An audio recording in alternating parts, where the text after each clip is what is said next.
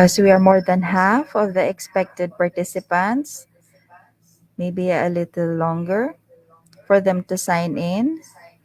The attendance link is being displayed on the screen. We'll be starting in a few minutes.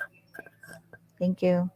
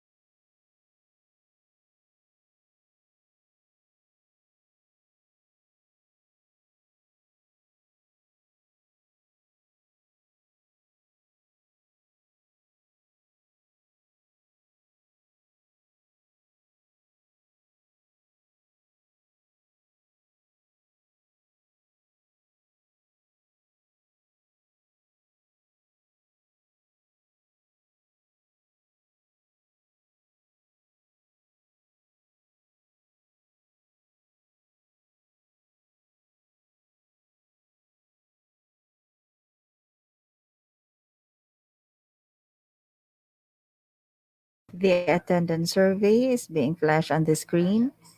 The attendance link will be flashed once we start the program proper.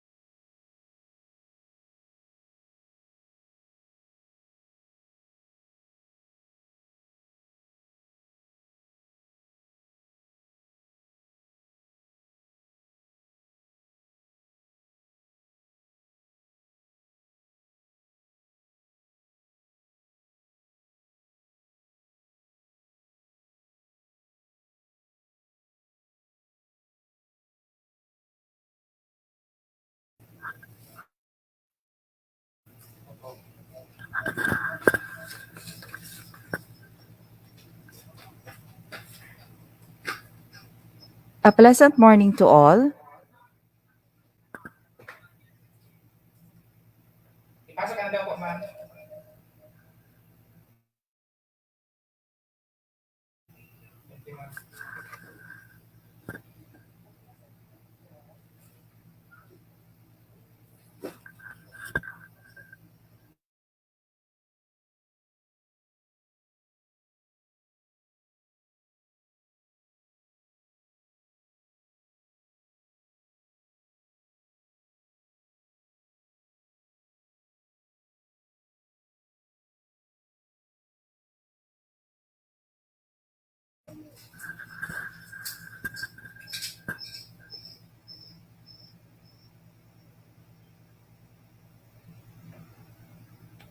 A pleasant morning to all.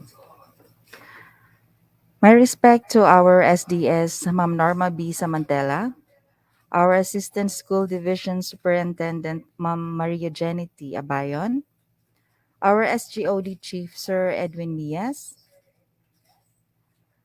the whole composite team of SDO Albay, the PSDSs present, and the participants, the school heads. Welcome to the virtual orientation of the School Safety Assessment Tool, or SSATs.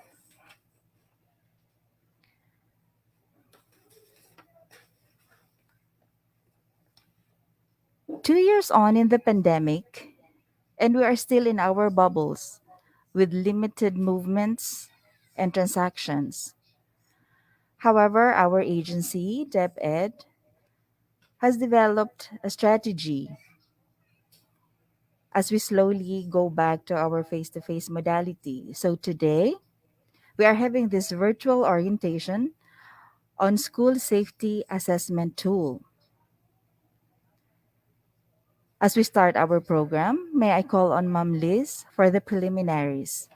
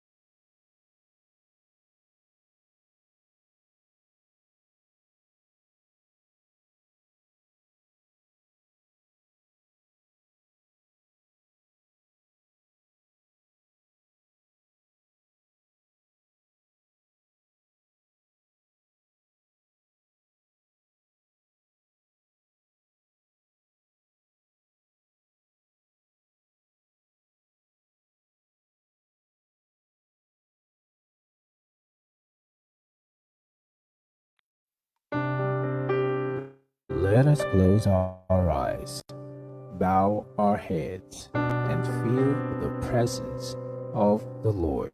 Heavenly Father, may the thankful voices of your children pass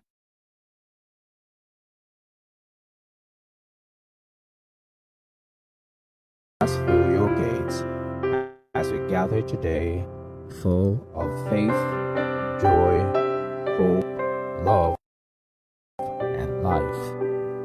Despite the ambiguous situation of the world, you keep us safe and certain that we are cared for, sustained, and protected. Dear Lord, we implore you to help us cast our doubts so we may pour all our trust in you. Allow us to let go of our regrets and make amends for our faults and transgressions, and guide us toward the righteous path that you have always intended us to take. This day, we humbly invite your presence amid this gathering of people and bless each one of us with focus, patience, and understanding. Let your thoughts and beautiful intentions flow upon us as we open our ears to receive them and keep them in our minds. Quench the thirst of our spirits as we open our hearts to welcome your overwhelming love. O Father, guide the lips of the speakers today so we may hear the wisdom you intended to receive. Steer the hands of the facilitators so they may provide us the rightful aid we need. We pray for inspiration so all of us may learn and work in unison in the honor of your name. We pray for serenity, courage, and light so we may spread the learnings we receive in good faith through your grace.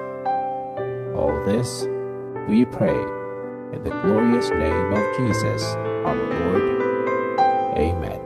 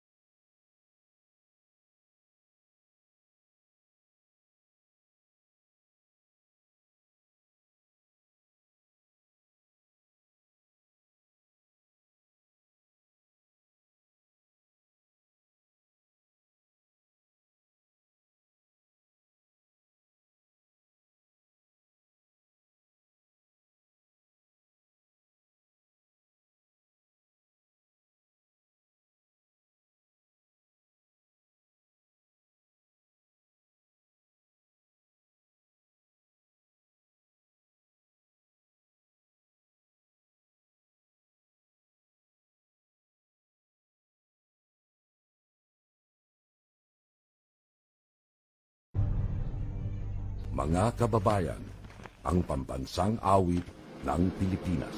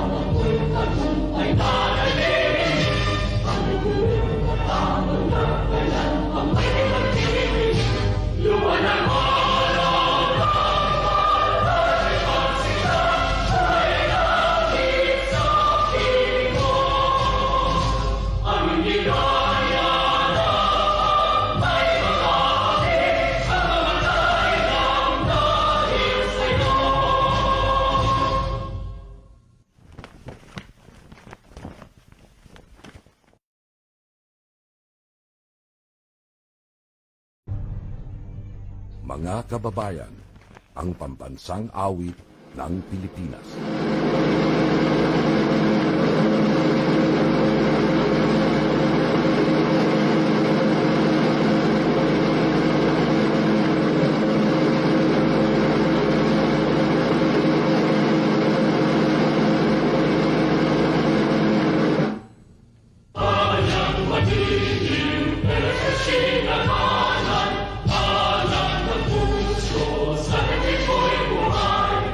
Lupang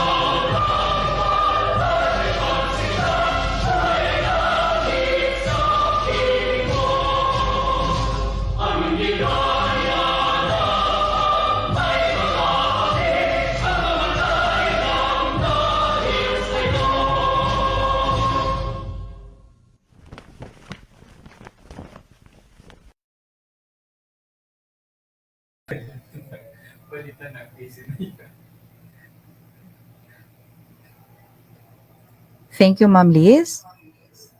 And for our welcome remarks, may we have our very dear Assistant Schools Division Superintendent, Ma'am Maria Jenny T. Abayon.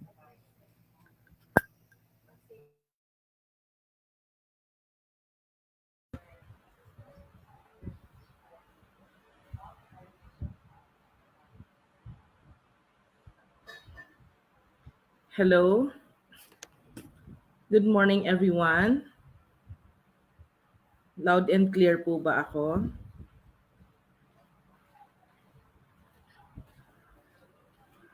Hello.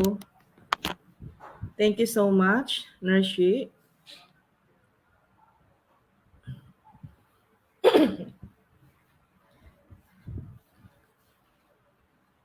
Okay, thank you. Loud and clear daw po.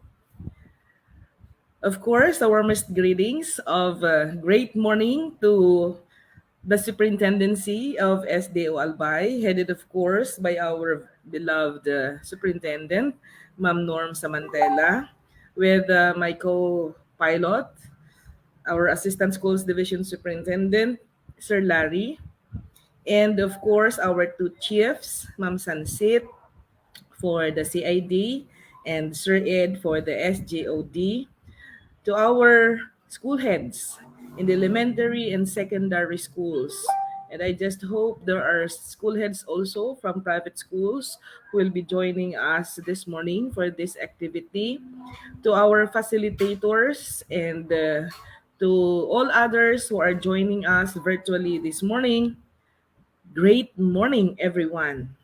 I just hope that everyone is well and happy and safe. So, before I proceed, I would like also to acknowledge the efforts made by the SGOD for initiating this orientation by virtue of Division Memorandum number 18 series of 2022.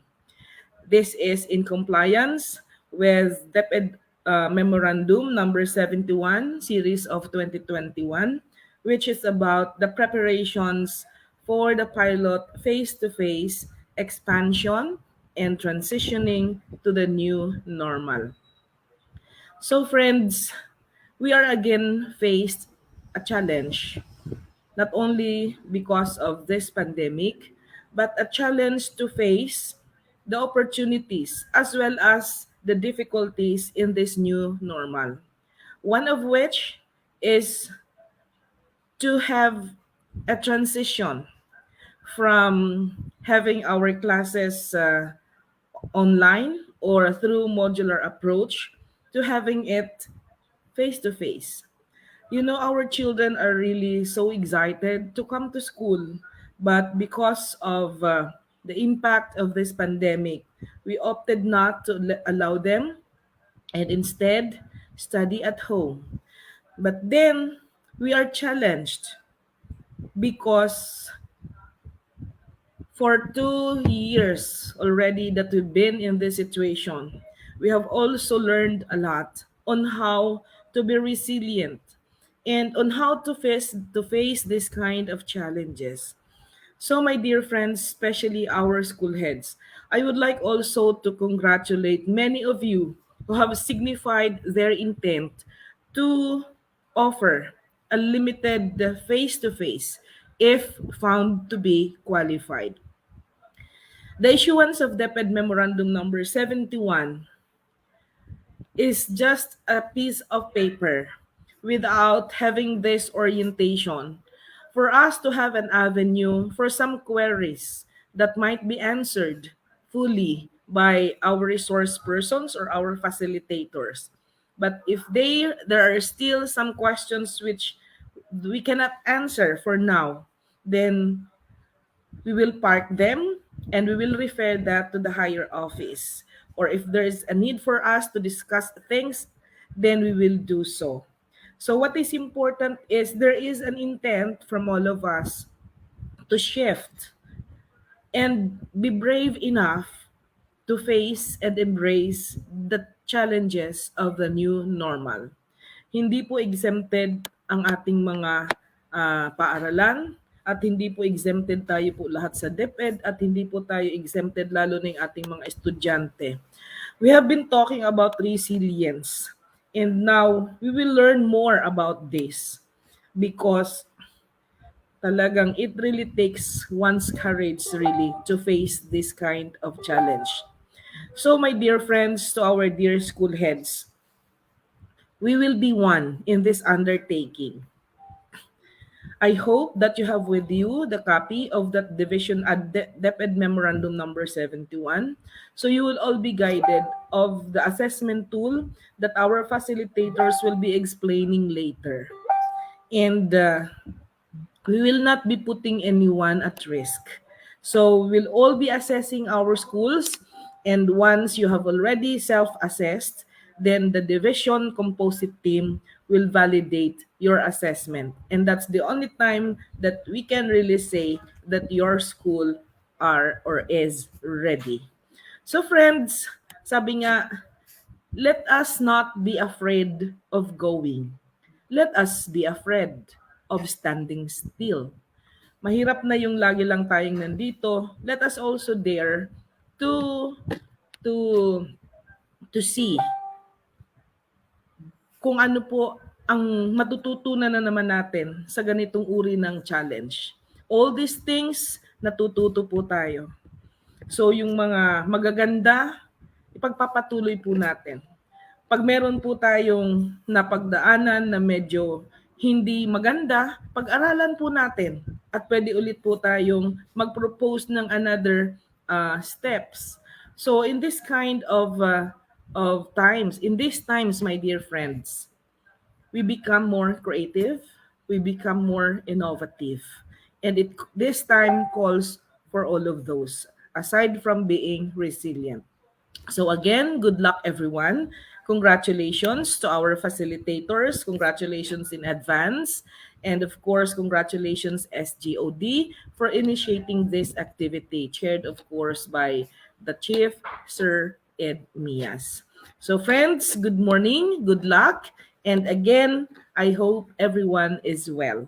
Thank you so much and have a nice day ahead.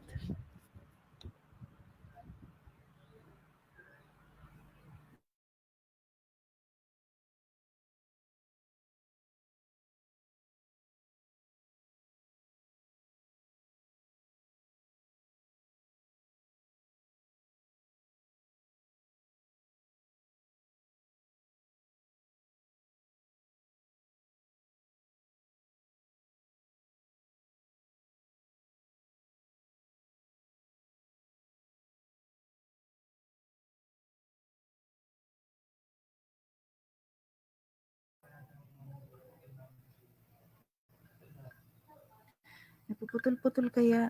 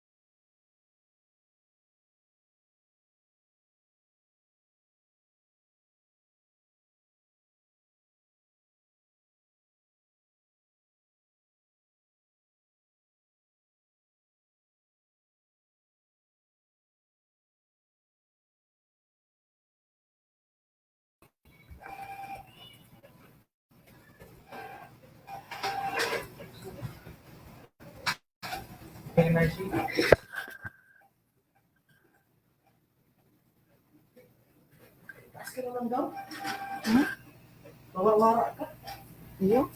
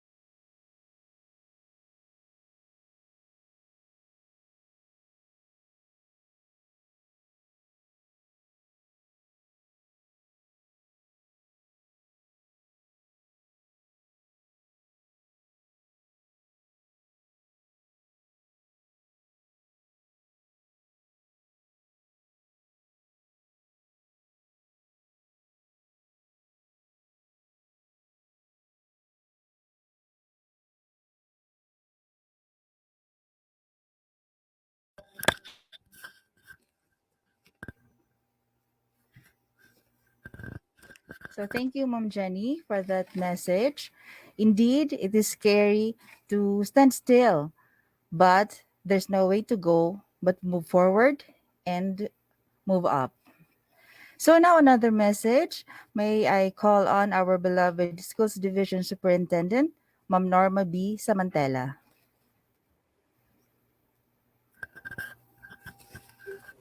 Okay, wait lang. Okay, before I proceed to my message, may I take this opportunity to make some announcements first to all our school heads and district supervisors who are listening right now. Okay, this is in connection with your request for cash advance for your first cash advance for 2022. These are the requirements that you need to comply. Number one, annual forms. What are these annual forms? These are your AIP, WFP, APP, your MDP, and SOB. Again, annual implementation plan, work and financial plan signed by the budget officer. Then you need the annual procurement plan, monthly disbursement plan, and your school operating budget. Okay. These are the annual forms that should be signed by the budget officer together with the SIP certified by the validating team. Halimbawa, yung SIP ninyo, pag napirmahan na ng validating team, waiting na lang for my signature or napirmahan ko na may acceptance na, kahit yun na lang muna ang isubmit ninyo para ma-facilitate ang release ng inyong cash advance. Okay? So, kahit yung validating team, basta certified na nila, kahit wala pa yung perma ko, that is good as approved na rin. So, pwede nyo na yung isubmit together with the annual forms.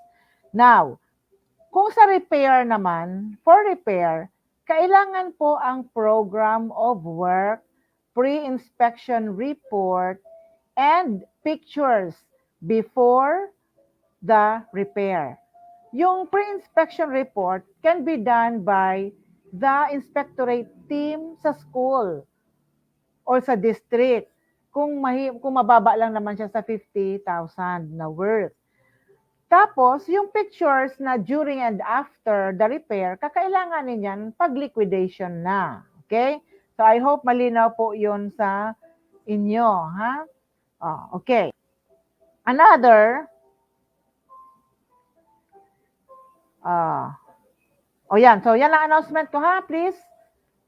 This is officially announced to you, ha? About the requirements.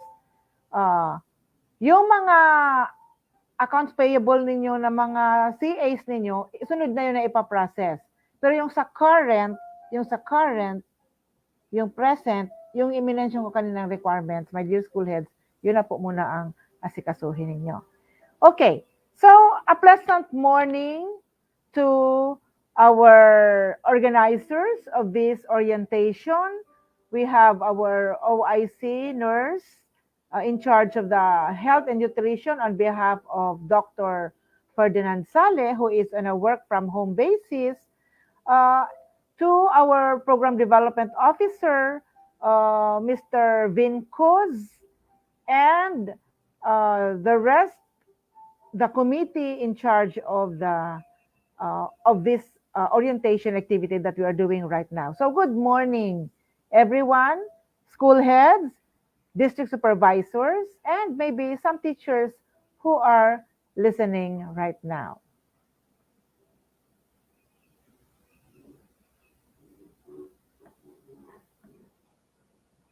Okay, excuse me for a while.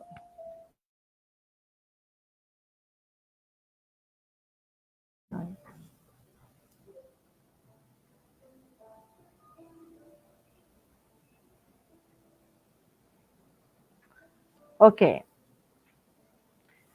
So we all know that it's been 2 years already and still counting that we are experiencing the adverse effects of COVID-19, especially in our education landscape. Our students and even our teachers are already raring to go back to school. And render their respective roles. But then this cannot happen yet because we don't have yet the green light to go face to face, except for the schools which manifested intent to pilot limited face to face interaction. So, sabi nga natin, so kahit mag 2 years na, halos pa 3 years na tayo, pero hindi pwedeng pabayaan natin ang ating mga trabaho. Education must continue. I know until now, some of us are still trying their best to make online classes succeed. So what, maybe by now you have all realized what really is a more effective means of, delivering educational service. So which one is better off, online or face-to-face learning? So those who are practitioners, teachers themselves who are conducting these modalities can tell us or can themselves say which one is better. Okay, now, are we ready in case there's a limited face-to-face classes already? How ready are we? I am happy that many of you have manifested intent to implement the expanded face-to-face classes. Expanded siya kasi right now, there is an ongoing piloting of limited face-to-face classes. Meaning, pag limited, may mga arrangement na not 100% of the students are there every day. So may mga arrangement din. So, the pilot implementation is ongoing and is ready to expand sooner. That is why we also have tried to make a survey as to how many of you, of your schools, are ready to join the expansion of the face-to-face implementation. So, but even if you have the intent, again, it's not a guarantee that you will all be permitted to participate in the limited face-to-face classes. Why? Because you have yet to undergo assessment using the school safety assessment tool. The SSA tool shall provide us the data of your school's current condition. Are the classrooms available? Are the health essentials ready? Do you have the hand washing facility? Or do you have enough rooms to accommodate limited number of students per room, if ever? So the SSA tool will provide us baseline information that will give our higher offices the information about the school's current condition and the school's present situation. What is the present quarantine facility, classification of your community? Okay, so there has to be a concurrence between the school and the community. And we need the full support also of the local government unit. So is your LGU very much willing to support the school in its intent to participate in the expanded limited face-to-face class interaction? Okay, yan. So mag-undergo pa. The indicators and standards in the SSAT will show the readiness of the school to participate in the face-to-face learning modality. All right. Now, in preparing the SSAT, please be honest. Observe the 3 C's: correctness, completeness, consistency. Be honest. If there is a COVID occurrence in the community at the very moment that the SSAT is being accomplished, please be truthful, because the data, the correct data will aid us in making decisions. Okay. Remember that quality is everyone's responsibility. Not just mine, not just yours, not just the teachers or the parents, but everyone's responsibility. So we really have to be ready. All right. So, my dear PSDSS, in try to assess also, uh, probably in our next meeting, Sir Vin, we will also be requesting the schools that will qualify in the expanded face-to-face implementation. The schools will have to present their plans in terms of physical setup, in terms of health protocol in the school, in terms of loading of teachers. So these are things, among others, that will have to be prepared. Okay, so meantime, we will focus first the this orientation so that you will know if the schools that you have nominated for possible inclusion will really qualify. So please listen very carefully to this orientation, and if you have questions, please feel free to ask. Our PDO have attended a national conference regarding this, so he can very well provide you with the information that you need. All right. So, Isabel,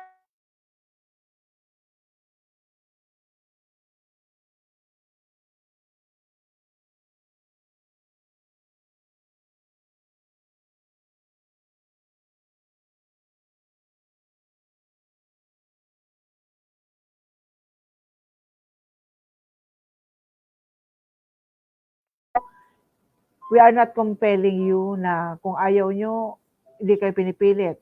We encourage you, pero sa tingin nyo, hindi nyo pa kaya, then so be it. Kung may mga underlying illnesses kayo, please do not submit yourself for vaccination without clearance from your doctors, di ba? Ipaalam muna sa doktor.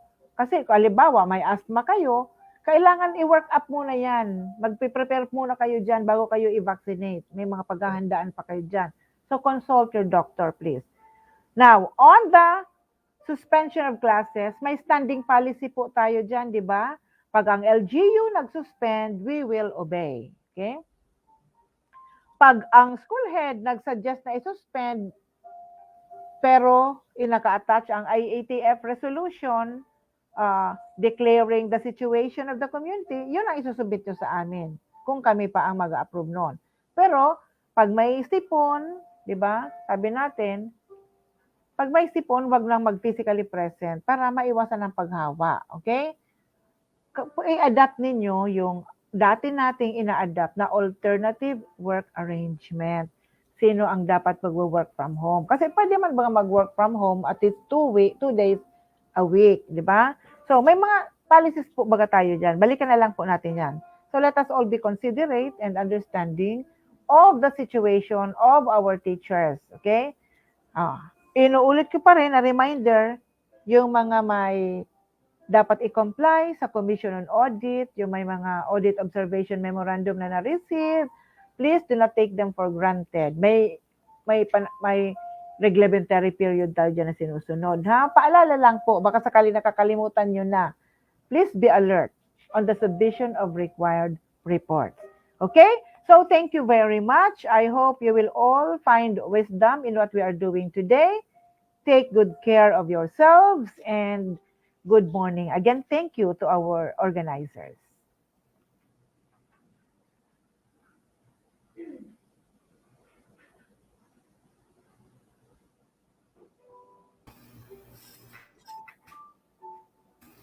Thank you so much, Ma'am Norms. Indeed, this is a time for us, heads, the PSDSS, to be ready and to be open to this new modality to practice safety first. To continue on with our program, on the discussion of the school safety assessment tool, we'll have the context and background of this modality. It will be discussed by Ma'am Liz Revidad. We'll also have on the school safety assessment tool, which will be discussed by our PDO and our Division DRM Coordinator, Sir Alvin Cruz. We'll also have the administration of the ESAT, or the School Safety Assessment Tool, to be discussed by Karin Tessa Dominguez, our planning three, and she'll also handle the frequently asked questions. So, should you have questions regarding this topic for today, kindly save that for this afternoon's or later frequently asked question forum. Okay, we'll have lunch break and we continue on with the open forum because we know that you have a lot of questions in mind as we go along in the implementation of this SAT. So we shall dedicate this day for us to learn in depth the intricacies and the rollout of this SAT. To start with the context and background of SAT, or the School Safety Assessment Tool, may I call on Ma'am Annalisa Revidad, our SMME SEPS. The intricacies and the rollout of this SAT. To start with the context and background of SAT, or the School Safety Assessment Tool, may I call on Ma'am Annalisa Revidad, our SMME SEPS. Please start with the context and background of SAT, or the School Safety Assessment Tool. May I call on Ma'am Annalisa Revidad, our SMME SEPS.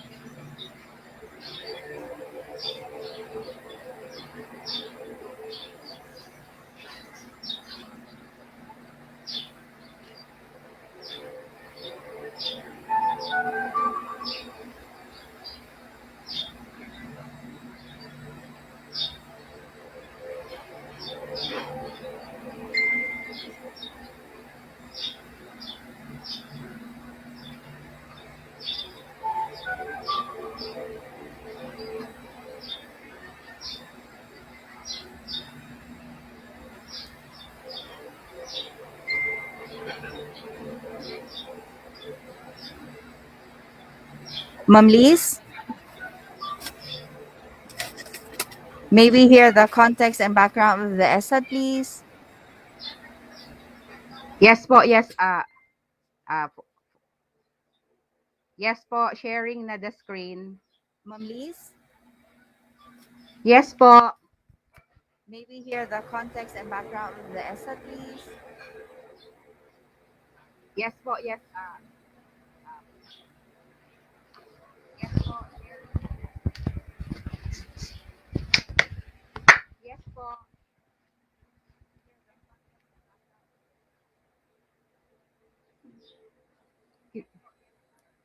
Di na-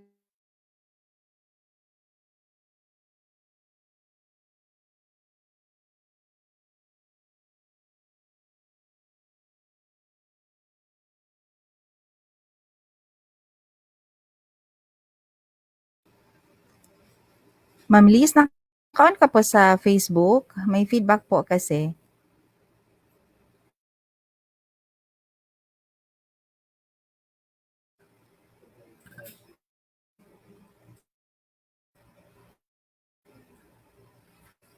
Kindly po sa StreamYard. Thank you.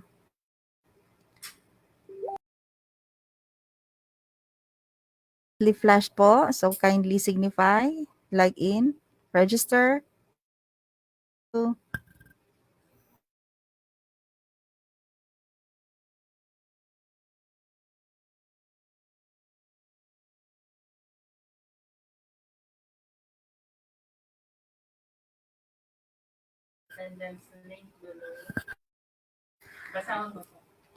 While waiting for the slides of Ma'am Liz, so the attendance link is being flashed on the screen. So you have tinyurl.com/ all caps attendance dash orientation on SSAT. Thank you. Ma'am Liz, whenever you're ready po.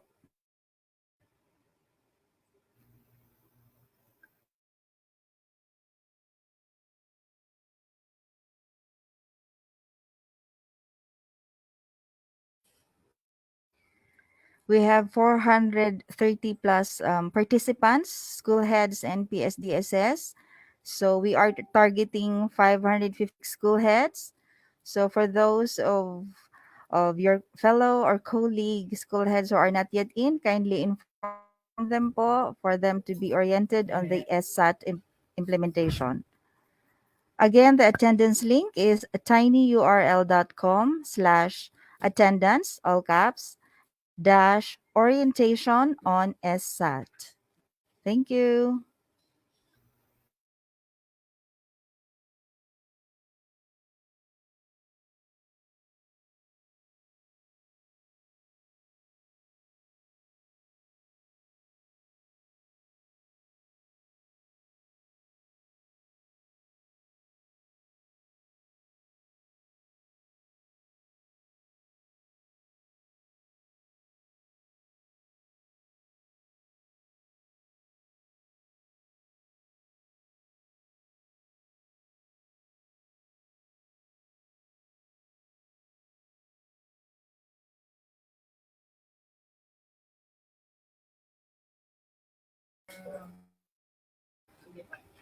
Again, for all our participants, the attending is currently flashed on screen.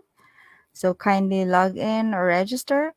The attendance link is tinyurl.com/attendance dash orientation on SSAT. So now we'll call on Lee. She's ready now for the context and background of SSAT. Ma'am Liz, kindly log in or register. The attendance link is tinyurl.com/attendance dash orientation on SSAT. So now we'll call on Lee. She's ready now for the context and background of SSAT. Ma'am Liz, log in or register. Thank you, Nurshi. Good morning, everyone. My respect to the superintendency headed by the school's division superintendent, Ma'am Norma B. Samantela, together with the assistant schools division superintendent, Ma'am Jenny T. Abayon, and Sir Larry Miliano.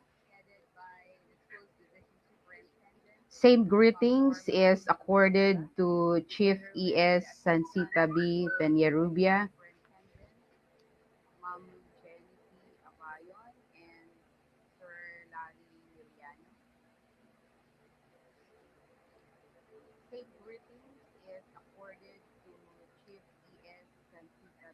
Peñarubia and Chief ES Edwin L. Mias, to our very dedicated and passionate school heads of the elementary and secondary schools, to the public schools district supervisors who are around, my colleagues, the composite team, friends, ladies and gentlemen, a pleasant day.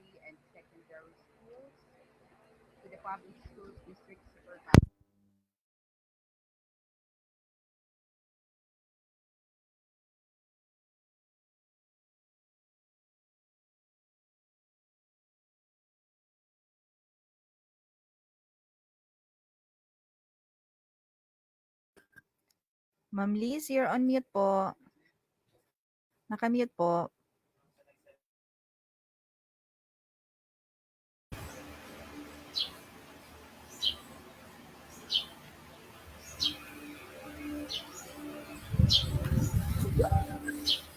Ma'am Liz, you're on mute po.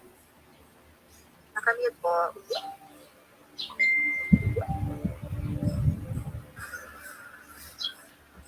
Okay na po ba, Mishi? Hello?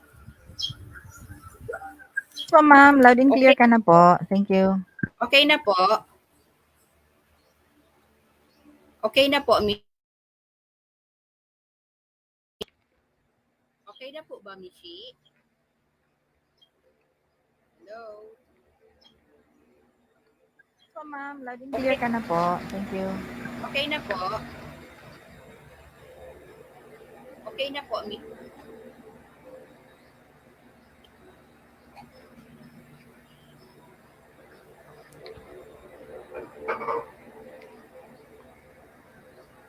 Clear ka na po. Okay na po. Okay na po.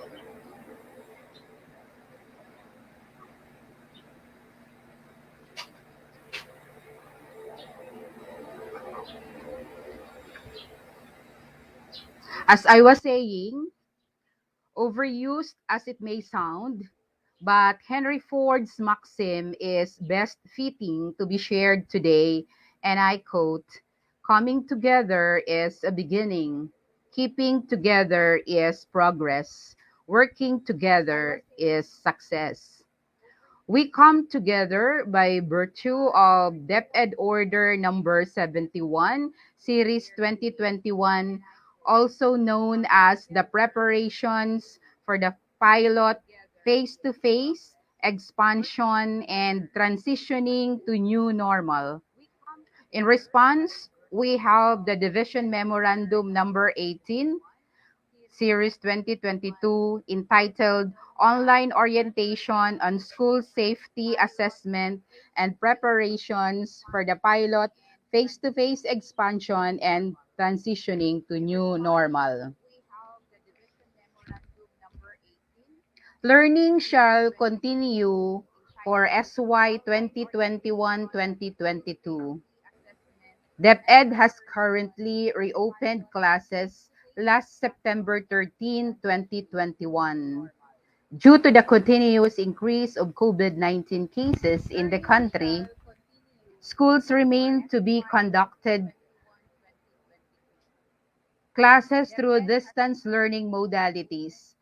However, studies show that prolonged school closures may result to learning loss, especially among children from marginalized households. With this, DepEd advocates for a safe return to school starting in schools located in minimal risk areas. Last November 15, 2021, 100 public schools and 18 private schools commenced the pilot implementation. Then last December 6, 2021, an additional 165 schools also started the pilot implementation. Private schools commenced the pilot implementation. Then last December 6, 2021, an additional 165 schools also started the pilot implementation.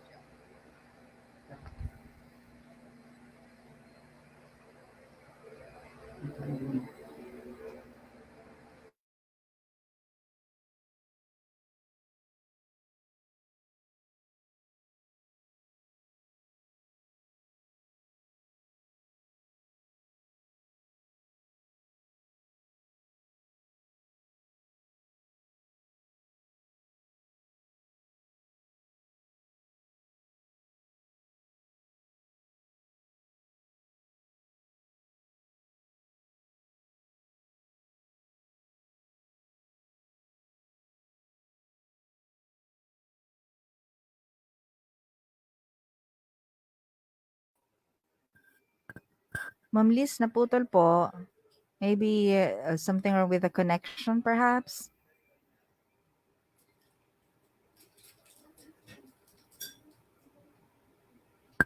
Pero nakamute siya. Ma'am Liz, nakamute ka po. Baka accidentally na-press mo po. Kindly check po.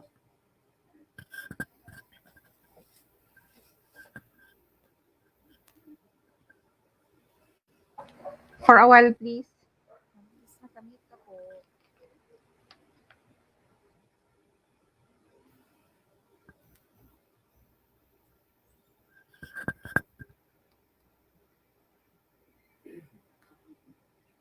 As we wait for the slides of Ma'am Liz, again, reminder po for those who have not yet registered, the link is tinyurl.com/attendance-orientation on SSAT.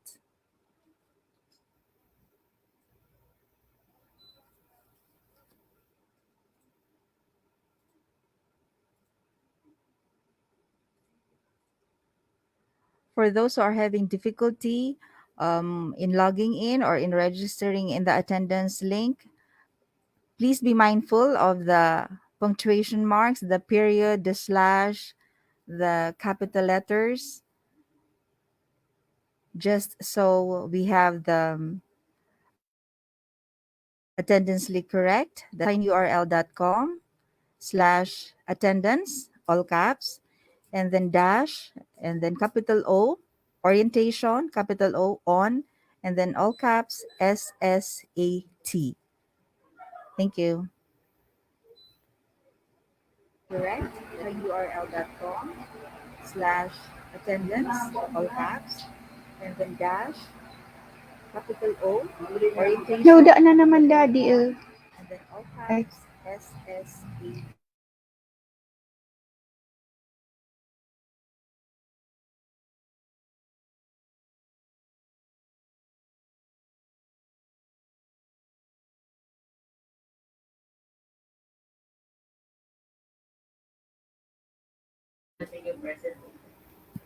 Ma'am Liz, we can see the slides na po, but you're on mute po.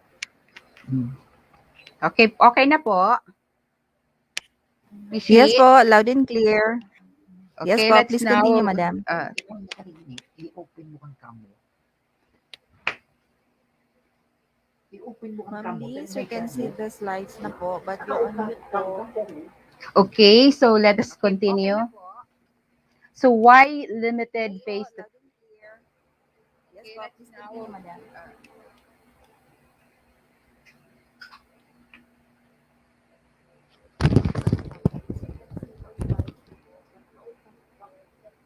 Okay, so let us continue. So why limited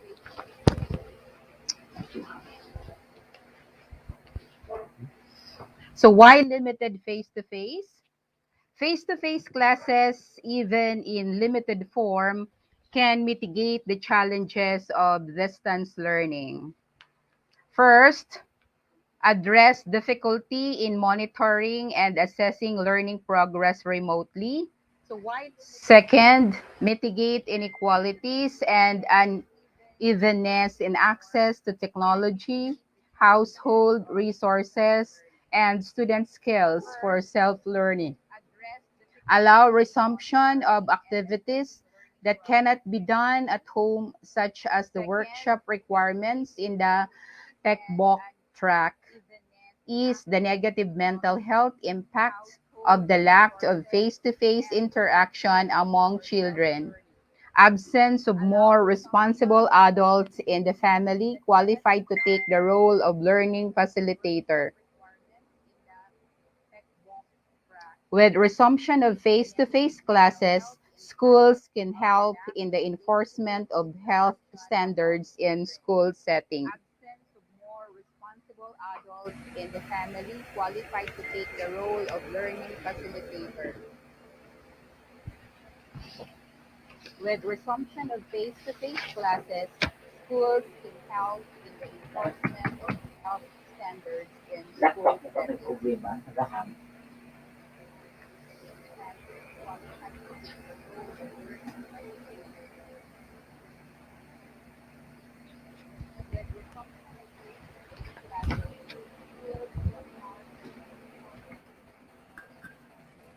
Ma'am Liz, mahina po yung audio.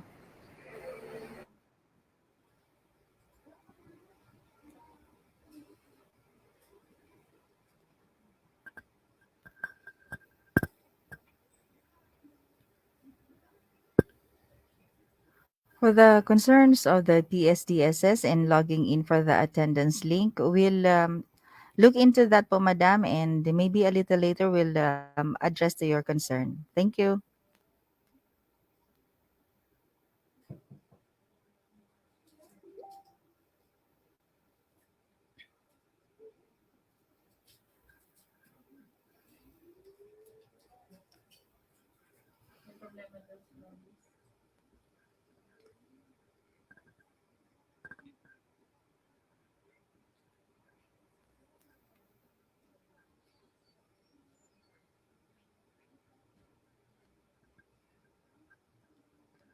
So please stand by as we are having some technical difficulties and we hope to resolve it in a short while. For the meantime, again, I'd like to remind everyone for those who have not yet logged in or registered in the attendance link, kindly do so.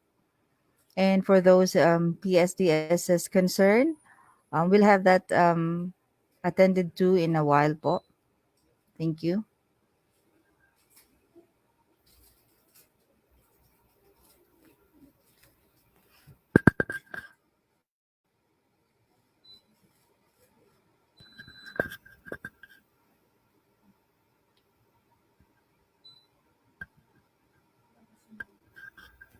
Again, to reiterate what Mom Norms has said a while ago. So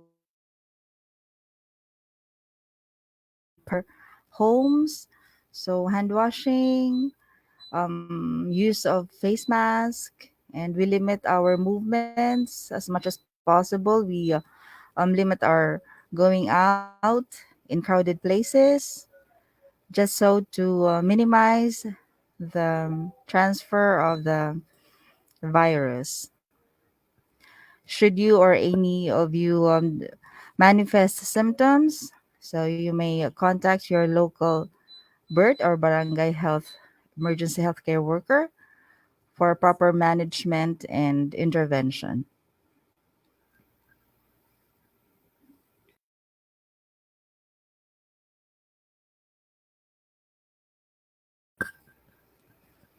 So as we wait for the slides of Ma'am Liz, may we have now first the discussion on the administration of the ESAT or the School Safety Assessment Tool by Ma'am Karin Tessa Dominguez, our Planning Officer 3. Ma'am Ting? Yes, good morning po. Good morning, everybody.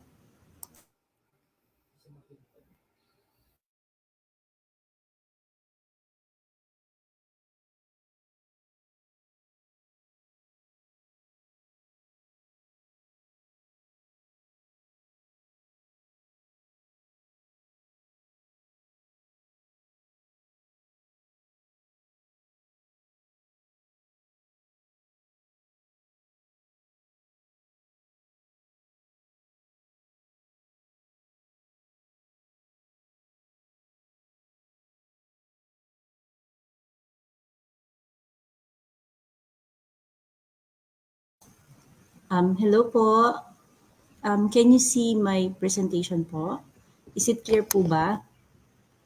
Yes po, Ma'am Ting. You can see your slide.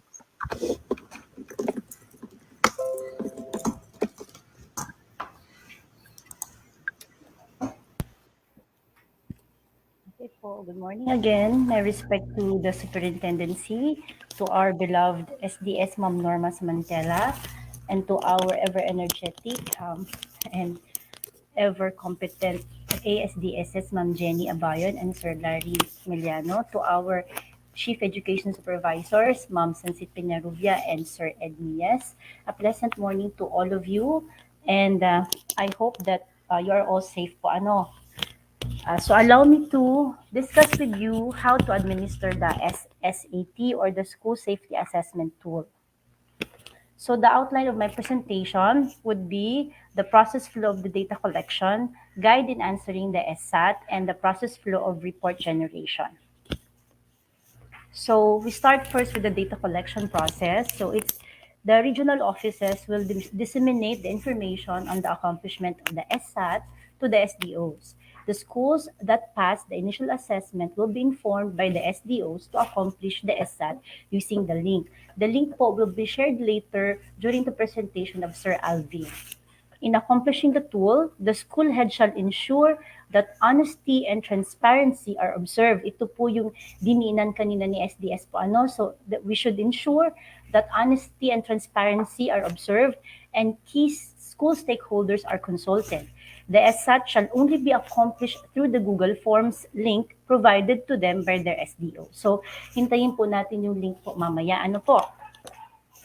So, the guide in answering the SAT.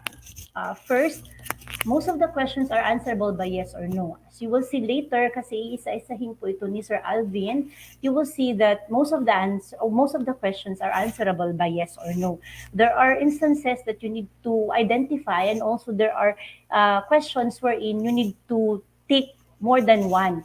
So, dun po sa question regarding sa mode of transportation, marami po yung sasagutan natin doon. So, you have to choose the best answer by taking only one option, except nga po for the mode of transportation, wherein more than one answer can be chosen. Then again, observe honesty and transparency in answering all questions. Please do not answer thinking na ito po yung gusto namin makita. When I say namin, the composite team, but please do answer it looking into the school's readiness. Ano po, kung handa ba ang school. So, yun po ang dapat nating tatandaan. School heads must ensure that all key stakeholders are consulted when answering Google Forms. You will see later when you open the link, or when Sir Vin discussed the link, you will see that there are portions there na sasabihin po sa inyo that you need to consult your key stakeholders, especially po yung sa LGU po. Make sure that all questions are answered before submitting the responses. And lastly, schools may submit multiple responses, but the latest answer will be regarded as the final response. Kasi po, the link will be opened all the time. So meaning to say, you can answer now and then you can answer again later, but the last response that will be received by the SDO will be considered the final response for the school. Ano po? So it doesn't matter if you answer it multiple times, basta po yung last na na-receive namin before the end of the timeline, which will be again given to you later, yun na po yung aming i-consider na final response po ng school. The timeline will be discussed later din po by Sir Alvin. So, the process flow of report generation, first, SDOs have access to the data of the schools that accomplish the SSAT. This will help them generate the school-level responses and validate its accuracy. So meron po kaming database na lahat po ng responses ninyo. This will help us determine sino po ang nag-qualify and then sino po yung pupuntahan po namin for the monitoring visit. In case the school submit multiple responses, the SDO shall consider the latest response as final. The concerned SDO shall create a composite team with the following members. So ito po we are the members of the composite team. As follow po sila: Disaster Risk Reduction Management in the person of Sir Alvin Coz, SDO Health Personnel in the person of Mamshi Barameda, Planning Officer, SDO Engineer, si Engineer Ebio po, representative from the CID. Ang representative po natin, ang na-designate po ay si Ma'am Jane Revilla. And also, kasama po sa composite team si Ma'am Maria Eloisa Arellano, in charge of the private school, and then si Ma'am Liz Revedad for the monitoring and evaluation. So ito pong composite team shall conduct monitoring visit to validate the data and verify the results submitted by the schools. Kasi nga po, di ba, the schools will answer yes or no for each question in the SSAT to determine the readiness of the school. So we will check if really the school met the standard for the indicators stated in the SSAT. So during the monitoring visit, safety protocols must be observed. The SDO's composite team and up to 5 school personnel shall be present in the school. So hindi po lahat po dapat nandun sa school po. So we have to ensure the safety of all those who will monitor as well as the people in the school. So dapat po up to 5 school personnel lang po nandoon pag nag-monitoring visit po yung ating composite team. So for schools that met all indicators, the SDO shall validate the veracity of the data submitted. Itong yung sinasabi ko po na i-check po natin kung talaga po na-meet ng school yung lahat po ng indicators. So in the event that the SDOs find issues on the validity of the data submitted by the schools. For example, unmet indicators that were identified as met, SDO shall provide technical assistance to help the school or the schools meet all indicators to ensure their participation in the expanded implementation of the face-to-face learning modality.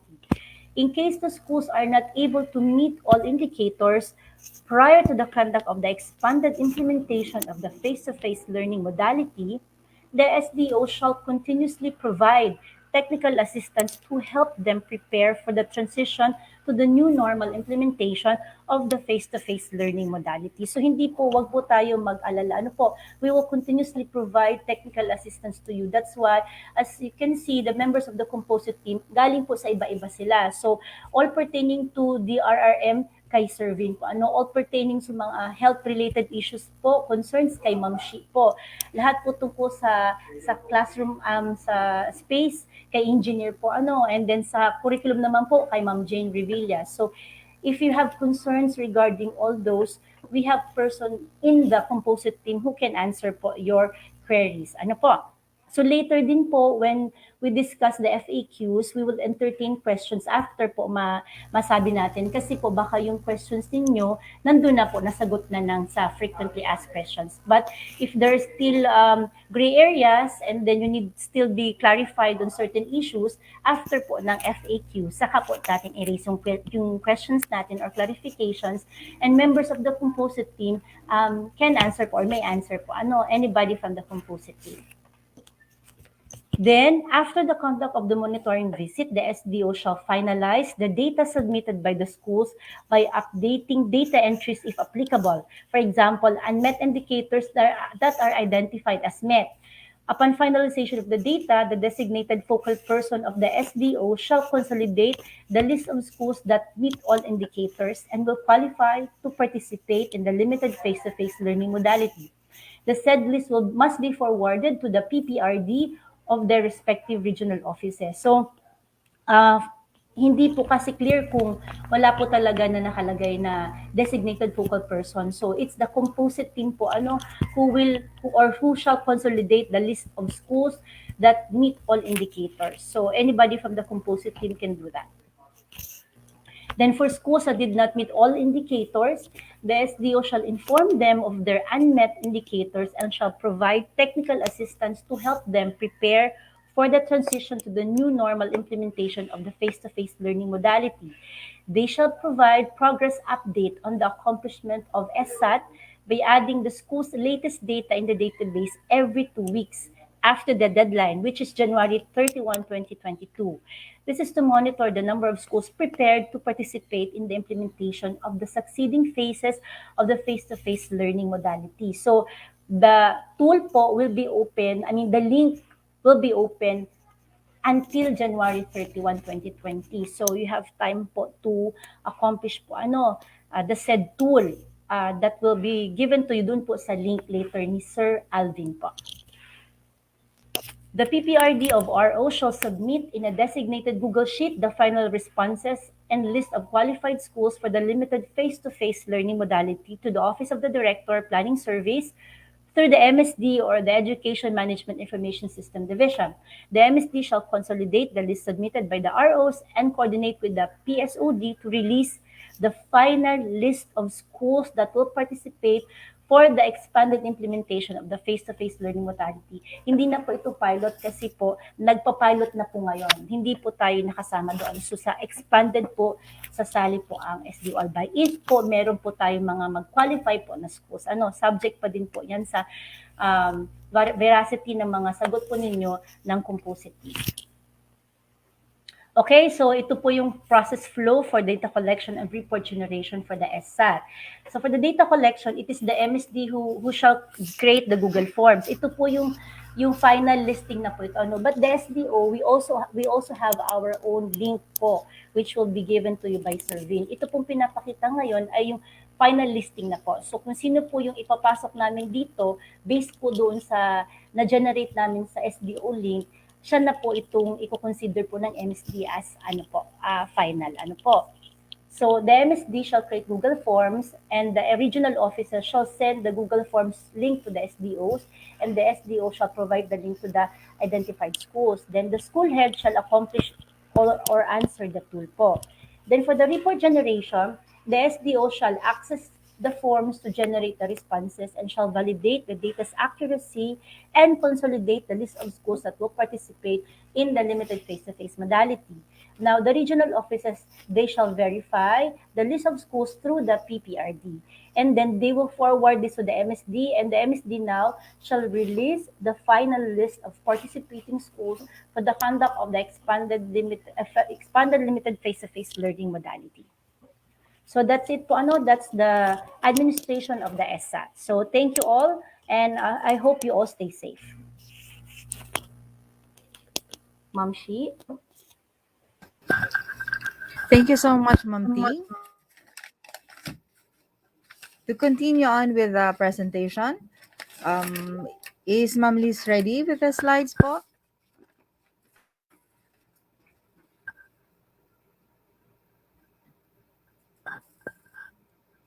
As we wait for the next presenter,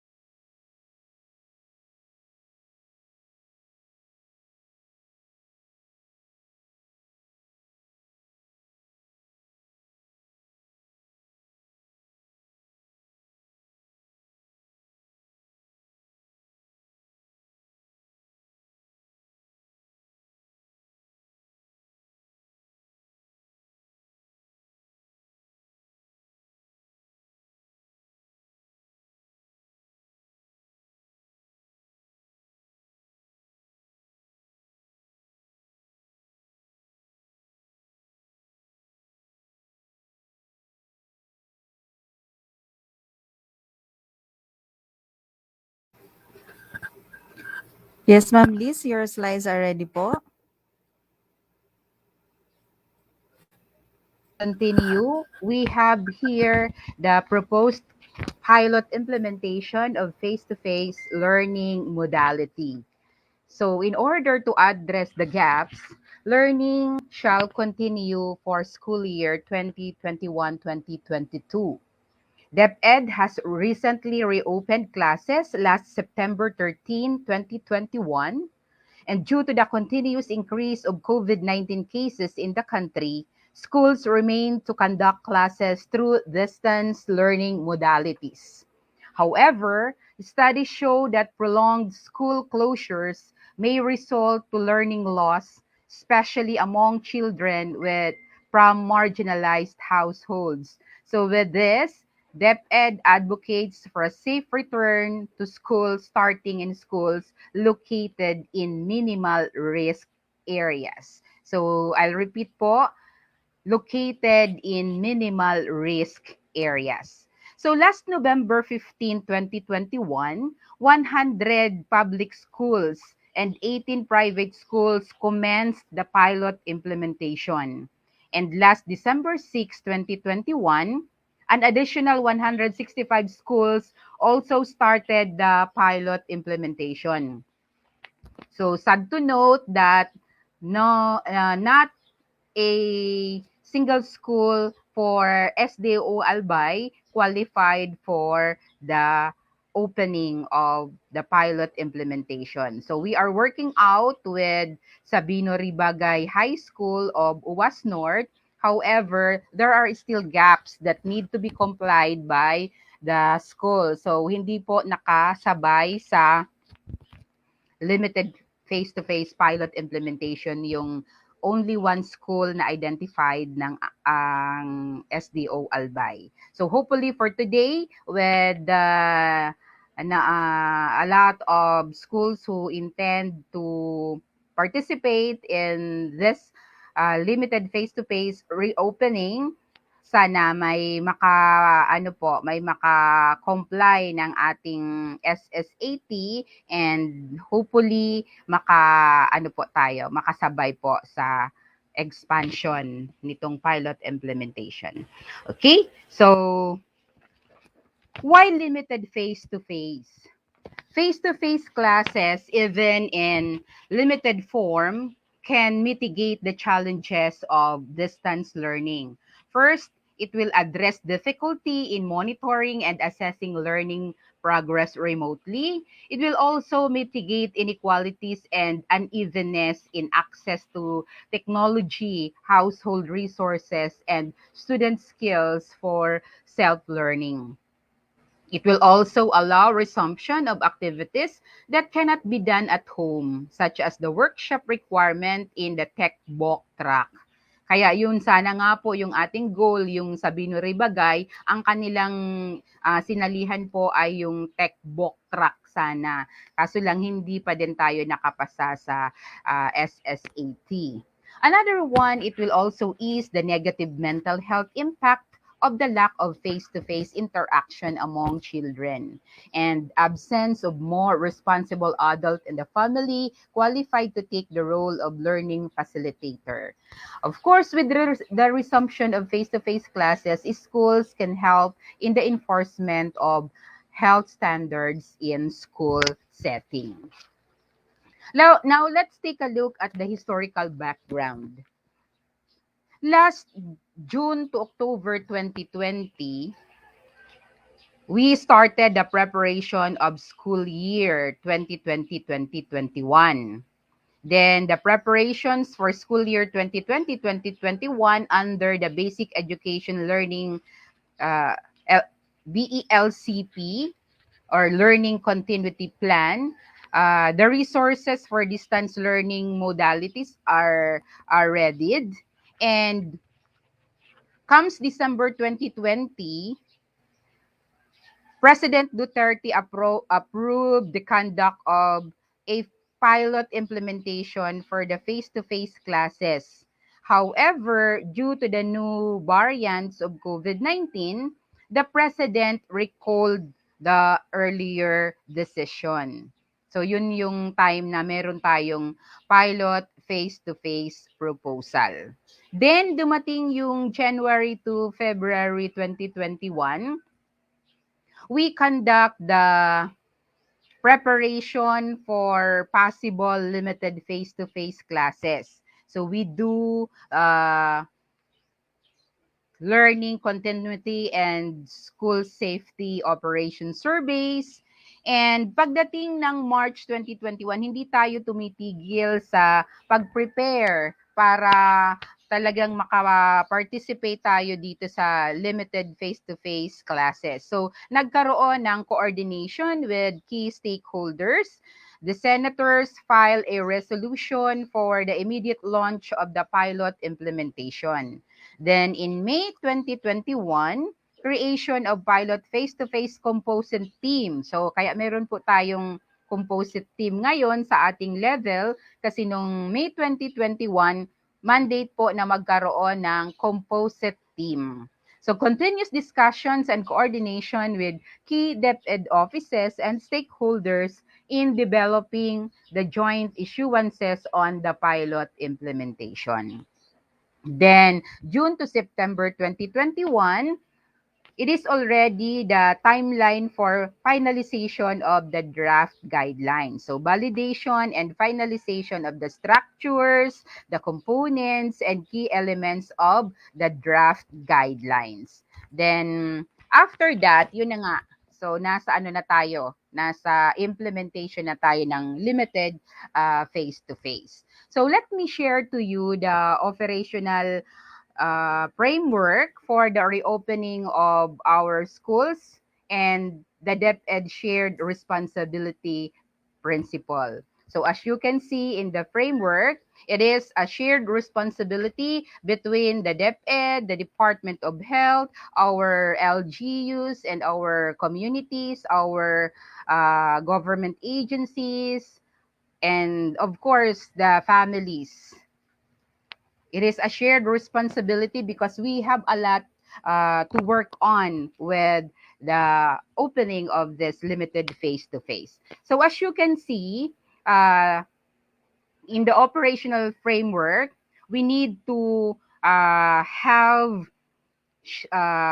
safe operations in, of course, conducting this limited face-to-face implementation. The teaching and learning should be given importance, including those most marginalized pupils or students, and of course, the well-being and protection of everybody who are involved in this limited face-to-face reopening.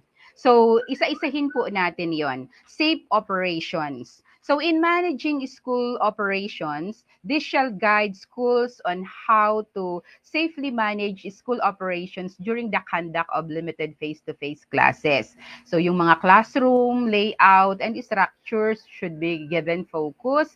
The school traffic management, mamaya, iisa-isahin po yun ng ating composite team na i-discuss kung ano-ano po yung mga items na yon. Protective measures, hygiene and sanitation practices, and respiratory etiquette, school sanitation and waste management, communication strategy, contingency plan, and school lockdown and reopening.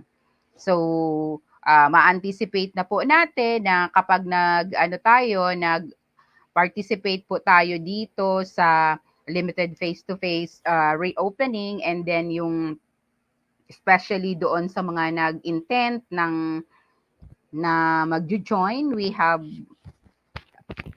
several na po yung nag-intent.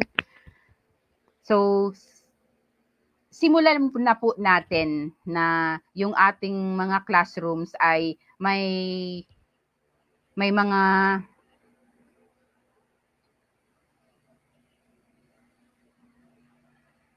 layout na po and structures, and compliant na po tayo sa school traffic management. Dapat mayroong exit and entrance and so on. So mamaya babalikan po natin to. Si Sir Vin yata ang magdi-discuss nito isa-isa. Number 2, homeschool coordination. This shall provide guidance to schools regarding coordination arrangements between the home and the school and other stakeholders. Say, for example, the barangay health emergency response team. So, dapat po close ang ating coordination with the home and the school. Kagaya nga ng na-mention kanina ni Miss Ting na if there will be instances na may magkaroon ng positive doon sa nag-implement ng limited face-to-face, so mayroong actions kaagad na gagawin ang school at ang barangay health emergency response team. Okay, then dito naman po sa teaching and learning, we must ensure the learning delivery. So, ensuring learning delivery will guide the schools on ensuring the learners have learning resources and their schedules are arranged equitably. So, dapat po ready yung ating mga learning resources and ang ating schedule. So, dito yata sa transitioning to new normal, 1 week limited face-to-face, and then 1 week distance learning. So, dapat, bago sila mag-distance learning, dala-dala na nila yung kanilang mga learning resources like the modules para hindi na po pabalik-balik yung mga bata sa school. And then, ensuring teaching delivery, this shall provide schools a general guide regarding teaching load, monitoring of class attendance, instructional time, and limitations with class recitation, group work, and other school activities. So, dapat ready din po tayo sa aspect na yon. Okay, and then, including the most marginalized. For marginalized children, the framework recognizes that school reopening will mean going beyond opening the school gates for teachers and learners. So for this group of learners, this factor shall be considered. Identification of learners who are most marginalized in terms of access to learning as indicated in the eligibility of learners. Then, development of learning strategies to cater to the needs of the marginalized learners, coordination with partner agencies in the provision of assistive devices such as wheelchairs, cane walkers, and others, and ensuring their safety and well-being by following health protocols. So, yung ating mga learners with special needs and learners with disabilities, so, ano natin yon, i-include natin sila.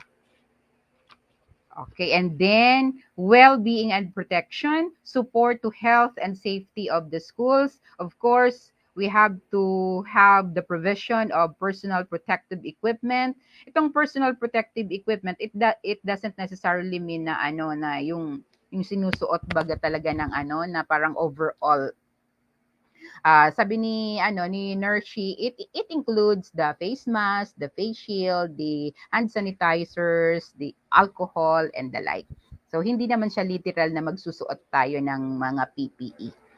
Okay, kasi one experience nung nag-ano tayo doon, nag-evaluate, nag-monitor tayo doon sa Bino Ribagay High School, pardon for the reference, pero yun naman talaga yung ating supposedly entry doon sa limited face-to-face implementation. Nilagyan nila ng X yung provision of personal protective equipment kasi wala daw sila noon yung mga white or overall na may mga headset and then yung naka-cover talaga yung buong katawan. So sinabi natin yung sa health na in charge si Ma'am Shi na hindi naman na po yun talaga ang minimin doon.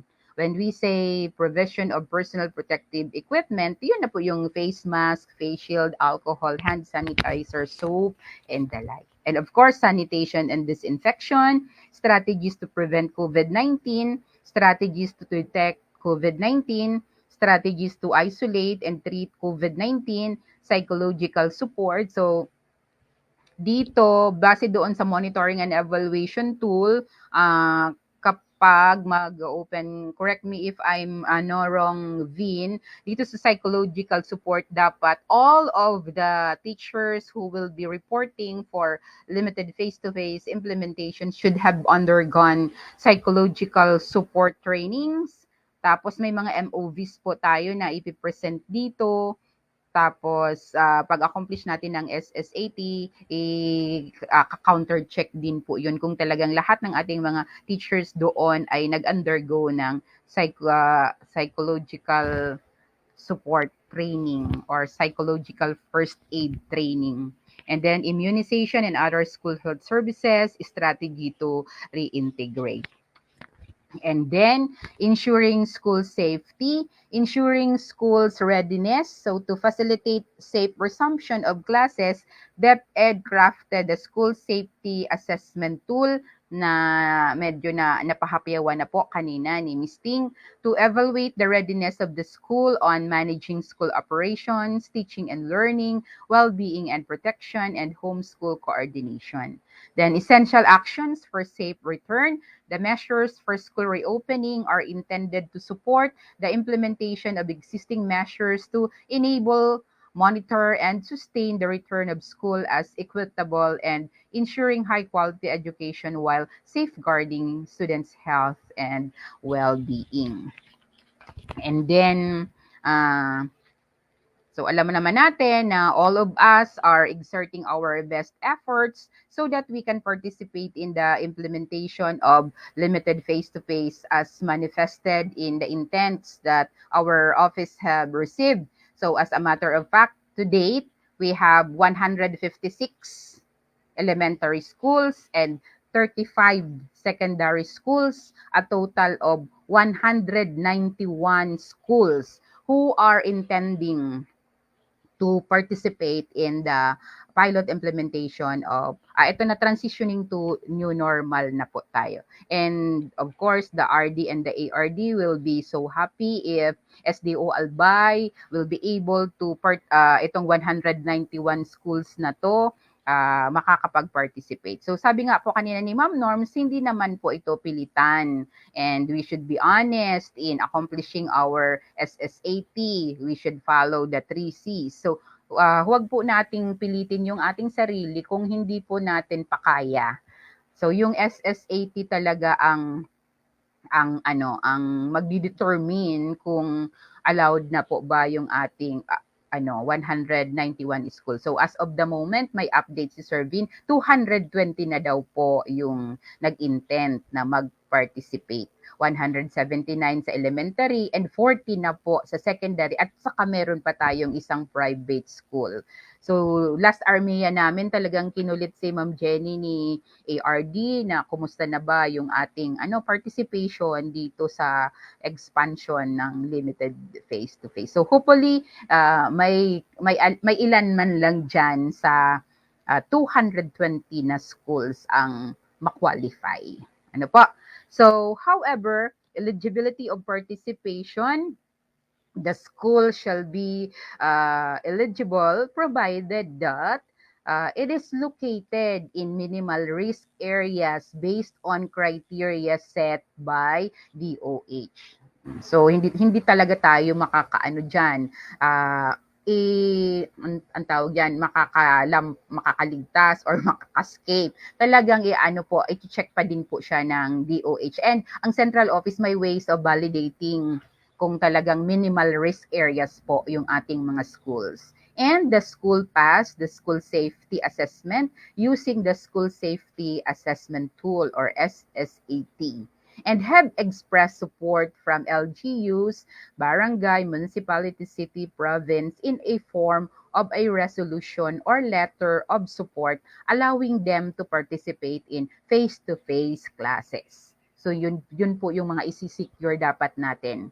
And express support and consent of parents of students who shall participate in the reopening of face-to-face classes in the form of a written consent form. Yun po. Okay, so yung mga yon, yung i-anticipate na natin yon. Etong sa private school, we will escape that muna po, Ma'am Jane, kasi we also have a separate orientation for private schools alone kasi iba naman po ang kanilang requirements at iba naman po ang mga hinihingi sa kanilang attachments and MOVs po. Okay, so yun lang po. At least nabigyan natin kayo ng background on this limited face-to-face implementation. So hopefully ma-comply natin yung ating checklist doon sa tool para po makasabay na tayo. Okay, thank you so much.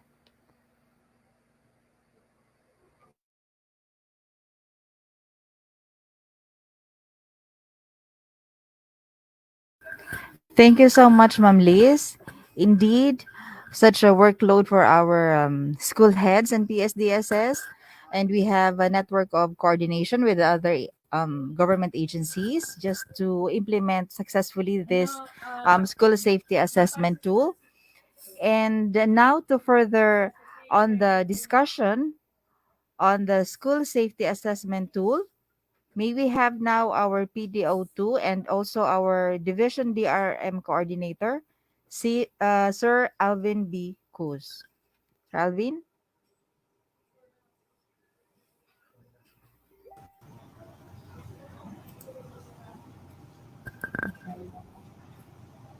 Paano ganun?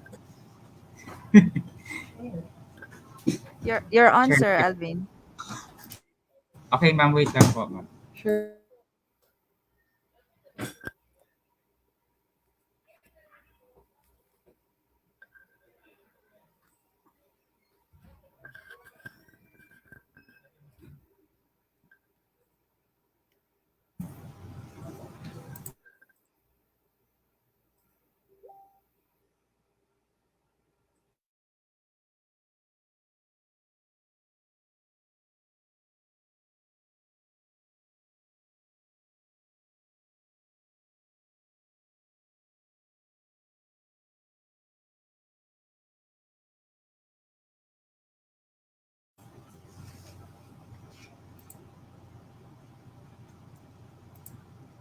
Okay na po, ma'am Shi. Nakikita na po ba ang aking presentation, ma'am? Yes po, sir. Okay po. So, good morning, everyone. Isang Pero disaster hindi free lang na naka-slideshow. Okay. Okay na po. Hindi pa daw Okay po. na, ma'am. Okay na Hindi po. pa daw po, sir. Ito naka-page.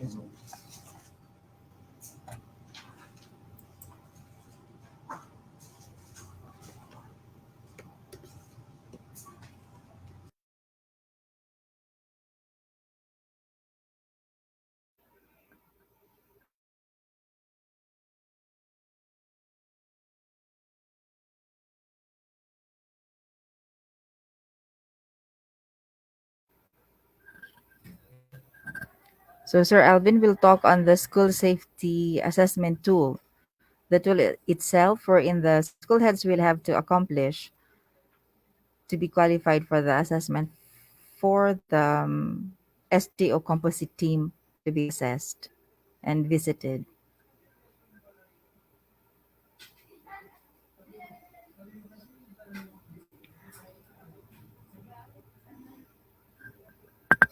So Sir Vin, ready na po?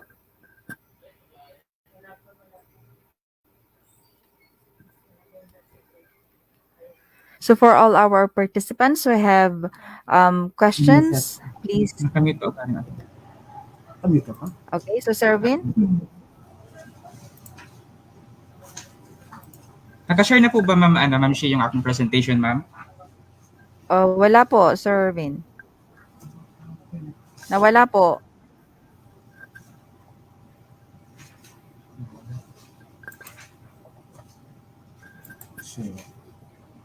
So again, to all our participants, should you have questions regarding the implementation of this SSAT or the School Safety Assessment Tool, please hold on to it. We'll have a venue for that, for the frequently asked questions, which will be discussed by Ma'am Ting.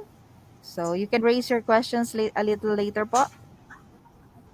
We'll have first the discussion on the School Safety Assessment Tool by Sir Alvin Cruz. Okay na, ma'am. Yes, sir. Please go ahead. Naka-flash na po ba? Okay, sige. Okay po, so good morning everyone. So isang disaster-free na umaga po sa ating lahat. Of course, my respect to the superintendency, of course headed by our SDS, Ma'am Norma B. Samantela, together with our two equally competent ASDSs, Ma'am Maria Janity Abayon and Sir Larry Bimiliano, to our SGOD Chief, Sir Ed Mias, to our CID Chief, Ma'am Sansit Peñarubia, to the members of the division composite team of the SSAT, to all the PSDSs, and of course po, to all the elementary and secondary school heads who are joining us now on this online orientation on the SSAT. Isang safe na umaga po sa ating lahat. So, I will be discussing with you po the school safety assessment tool or yung tinatawag po natin na SSAT. Actually, ito po yung tinatawag natin previously na SRC or yung School Readiness Checklist, which was deployed last December 2020. And then from that deployment, the SRC was able to identify or pre-identified 638 schools for the pilot implementation of the face-to-face classes. So, balikan po natin yung diniscuss kanina ni Ma'am Liz on the background and context. So actually, meron po tayong tatlong stages for the conduct of the limited face-to-face classes, learning modality. So, una po yung ating pilot implementation of face-to-face, which is ongoing right now. Unfortunately nga, meron tayong isang nakapasok on the 638 pre-identified schools sa Binary Bagay Memorial High School of UAS. However, during the validation undertaken by the division office, it was found out na may mga indicators pa doon sa ating tool na hindi pa nakakomply ng school, and hopefully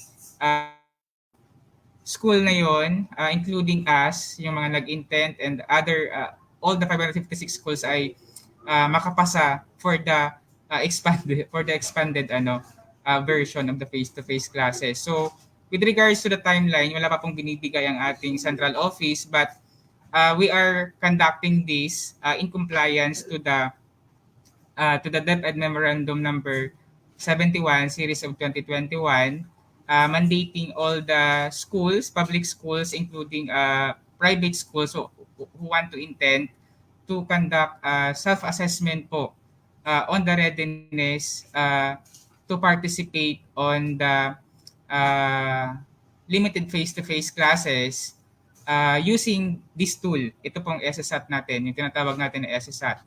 Previously, tinatawag po natin ito as the School Readiness Checklist or the SRC. So ang kaibahan po nito, yung SRC po natin, dineploy po siya last December 2020. So wala po yun na mga naka-stipulate na mga indicators and standards. So at ito pong parang inayos siya yung tool na yon, nilagyan po siya ng mga standards and indicators in order to identify kung talagang compliant talaga yung school natin for the along with the different areas as stipulated on the tool. So later on, we will revisit po the tool isa-isa para ma-check po natin yung yung content po nito along with the four main areas as was discussed earlier po during the background and context of the SSAT. So the SSAT shall be used to assess the the readiness of the school to participate on the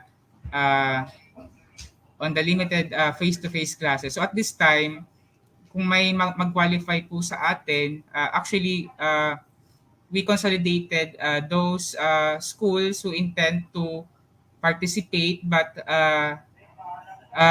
kailangan po natin ma-assess muna yung result ng SSAT once they had accomplished the tool, and then the division composite team will conduct an on-site validation to check the veracity of your accomplished tool, and then yung physical arrangement po sa school mismo kung talagang compliant po ba tayo. Kasi once na makapasok po tayo for the expanded version ng face-to-face classes, also the regional office will also conduct their separate validation. So kailangan po talaga na compliant po tayo. So balikan ko po yung sinabi kanina ng ating SDS, si Ma'am Norms, na kailangan i-make sure po natin na consistent po yung ating mga data. Let's be honest po sa pag-accomplish ng tool. This tool is answerable by yes or no. So yes or no lang ang answer po natin dito. So kung yes, yes po talaga. Kung no, no talaga. So kailangan po, kung ano yung actual, yun po yung i-input natin sa tool para hindi po mahirapan tayo during the validation, during the generation of result and the conduct of validation to be undertaken by the division composite team. So yun po. So the result of the SSAT shall be the baseline information in preparation for the safe reopening of classes. So yun po. Ma'am Shi, nagagalaw po ang presentation ko, ma'am, ang PowerPoint. Ma'am Shi. Hello, ma'am. Yes po, sir. Okay po. So, here's the orientation objectives po. So, sabi ko nga po kanina, this activity is in compliance to the DepEd Memorandum Number 71 Series of 2021, mandating all public schools, elementary and secondary schools to conduct self-assessment. So, gagawin po natin itong pag-accomplish ng tool para sagawa po tayo ng self-assessment kung kumusta na ba yung status ng ating mga eskwelahan, kung ready na po ba tayo for the conduct of face-to-face classes. So hindi po namin kayo inoobliga na or pino-force na mag-participate, but we are going to check first the level of readiness of our schools in preparation for the possible implementation of face-to-face classes. So our orientation objectives are the following. First, to understand the context and background of the expanded implementation on face-to-face learning modality. So bali po, kung makapasa po ang ating mga school, makapag-comply with the requirements and the school safety assessment tool, we are going to participate to the expanded implementation. Kasi yung pilot implementation po ay ongoing na ngayon, and then next po, ito na pong expanded implementation, and then later on po, yung mga hindi makapasok po for the expanded, papasok po sila on the transition to the new normal na phase, yung pangatlo pong stage ng ating limited face-to-face implementation. So our second objective is to gain knowledge on school safety assessment tool, including the roles and responsibilities in its implementation. So papasadahan po natin yung content po ng ating school safety assessment tool, and then we are going to look at the different roles and responsibilities along with the different levels of governance from the central office, regional office, division office, and of course sa inyo po sa school level. So lastly, learn how to administrate the SSAT to the schools. So yung administration of the school safety assessment tool was discussed earlier by our planning officer 3, Ma'am Ting Dominguez, and then yung frequently asked questions po, later po namin yun i-discuss sa inyo, of course, by our planning officer 3. And then kung may mga questions po kayo, we expect na marami yung mag-raise ng questions, being this is the first time na i-open namin sa inyo yung guidelines on the implementation of this limited face-to-face learning modality. So we will accommodate that during our open forum after the frequently asked questions discussion. So orientation flow, tapos na po tayo with the discussion on the background and context as discussed by our SEPs for School Management Monitoring and Evaluation, SEPs, Ma'am Liz Rebedad. So ngayon naman po, i-discuss po namin sa inyo yung ating school safety assessment tool mismo, the background, the purpose and objectives, the tool itself, the process flow for the different governance levels, yung timeline po natin, contextualize sa division level, and then yung administration of the SSAT, yung process flow po, and then yung frequently asked questions later on po.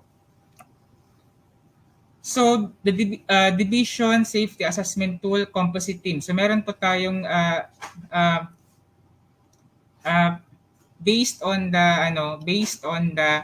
DepEd Memorandum Number 71 Series of 2021, nag-create din po tayo sa division level ng Division Composite Team.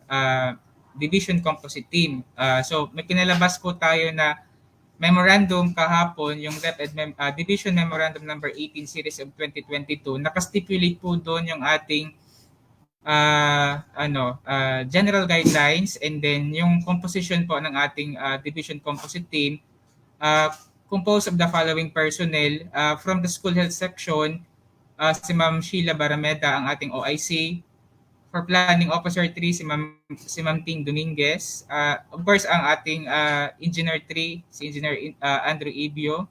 Ako po being your DRM Coordinator. Our CID representative, si Ma'am Jane Revilla po. And then, for our private schools, nandiyan po si Maria Eloisa Arellano.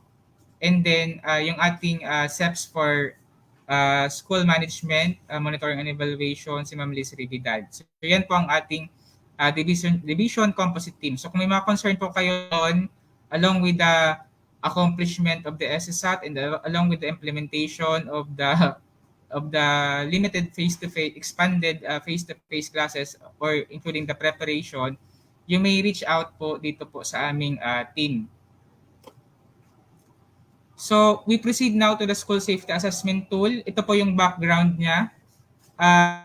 Sabi ko nga po kanina, initially tinatawag po natin itong SSAT na School Readiness Checklist or SRC, which was deployed last December 2020. So, during that deployment, nakapag-identify ng 638 schools, including one school from Albay. However, yun nga, may nag-positive doon sa lugar where the school is located, and then may mga areas pa doon sa tool na di pa masyadong na-comply, kaya hindi nakasama for the pilot.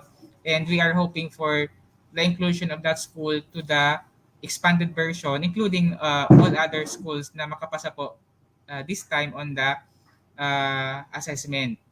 So, by March 2021, the SRC was included as one of the annexes to the draft DepEd DOH Joint Memorandum Circular, Operational Guidelines on the Pilot Implementation of Face-to-Face Learning Modality. By the way po, for more details po, you can also check the Joint Memorandum Circular, DepEd and DOH Memorandum Number 1, Series of 2021, for more details po on the conduct of the implementation, aside from the DepEd Memorandum Number 71, Series of 2021.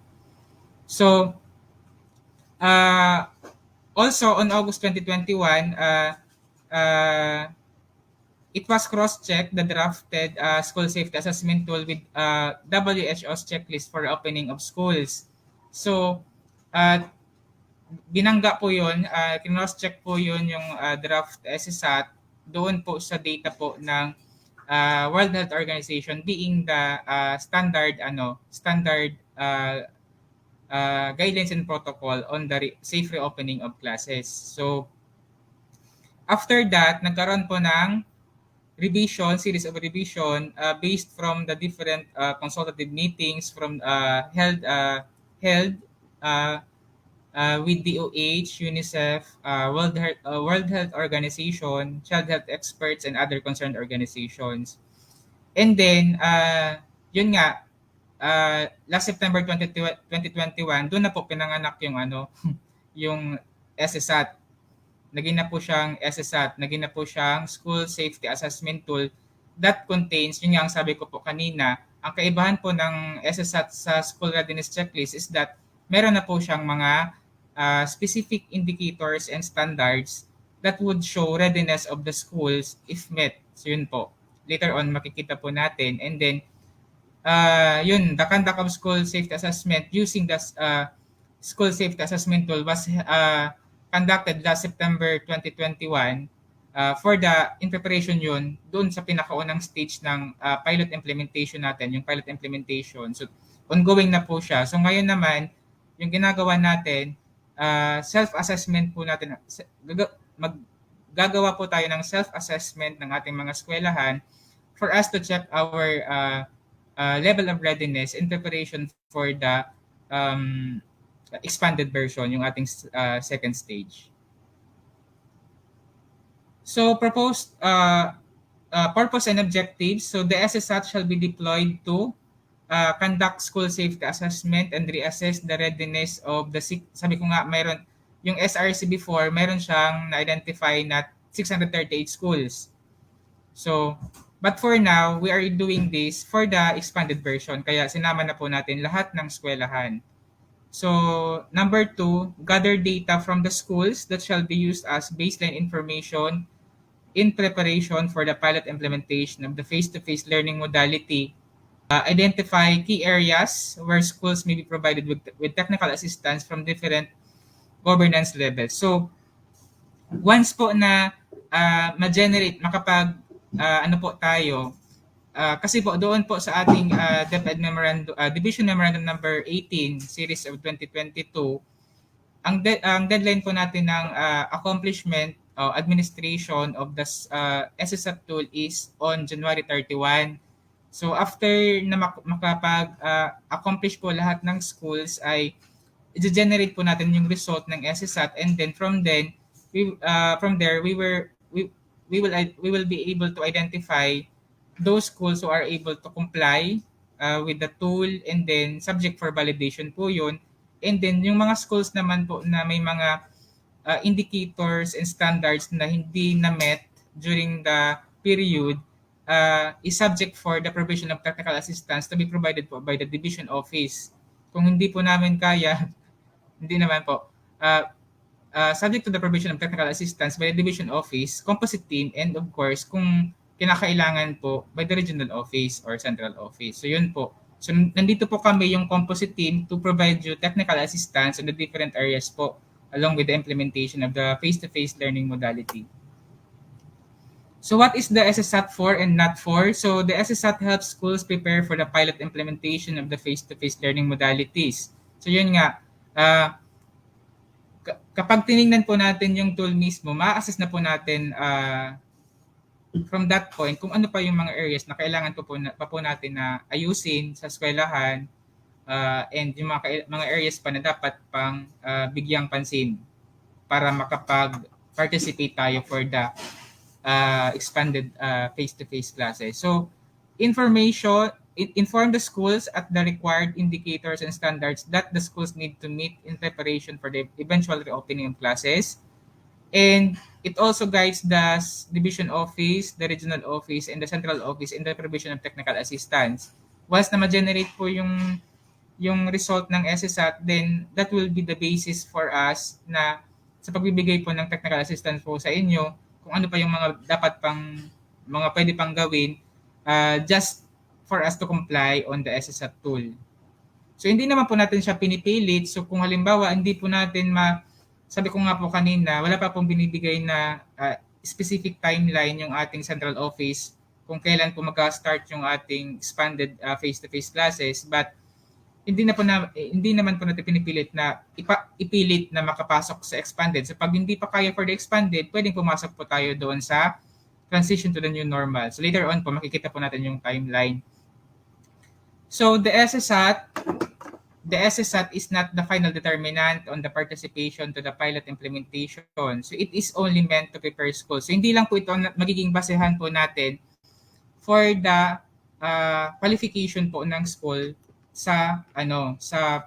to participate on the limited face-to-face. Of course, yung na-mention natin kanina na we have 4 conditions stipulated on the Joint Memorandum Circular by the DepEd and DOH. Dapat po, number 1, yung ating school is located in a minimal risk area.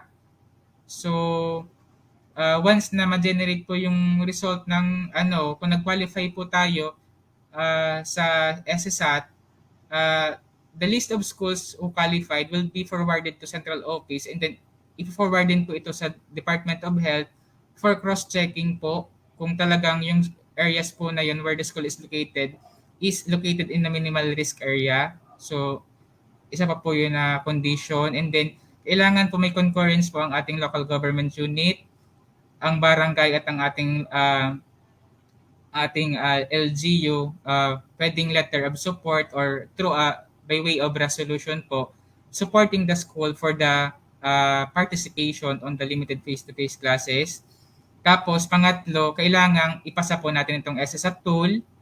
And then, pang-apat po, yung kailangan po mayroon tayong secured parents consent for those learners who will be participating on the limited face-to-face classes. So yun pong apat pong yun ang ating conditions for us to be able to participate on the limited face-to-face learning modality. So, school safety assessment tool in numbers. So, meron po tayong 3 pre-assessment questions. So, kung makikita po natin mamaya, titingnan po natin mamaya sa assessment tool, meron po siyang preliminary questions before tayo pumunta doon sa proper questions. Meron po siyang 3 preliminary assessment questions. And then, nandyan po yung ating 4 main areas. Number 1, yung managing school operation. Number 2, yung teaching and learning, focusing on teaching and learning. Number 3, yung protection and well-being. And then yung number 4 po natin, yung homeschool coordination. So yan po yung ating 4 main areas na nakapaloob po dito sa ating school safety assessment tool. And then from that 4 main areas, meron po siyang 13 subcategories. And then along with that 13 subcategories, meron din po siyang 46 indicators. Isa-isahin po natin mamaya. Medyo mahaba-haba po ito. Kaya we encourage po your active involvement kasi para isa lang po yung galaw natin once we start the the administration of the SSAT. So sa 46 indicators po yun, meron po siyang, ang iba po merong standards, ang iba naman po ay wala. So ito po yung sample format po ng ating school safety assessment tool. So yan po, sample po, yung managing school operation, siya po yung tinatawag natin na main area. And then, along with that main area, meron tayong subcategory, yung school traffic management, sample po yan. And then, meron na po siyang indicator. So, yun po yung sinabi ko kanina na ito yung kaibahan ng SRC sa SSAT. Na itong SSAT po ay meron na po mga indicators for us to check if the school is able to comply with the requirements. So, indicator po for school traffic management, nandyan po yung the school has set up clear and easy to understand signages. Easy to understand, baka pwede po natin gawing mother tongue yung ating mga signages and easy materials na ipapaskill po sa school site para understandable po ng ating mga learners who will be participating on the limited face-to-face classes. And then, nandyan po yung standards. For example, specific po yung standards. So sabi ko nga po kanina, all indicators are answerable by yes or no po. Yes or no po. Later on po, bibigyan po namin kayo ng Google link ng ating Google form. Mag-click-click lang po kayo doon. But be careful po during the administration kasi kailangan po kung ano po yung actual na situation po ng school, condition ng school, ganun din po dapat mag-reflect sa ating SSAT tool once generated para maayos po yung ating validation, data validation. So, meron po siyang pre-assessment questions. Number 1, in the past 28 days, in the past 28 days, has the barangay where your school is located recorded any confirmed COVID-19 cases? So, kailangan po natin dito mag-coordinate sa ating barangay officials through the barangay health center or barangay health workers kung meron bang mga cases ng COVID-19 doon sa ating barangay where the school is located. So, yes or no po siya. Second po, is the school accessible through public transportation? Specify the mode of transportation. May checkbox po doon, i-click-click lang po natin kung anong mga transportation po accessible po yung school. Maaring jeepney, tricycle, pedicab, multicab, habal-habal, van, or others. So paki-check na lang po kung yes or kung no po siya. Kung yes po, kailangan po nakaspecify kung anong specific na mode of transportation po available po yung ating school. So, is the school accessible through walking? Yes or no po? Checkbox lang po doon sa atin ang lalagyan po natin sa ating Google form. So, if the barangay where the school is located has not recorded any confirmed COVID-19 cases in the past 28 days and the school is accessible by public transportation or workable, proceed in answering this readiness assessment tool. Otherwise, schools cannot be nominated as a participating school for the implementation of the limited face-to-face classes. So yun po, please take note this po na kapag meron pong COVID cases sa lugar, sa barangay, kung saan po located yung ating eskwelahan, mag-a-answer lang po tayo ang i-answer lang po natin sa tool, itong 3 pre-assessment question. But we are no longer allowed to proceed answering all the rest of the tool of the SSAT kasi isang ground na po yun para hindi makapag-participate po yung ating school for the limited face-to-face classes.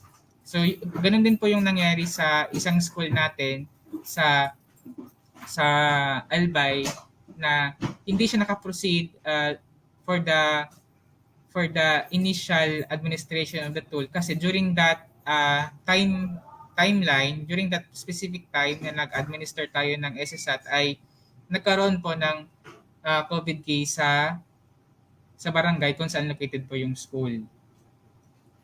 So, yun po. Basta po pag may positive case po within 28 days sa school ay sa barangay, no need na po tayo mag-proceed to the uh, question proper po ng SSAT tool. So meron po siyang 4 main areas, yung managing school operations, number 1. Number 2, yung focusing on teaching and learning. Number 3, yung well-being and protection. Number 4, yung homeschool coordination. And then, subcategories. Meron po siyang 13 subcategories. So, under managing school operations, sa main area number 1, meron po siyang 7 subcategories. Nandyan po yung shared responsibility. Mamaya, himay-himayin po natin ito. Nandyan po yung alternative work arrangement, yung classroom layout and structure, the school traffic management, protective measures, hygiene practices and safety procedures, communication strategy, and contingency plan. So yan po yung mga subcategories under the main area number 1 or the managing school operations. For the focusing on teaching and learning, so this area is more on the curriculum. Meron siyang 3 subcategories, yung learning resources, yung limited face-to-face classes, teacher support, and teacher support. For the well-being and protection, so this is all about health and safety. So meron po siyang 3 subcategories, yung personal protective equipment, yung COVID-19 case management, and then yung including the most marginalized. And then, yung last main area po natin, yung homeschool coordination. So wala po siyang subcategory among the among the 4 main areas.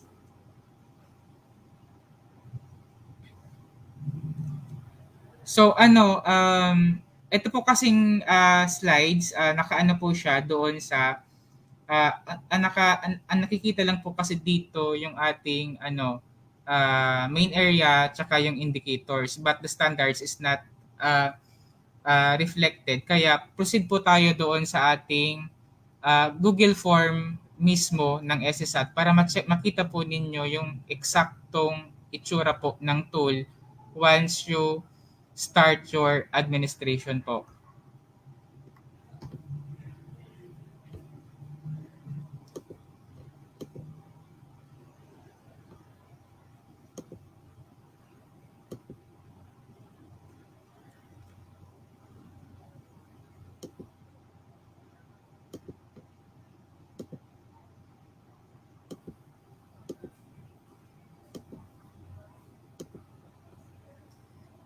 Ma'am Shi, nakikita na po ba ma'am yung ating yung Google form ng SSAT? Ma'am? Yes po. SDO Albay School Safety Assessment Tool. Yes po. Okay ma'am. Wait po, loading pa siya. So yun po, proceed na po tayo kasi yun pong slides na po yun ay general po siya, hindi po yun naka-specific. So we proceed po doon sa ating school safety assessment tool. Ito po yung ating ginawa na Google form para dito po mag-i-input yung ating mga schools ng kanilang SSAT assessment. So bawal po mag-submit ng hard copy ng tool kasi doon po sa ating DepEd Memorandum number 71 series of 2021 nakastipulate po doon yung tool mismo ng SSAT, but hindi po natin ina-accept na mag-submit yung school ng hard copy, but kailangan po natin itong i-administer using this Google form. So ito po yung itsura ng ating Google form. Later on, ibibigay ko po sa inyo yung Google form link para makapag-start na kayo ASAP. So yan po. First po, nandiyan po yung region. I-click lang po ninyo kung anong region. Siyempre region 5. Of course, yung official email po ng school or ng school head. Kasi school head po dapat ang mag-i-input ng mga data. Pa-assist na lang po tayo sa ating mga ICT coordinators. Division, school name, required po siya. kasi i-generate po natin ito lahat, isahan na yung mga result ng SSAT ng lahat ng schools. Of course, the school ID number kasi may mga schools tayo na pare-pareho ang pangalan. Contact number po ng ating school head kasi kung may concern po kami once we generated the result, may number po kaming pwedeng tawagan to provide technical assistance or for inquiry. For the past 28 days, yun na po, na-discuss ko na po kanina, sabi ko nga, ito po yung preliminary question. So, number 1, for the past 28 days, has the barangay where your school is located recorded any confirmed COVID-19 cases? Yes or no po? I-click lang po natin yan kung yes or no.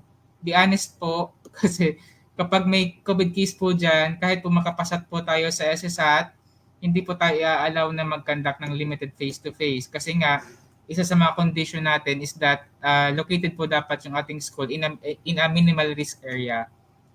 So, is the school accessible to public transportation? Yes or no po? If yes, i-check po natin kung anong mga mode of transportation po yung pwede, yung accessible po doon sa ating school. Nandyan po lahat, jeepney, tricycle, pedicab, multicab, habal-habal, van, or others. So, nandyan din po yung is the school accessible through walking? So, yes or no din po. So, if the barangay, sabi ko nga po kanina, kapag mayroon pong COVID cases na recorded sa barangay where the school is located, hindi na po tayo magpo-proceed in answering the next po ng SSAT. Hanggang dun lang po tayo sa first 3 pre-assessment questions. So please take note po doon sa ating mga school heads. So our first main area is under managing school operation. So ang subcategory niya po, number 1 is shared responsibility. So number 1, ang indicator niya po dito sa shared responsibility is the school has secured support of LGUs, barangay, municipality, city, or province through a resolution or a letter of support.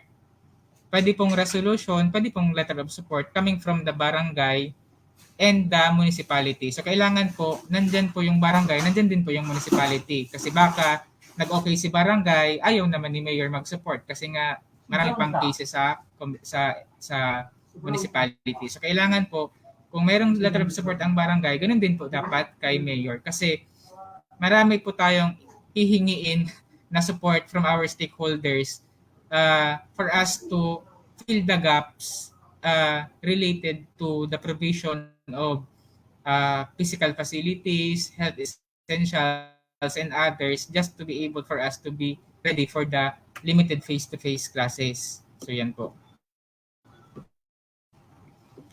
The school has secured written consent from parents, guardians who will participate in the limited face-to-face classes. So kailangan po, mayroon tayong na-secure na written consent sa ating mga parents and guardians who will participate in the limited face-to-face classes. So yun nga, as stipulated on the DepEd Memorandum Number 71 Series of 2021, before po tayo mag-accomplish ng SSAT, kailangan po natin magbigay muna ng orientation sa ating mga stakeholders, key stakeholders, sa ating mga parents, on the implementation, on the administration of the SSAT and the implementation of possible limited face-to-face para aware po sila ng ating mga plano at kung ano pa po yung ating mga kinakailangan sa school bago po tayo mag-accomplish ng ating SSAT. So yun po. Please take note po again po ng anong bagay na po yan. So the school has mobilized resources and support from the community stakeholders to meet the standards of health and safety protocol. So yun po. Kailangan din po dito natin, napakalaking bagay po ito na kailangan natin yung support ng ating mga stakeholders sa community and sa the LGU or of the LGU, and then yun po. And the next po is the school has conducted simulation activities among school personnel regarding protocols and routines to replicate and discuss possible scenarios during the actual conduct of face-to-face classes. So kailangan po before tayo mag-proceed with the implementation of the limited face-to-face learning modality, kailangan nakapag-conduct po muna yung ating eskwelahan ng drill or simulation kung paano natin isasagawa yung actual implementation ng limited face-to-face. So yun po. Yes or no po din po siya. Basta lahat po ng mga questions po dito sa tool ay answerable by yes or no. Wala po ditong all of the above or maybe. So, alternative work arrangement, ito po yung subcategory number 2. Ang indicator niya po, the school has implemented an alternative work arrangement necessary to deliver quality basic education in a safe learning environment to learners. So dapat po yung ating workforce, yung ating alternative work arrangement is in compliance din po doon sa ating existing IATF issuance. Like for example, sa Albay, meron tayong issuance ng Executive Order number 1 and 2 ni Governor Bichara na kailangan, pag under alert level 3 tayo, kailangan 60% lang po yung ating workforce reporting on-site. The rest po shall adopt other work arrangements or schemes. Number of teachers who physically report meets the required teacher-learner ratio. So yes or no din po siya. Teachers who physically report are 65 years old and below. So yan po, tingnan po natin yan. Kailangan po yung nagre-report on-site ay yung mga teachers po natin na 65 years old and below. Teachers who physically report to not have comorbidities, immunodeficiency, or any health risk condition. So yan po. I-check natin po yan. Kung meron po tayong mga teachers na meron pong mga comorbidities, immunodeficiencies, or health. So, as stipulated po doon sa Joint Memorandum Circular, kapag may comorbidity po ang teacher, hindi po natin sila i-force na mag-report on-site, but on a voluntary basis po on the conduct of limited face-to-face classes. Kaya mas maganda po sa mga school heads na NPSDSS for us to revisit also the Joint Memorandum Circular of the DepEd and DOH number 1 series of 2021. Teachers who have service vehicles from and to area of residence and school, yes or no po? I-check po natin kung merong mga teachers tayo na may mga service vehicles.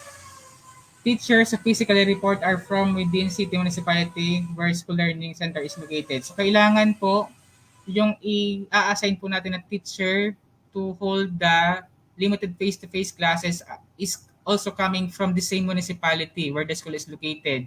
Kasi ina-avoid po natin dyan yung transmission ng COVID-19 kasi baka ang inassign natin na teacher is coming from outside municipality. So mas mapuput at risk natin yung mga learners na participating and of course other personnel kasi yung teacher na yun ay nagbabiyahe pa outside the municipality. So yun po.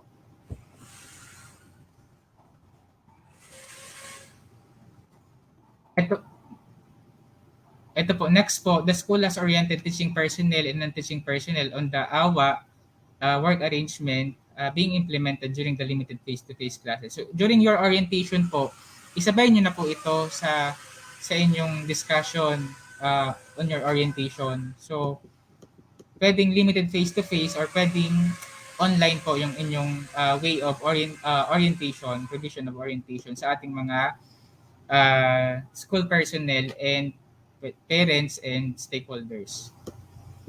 So, subcategory number 3, classroom layout and structure. The school has established mechanisms inside the classroom to ensure zero to minimal risk of COVID-19 transmission of learners. So, yes or no din po siya. Meron ba tayong mga mechanisms? Meron ba tayong mga IEC materials? Meron ba tayong mga protocols in place to achieve this zero or minimal risk of COVID-19 transmission? So, yes or no po siya. Next po, number of seats to be occupied must not exceed from the required number of maximum learners in classroom. So per Per joint memorandum circular po ng DOH at DepEd, ang minimum of learners to participate po for the conduct of face-to-face learning modality is minimum of 5 learners. But maximum of 12 learners for kinder, pakitake note po, minimum of 5 learners but maximum of 12 learners for kinder, maximum of 16 learners for grades 1 to 3, maximum of 20 learners for grades 4 to 12, and then for TBL po sa textbook, maximum of 12 learners po for laboratory. So yan po yung ating allowed required number of maximum learners per classroom. So kailangan po i-observe din natin yung ating letter B, seats to be occupied must be at least 1 to 2 meters apart. So kailangan po, yun po, kailangan i-observe natin ito na 1 to 2 meters apart po yung distansya ng ating mga learners sa bawat isa. Kung hindi po kasya sa isang classroom, pwede po tayo magamit ng ibang other facilities na pasok po yung ating distancing. Pwede magamit per joint memorandum circular, pwede tayo magamit ng gymnasium basta pasok sa guidelines po. Ganun po. Next po, number of seats shall be equivalent to the number of learners present. So ganun po dapat yung ating setup, physical setup sa loob ng isang classroom na gagamitin for the expanded face-to-face classes. So, letter D, presence of markers and stickers on the floor to manage traffic system and physical distancing inside the classroom. So, alam na po natin ito, yung mga stickers natin sa floor or markers to facilitate physical distancing. Kailangan po, in place po iyan sa ating eskwelahan and visible po siya kasi kapag nag-qualify po tayo sa school assessment tool, magkakandak po kami, the members of the division composite team, ng on-site validation. So we will check kung talagang in place po itong mga chinek po natin dito sa tool. So kailangan po talaga, kaya nga dapat po talaga yung ating i-input na data is based on the actual condition of the school. Next, availability of working electric fans. So, kailangan po may electric fan po sa ating classroom na gagamitin. Kung sira po, kailangan po natin itong pa-repair kasi isa po ito sa ating mga requirements. Kasi yung ventilation po. Tapos kailangan po yung ating mga windows, mga bintana at mga pintuan ay kailangan pong nakabukas at all times during the period of the expanded face-to-face classes. Next po, installation of appropriate ventilation equipment such as general and exhaust ventilation and carbon dioxide monitoring devices. So pwede po tayo maglagay ng other equipments like air purifier. So nire-require po yan, yung ating air purifier. Kung hindi po kaya ng Schoolemo, pwede po natin ito i-lobby sa ating mga stakeholders. So yan po, isa po yan sa mga requirements ng ating SSAT. Next po, availability of a sterilization box where outputs, for example, yung mga quiz papers po natin submitted by the learners will be placed for disinfection. Parang ano lang, mga makeshift boxes lang na pwede nating ilagay doon yung mga submitted documents from our learners para sa disinfection. So yes or no po siya ha? Wait po.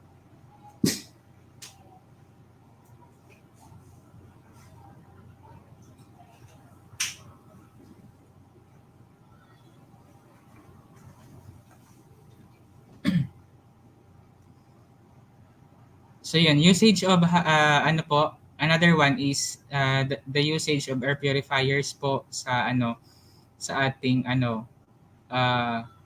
mga classrooms. For air conditioned spaces lang po ito. So Next, subcategory is the school traffic management. So the school has set up clear and easy to understand signages. So kailangan po yung signages natin, pwede pong i-localize po natin para mas naiintindihan po ng mga learners, and of course the parents na who will be assisting the learners na magpa-participate dun sa ating face-to-face classes.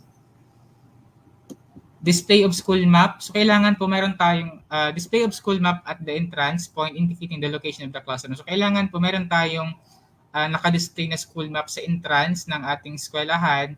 Naka-indicate po doon kung saan pong part ng school located yung classroom na gagamitin for the limited face-to-face, para alam po ng mga learners and mga parents kung saan po doon na part ng school site located yung classroom na yun na gagamitin ng mga bata. Next po, designation of separate entrance and exit points in the school. So kailangan po meron po tayong identified na entrance and exit point sa school to avoid the spread of COVID-19 and other variants. So yan po. So dapat in place po itong ating traffic management, especially po itong entrance and exit points. Next po, designation of separate entrance and exit points in high traffic areas in case po kung ang anong school ay located in high traffic areas, dapat may designated po tayong entrance and exit points for vehicle. So ganun din po sa ating classroom, kailangan din po meron siyang designated entrance and exit points. So dapat meron po siyang mga signages para alam po ng mga bata and guided po sila during the implementation of the face-to-face classes. So hallway ground markings for walking direction guide. So kailangan po may mga markers tayo, yung mga markers po baga na observing the physical distancing, ganyan sa queuing. Dapat naka-in-place po siya. Yan, designation of areas for queuing.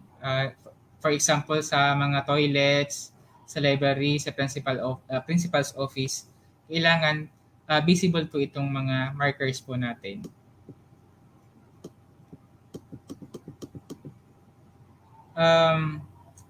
Number 5 po na subcategory under managing school operation is the protective measures, hygiene practices, and safety procedures. So ang indicator niya po dito is the school has established safe entrance and exit procedures for teachers, students, and non-teaching personnel and school visitors. So ganun din po.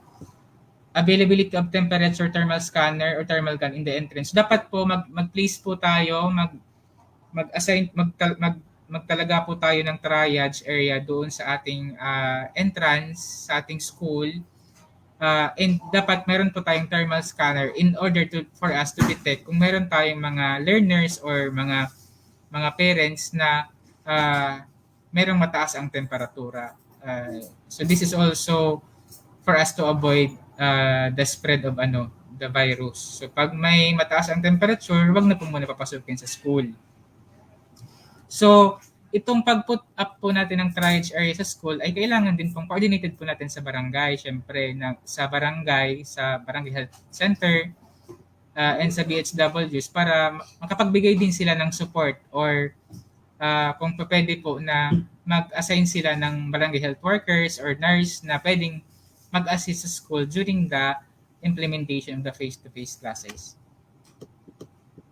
Availability of hand sanitizer or alcohol dispenser in school gates. So dapat meron po tayong alcohol dispenser na may laman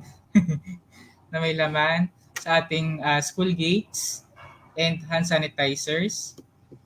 Availability of surgical mask at school entrance reserved for symptomatic individuals. So dapat po marami tayong stock ng surgical mask sa ating school. So pwede natin itong i-procure through our MOE or ilabi natin ito sa ating mga stakeholders para meron tayong sapat na logistical supplies ng mga health essentials. So the school has established a contact tracing procedure, tools for school goers. So kailangan po mag-implement tayo ng mag-put up tayo ng logbook for the school goers para ma-identify natin kung sino-sino po yung pumapasok sa ating eskwelahan, and kung pwede nga po mag-implement tayo ng yung ginagamit po baga digdi sa office and sa ibang facilities na health declaration form, yung sa maliit na papel lang, para makita po natin kung sinong mga individuals po na pumapasok sa school ang may mga symptoms po ng COVID. So that's part of the contact tracing po ng ating eskwelahan. Health declaration sheet for school personnel, yun po sinabi ko na kanina, yes or no. Ganun din po sa mga estudyante. So kailangan po tayong merong health declaration for teachers and students. Itong contact tracing tool po, pwede po tayo maglagay ng logbook or log sheet sa ating eskwelahan sa entrance para po ma-check po natin kung sino po yung pumapasok sa ating eskwelahan. And pwede po tayo dito mag-coordinate sa BERT, Barangay Health and Emergency Workers, para mabigyan tayo ng appropriate technical assistance on how to implement this contact tracing po. The school has mobilized school COVID-19 DRRM team that will take charge in ensuring effective implementation of the school's health and safety protocols. So, i-activate na po natin yung ating school DRRM team kahit hindi pa po tayo nag-i-implement ng face-to-face classes, kahit hindi pa tayo nakapasa sa SSAT, kailangan po natin i-activate na yung DRRM team natin in preparation na po para masanay na po sila na i-ensure yung ating implementation ng mga health protocols para prepared na po sila in case pumasa po tayo sa school safety assessment tool. So yun po. Designation of a safety officer who shall serve as the focal person for the health and safety protocols of the school.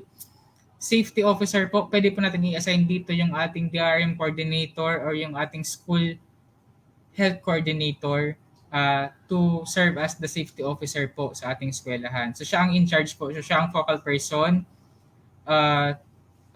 on the implementation of the face-to-face classes in areas of safety and security.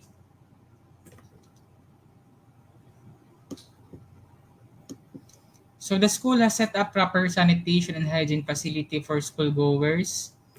Dapat po meron po tayong mga hand washing facilities sa ating mga eskwelahan. Preferably, dapat po located po ang ating hand washing facility doon sa entrance ng eskwelahan. Para po bago pumasok yung mga bata doon sa classroom, including the teachers, kailangan po mag-hand wash po muna sila.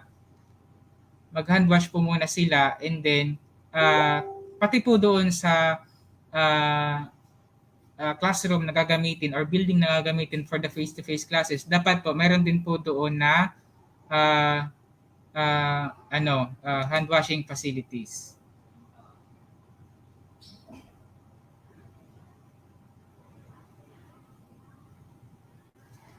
Okay po, may nag-message daw po sa group chat on the required number of learner per grade level. So per DepEd and DOH Joint Memorandum Circular number 1 series of 2021, ang minimum number of learners po na pwede mag-participate for the face-to-face classes is 5 learners. Ang maximum po for kinder is 12 learners. For grades 1 to 3 is 16 learners, and for grades 4 to 12, 20 learners po. For TBL naman, 12 learners po. 20 learners po for grades 4 to 12. Okay na po? So,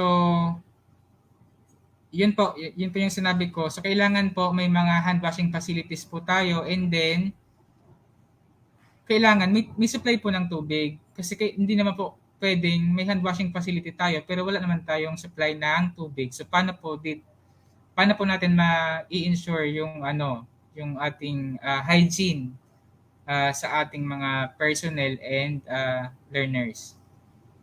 Availability of clean and safe toilet facilities. So kailangan po itong meron tayong mga facilities sa toilet, and then kailangan malinis po ito para safe po yung ating mga learners na gagamit po nito.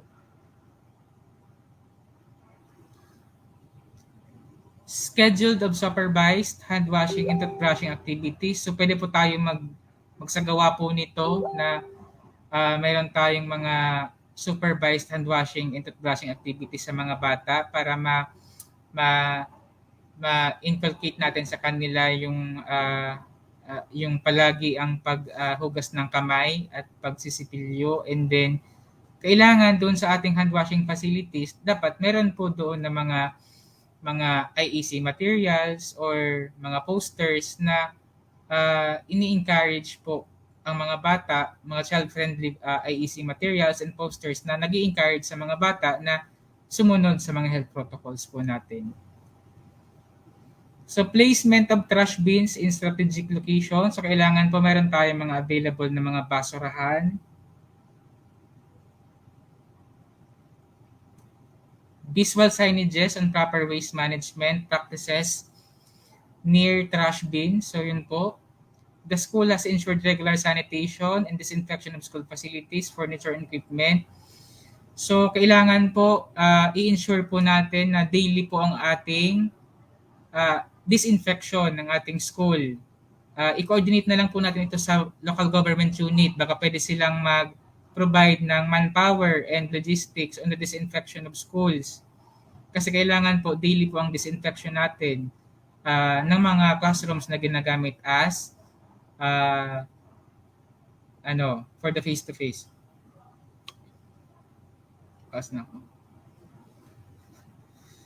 Schedule of sanitation. So, yun po, pakitake note po na dapat ang isanitize po natin or ng mga personnel na i-deploy ng LGU or ng barangay is yung mga frequently touched surfaces like tables, doorknobs, light switches, and etc. So, every after end of a school shift. So, yun nga po, yung ating schedule of face-to-face classes, half day lang po siya, one straight week, half day, 3 hours, maximum of 3 hours for kinder and maximum of 4.5 hours for grade 1 to grade 12. Nakastipulate din po siya doon sa ating joint memorandum circular ng DOH saka ng DepEd. So the other week, distant learning po ang i-adapt ng klase na po yun.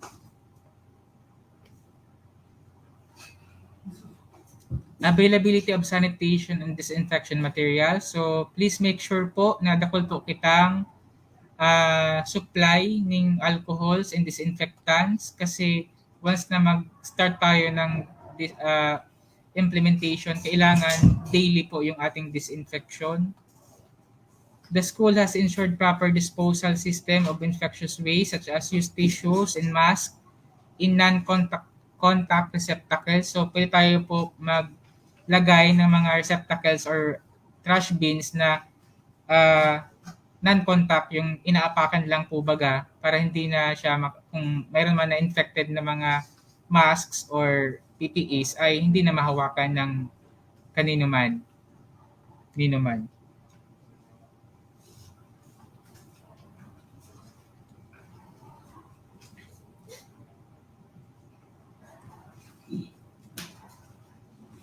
So disposal of all used PPEs is separate leak-proof yellow trash bag container with a cover properly labeled as used PPE. So yung trash bin po natin or trash bag, kailangan po lagan po natin ng label na used PPE para iwas po tayo sa spread ng COVID-19, especially na may mga learners po doon sa ating school site.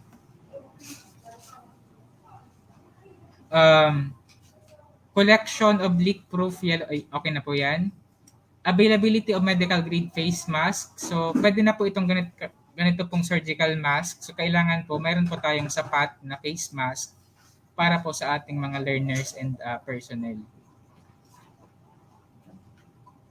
So, treatment through disinfection or spraying of collected waste with chlorine solution in accordance to DOH Department Memorandum number 2020-0157. So, paki-refer na lang po dito sa guidelines po ito.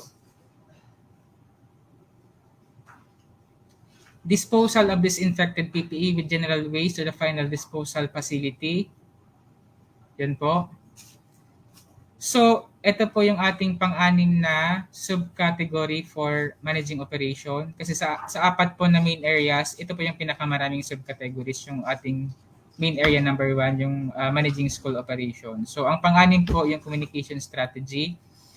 The school has developed a communication plan. So, dapat meron po tayong ginawang communication plan ang school. Ano ba yung proseso, ano ba yung mekanismo natin kapag meron tayong mga COVID cases or mga reported na flu-like symptoms na sa ating mga learners and DepEd personnel.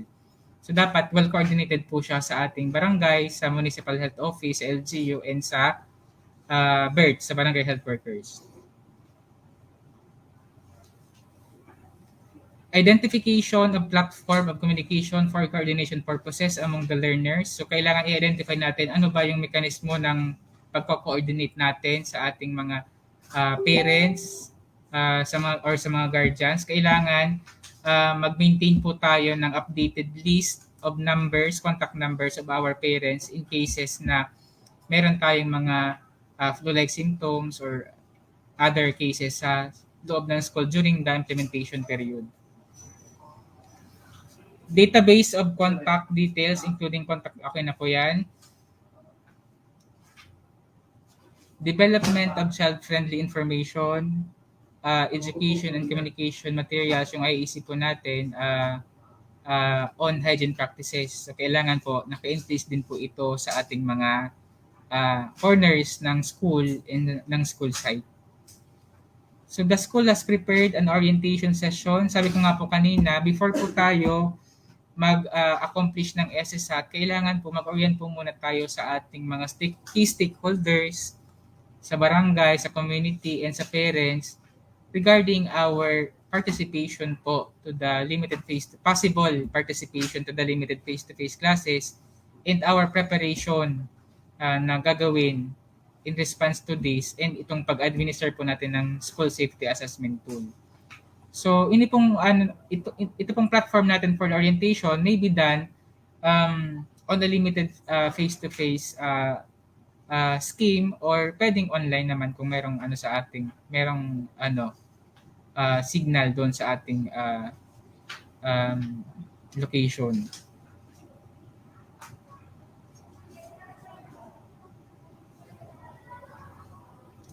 Schedule of the orientation. Ito po please take note of this po mga ma'am and sirs.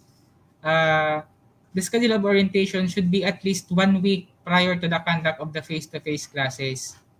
So, kailangan po mag-orient po tayo sa mga stakeholders at least 1 week or much better po kung mas earlier pa para yung mga pre-identified po natin na mga gaps or mga areas na kailangan pang may support ay ma-fill upan po ng ating mga stakeholders. Orientation materials are made available for distribution to teachers, learners, BLGU, yan po. The school has proactive COVID-19 local hotline, desk, or any similar local mechanism that connects and coordinates to the hospital testing facilities. So kailangan po sa ating school COVID-19 task force or the school DRM team, kailangan i-update po natin yung ating mga hotlines sa mga key concerned agencies like LGU, Municipal Health Office, the barangay, and other stakeholders na makakatulong po sa atin in cases of emergencies. Yan po. The school has prepared a reorientation session for school stakeholders on measures needed. Kasi in cases po kaya na arab kaini na halimbawa, nag-start na kita with nag-qualify kita and nag-start na kita for the expanded version ng face-to-face classes, and then comes the surge of COVID-19 cases like today na nasa alert level 3 kita, and then nagsuspend yung mga LGUs ng classes in all regardless of learning modality. So susunod po tayo doon as what has said by our SDS na we will obey the issuances of our LCE regarding class suspension. So kapag may suspension po, automatic suspended din po yung ating conduct of face-to-face classes. Pero kapag tig-lift na po siya, kailangan pa din po natin mag-reorient sa ating mga stakeholders. So yan. Contingency plan, ito po yung pampito na subcategory ng main area number 1. The school has followed a decision model and contingency plan for reclosing and reopening the school in cases of COVID-19 resurgence in the community. So pwede po tayo gagawa po tayo ng contingency plan. School contingency plan in cases na isara po yung ating eskwelahan or mag-lockdown po due to surge of COVID-19, and contingency plan including for the reopening of classes in case po na i-lift na po ng LGU yung suspension. The school has followed decision model. Okay na po. Inclusion of decision points to school lockdown dependent on the assessment and decision of the local task force. So yun nga po, kailangan po yung mga decision making natin sa school level shall be in accordance to the on the present maintained issuance ng local IATF po sa ating lugar. So sa munisipyo, ang pinaka-head po dyan ng IATF ay ang ating LCE, yung ating municipal mayor. So sila po ang nag-i-issue ng ating class suspension or other guidelines pertaining to COVID-19. In the event of school lockdown, all learners shall revert to distance learning. So yun, kapag nag-lockdown po due to COVID-19, lahat po ng naka-face-to-face, all learners participating to the face-to-face classes shall revert to distant learning po. Kasi nga may lockdown sa school.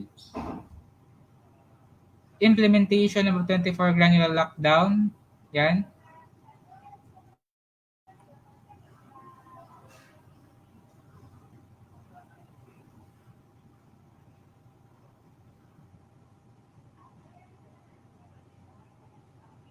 So ito po, letter E, yung implementation of return to school work policies consistent with latest national guidelines for close contact. So regarding this, coordinate po tayo sa ating local IATF regarding sa currently implemented na guidelines po. Depende po sa alert level. So for alert level 3, meron tayong basis dito yung executive order 1 and 2 ni Governor Bichara. So the school has developed strategies for the learning continuity while the school is closed until the local authorities has determined the safe resumption of face-to-face classes.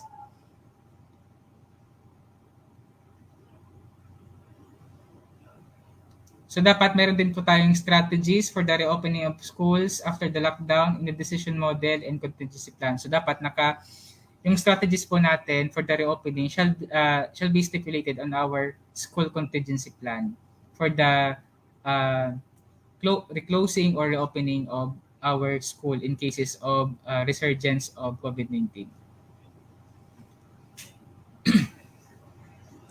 So ito po yung ating second main area. Tapos na po tayo, mahaba po talaga to. So pasensya na po. So kailangan po natin ito ma-revisit isa-isa para isahan din po yung ating galaw and isahan po yung ating understanding on the administration of the SSAT. So ito po yung ating second main area. Yung una po yung managing school operations. Tapos na po tayo doon. So we now come to number 2, focusing on teaching and learning. So this area is all about curriculum. So ito po, kung may mga questions po kayo dito, later on, kasama po natin dito sa ating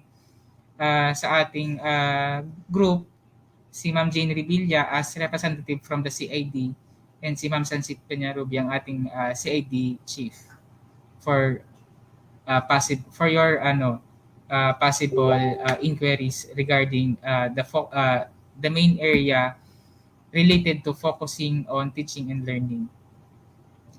So sa learning resources, the school has secured sufficient supply of learning resources needed for the face-to-face classes. So kailangan po 1:1 ang ratio ng ating mga learning resources. So implementation of one-to-one student self-learning module. So dapat ang SLM po natin ay 1:1 to lessen student interaction during class hours. Kasi kung hindi po sapat yung ating SLM, mag-trigger po ito ng contact or close contact between among the participating learners. So kailangan po 1:1 po yung ating ratio ng ating SLM. Implementation of 1:1 student to textbook ratio. Please take note of this po to lessen student interaction during class hours. So during the preparation period, itong mga SLMs pong ito ay isa po sa mga major na considerations na titingnan po natin. Available po ba ang mga SLMs natin, yung ating mga learning resources, sufficient po ba ito to accommodate all the participating learners? So we will check on that po using this tool. So limited face-to-face classes, the school has designed class programs that cater both learners of the limited face-to-face classes arrangement and education while observing the maximum 6-hour classroom teaching hours of teachers. So yan po. Arrangement of number of class sections in a way that each class section will be able to attend the face-to-face classes. So, for example, yung class A, half-day for face-to-face classes in one straight week. Ito yung sinasabi ko kanina. For example, yung class A, half-day face-to-face classes in one straight week and the other half-day for distance learning naman. And then the next week naman, yung nag-distance learning, sila naman po yung mga face-to-face. And then yung nag face-to-face naman, the earlier week will adapt the next week the distant learning modality po. Class program indicating specific schedule, breakdown of hours for the face-to-face classes including staggered start and close of the school day per grade level. So yun po yung sinabi ko kanina na yung maximum po na allowed po natin na learners to participate per classroom, per class is minimum of 5 learners. For kinder, maximum of 12 learners. For grades 1 to 3, maximum of 16 learners. For grade 4 to 12, maximum of 20. And for TBL po, maximum of 12 learners po for kasi yung sa laboratory nila. Class program indicating specific schedule. Okay na po yan. Class program indicating schedule of staggered break time hours. Yan po. Dapat meron po tayong readily available na class program kasi titingnan po ito ng ating validation team once bumaba po kami for on-site validation. Not just the division composite team but of course the regional validation team. So kailangan po in place po itong ating class program. Signages and protocols prohibiting activities that require large gathering. So although inaalaw po natin yung face-to-face classes, limited face-to-face classes, but other school activities requiring large gatherings is not allowed po. So implementation of the maximum hours of stay of the learners in school.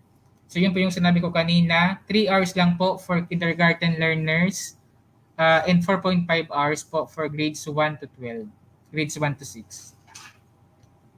Kasabay na po dyan yung grades 7 to 12, 4.5 hours. Ang kindergarten lang po, ang 3 hours lang po, ang maximum hours of stay sa school per Joint Memorandum Circular number 1 ng DepEd at saka ng DOH. Kaya yun po, We recommend po na all school heads to revisit the Joint Memorandum Circular para mas guided po tayo. Kasi may mga details po doon na hindi kasama doon sa DepEd Memorandum Number 71 Series of 2021. So yun po. The school has comprehensively profiled learners who will participate in the implementation of the face-to-face classes. So dapat po may profile po tayo ng lahat ng mga learners na mag-participate sa ating limited face-to-face. Learners who reside within the city or municipality where the school learning center is located. So kailangan po yung magpa-participate po na parehas po sa teachers, kailangan po yung magpa-participate po na learner po sa ating expanded face-to-face classes shall also be within the same municipality. So hindi po pwedeng, halimbawa, ang mag-i-implement ng limited face-to-face is Bakakay, but yung learner or teacher is coming from outside municipality. So kailangan po from within that municipality. Kasi nga, iniingatan natin yung transmission po ng COVID-19, ng virus. Learners who can walk their way to school or ride with available private transport or with regular transportation. Learners without existing comorbidities. So we will check on this po. So dapat well-profiled po natin yung ating mga learners kasi baka meron dyan na may mga comorbidities. So hindi po pwede silang mag-participate for the limited face-to-face. Katulad din po yan sa ating mga learner ay sa teachers. Sa teachers po, kapag may comorbidities or other health issue o condition yung ating teacher, hindi po sila pwedeng i-force to handle face-to-face classes. So, kailangan voluntary po yung kanilang participation kasi nga may comorbidities sila. Sa learners naman, hindi po pwede mag-participate yung may mga comorbidities. Kaya kailangan po dapat na well-profiled po natin yung mga participating learners. Prioritization of learners who require childcare, such as those whose parents must work outside the home. So ito po, ang isa sa mga dapat po natin i-consider for the identification of learners who will participate or who have no directly available and immediate responsible adults or guardians at home. So yan po. Prioritization of learners who are heavily dependent on face-to-face learning intervention such as Key Stage 1, yung kinder to grade 3 po. So isa pa po ito sa mga dapat natin i-consider on the identification of participating learners. Prioritization of learners who struggle to meet required learning competencies, and then prioritization of senior high school learners enrolled in TVL requiring workshop equipment in school. So ito po, i-consider pa po natin yan. Prioritization of learners that are documented to be affected by mental health concerns that may be eased by face-to-face interactions. So, yun po. So kung meron po tayong mga identified na mga learners or learners with mental health concerns, kailangan po natin, kasi for the past years, nakapag-conduct na po tayo ng series of trainings, online trainings on the conduct of psychological first aid, the mental health and psychological support services. So yung ating mga trained teachers po ay pwede na magbigay ng psychological first aid for those identified learners na may mental health concerns, or if hindi kaya, pwede po mag-invite ng other trained professionals to do that para po ma-integrate po sila for the, kung hindi mas expanded, sa transition to the new normal na version ng face-to-face classes. The school has ensured an attendance monitoring of learners, determine which participating learners are exhibiting difficulties in coming to school and which learners who cannot participate in face-to-face classes will revert to full distance learning po. The school has informed teachers to conduct consultations with parents, provision of feedback and instructional support for learners, facilitation of assessment, preparation of weekly home learning plan, and other related tasks. And then ito po, the school has ensured prohibition of conduct of face-to-face large gatherings.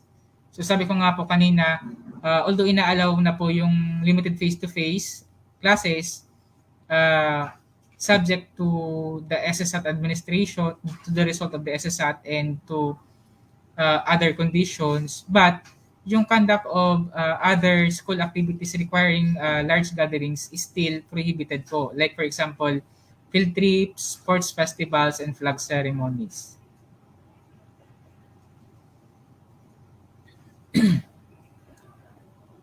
So for teacher support, the school has provided an appropriate learning and development support plan in providing better quality basic education services.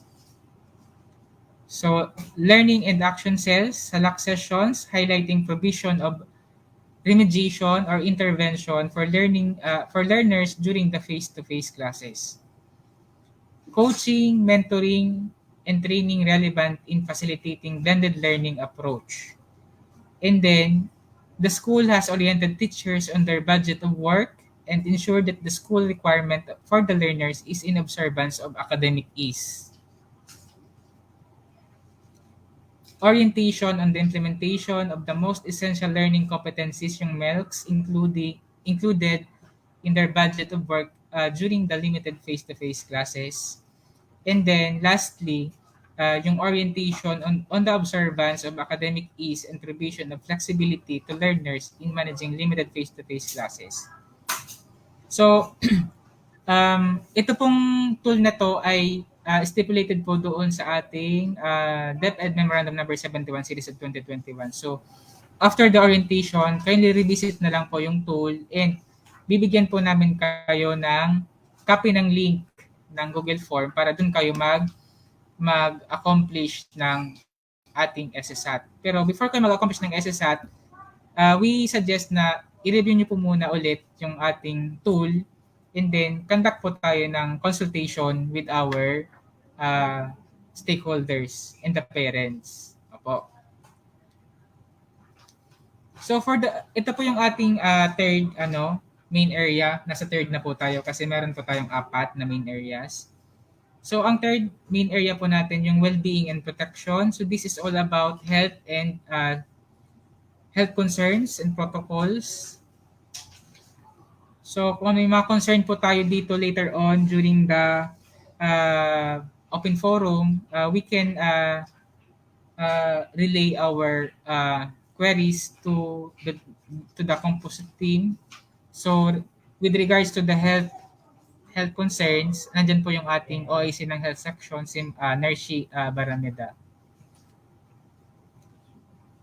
So personal protective equipment, the school has secured sufficient supply of personal protective equipment for learners and school personnel. So yun po yung sabi ko kanina na kailangan po meron po yung ating eskwelahan ng sapat na mga PPEs. Clarify po ito ni Ma'am Liz kanina na pag sinabi pong PPE, hindi po ibig sabihin yan yung naka-gown na po lahat ng magpa-participate.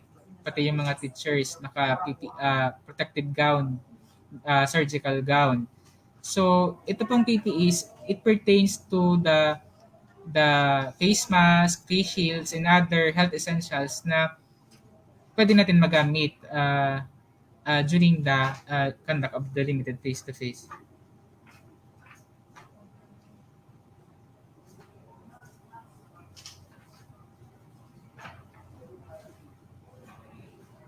Yun po. So, face mask to person, yun po. So, kailangan po ang face mask po natin is 1:1 po ang ratio. So, kailangan po marami po tayong available na face mask. So, pwede po natin ito i-procure under MOE or through our partnership with our key stakeholders. So I guess I guess po medyo mahaba pa po ito. Please bear with us po kasi gusto po namin na mai-discuss po sa inyo yung lahat, yung kumpletong laman po ng school safety assessment tool para guided po tayo lahat, and then isa po yung ating understanding ng ating school safety assessment tool. So please bear with us po. So for now po, we will pause po muna for our lunch break, and we will resume po by 1 p.m. to uh, discuss the remaining parts of the school safety assessment tool and the other parts of the program. So yun po, thank you so much po, and happy lunch po sa ating lahat. Thank you so much, Sir Vin, for that very comprehensive presentation. For this afternoon session, we'll have the frequently asked questions and the open forum, so you can raise your queries, concerns, and questions on the matter discussed this morning.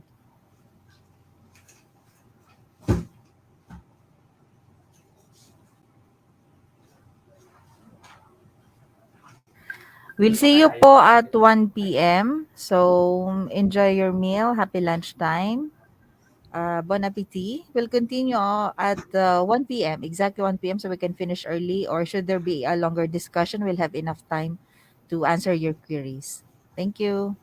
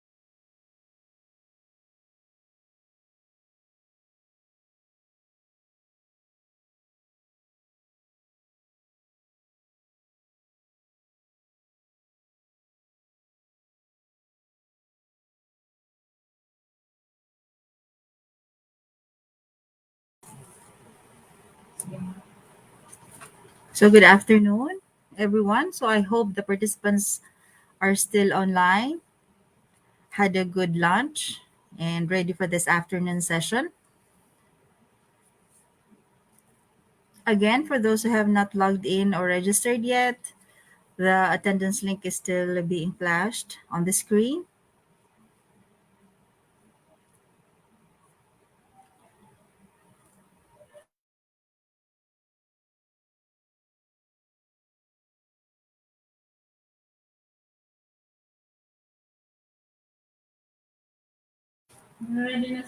So good afternoon once again. To continue on with this afternoon's session, we'll have the continuation of Sir Alvin Cruz's presentation. Are you ready, Sir Alvin?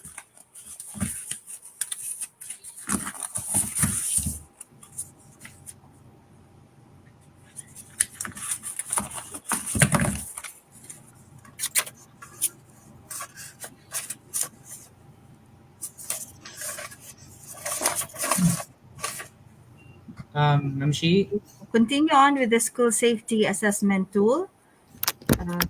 May we have Sir Alvin Cruz?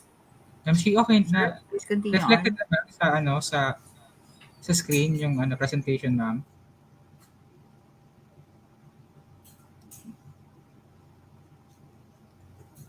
Ma'am Shi, reflected na po ba sa ano sa screen yung ano yung tool?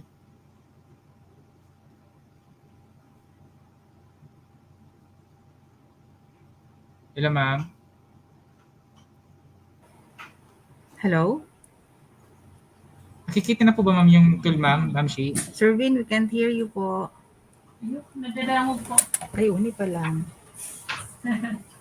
Okay na, sir. Okay po. So good afternoon po once again. Good afternoon everyone.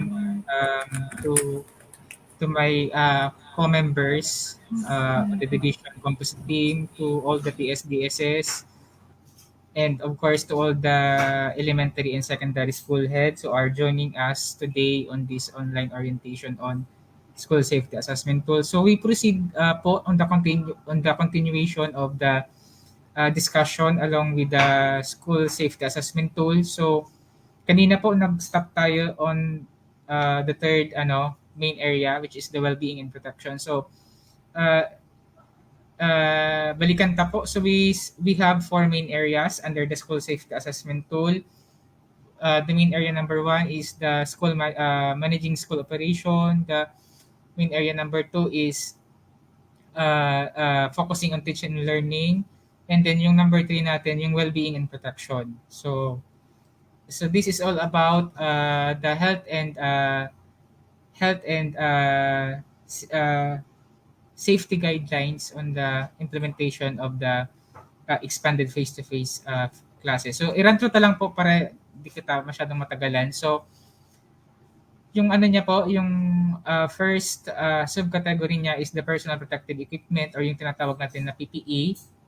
So the school has secured sufficient supplies of personal protective equipment. So yun nga yung sinabi ni Ma'am Liz kanina earlier na it doesn't mean na nagpe-pertain ito doon sa mga full battle gear na PPEs na katulad ng ginagamit ng mga nasa hospital, but it pertains to the personal protective equipments na ginagamit natin sa school just to avoid the spread of COVID-19, like face mask, face shields, alcohol, disinfectants, etc., thermometer, digital thermometer, and others. So yun po. Sabi ko nga, lahat po ng items dito sa school safety assessment tool is answerable by yes or no.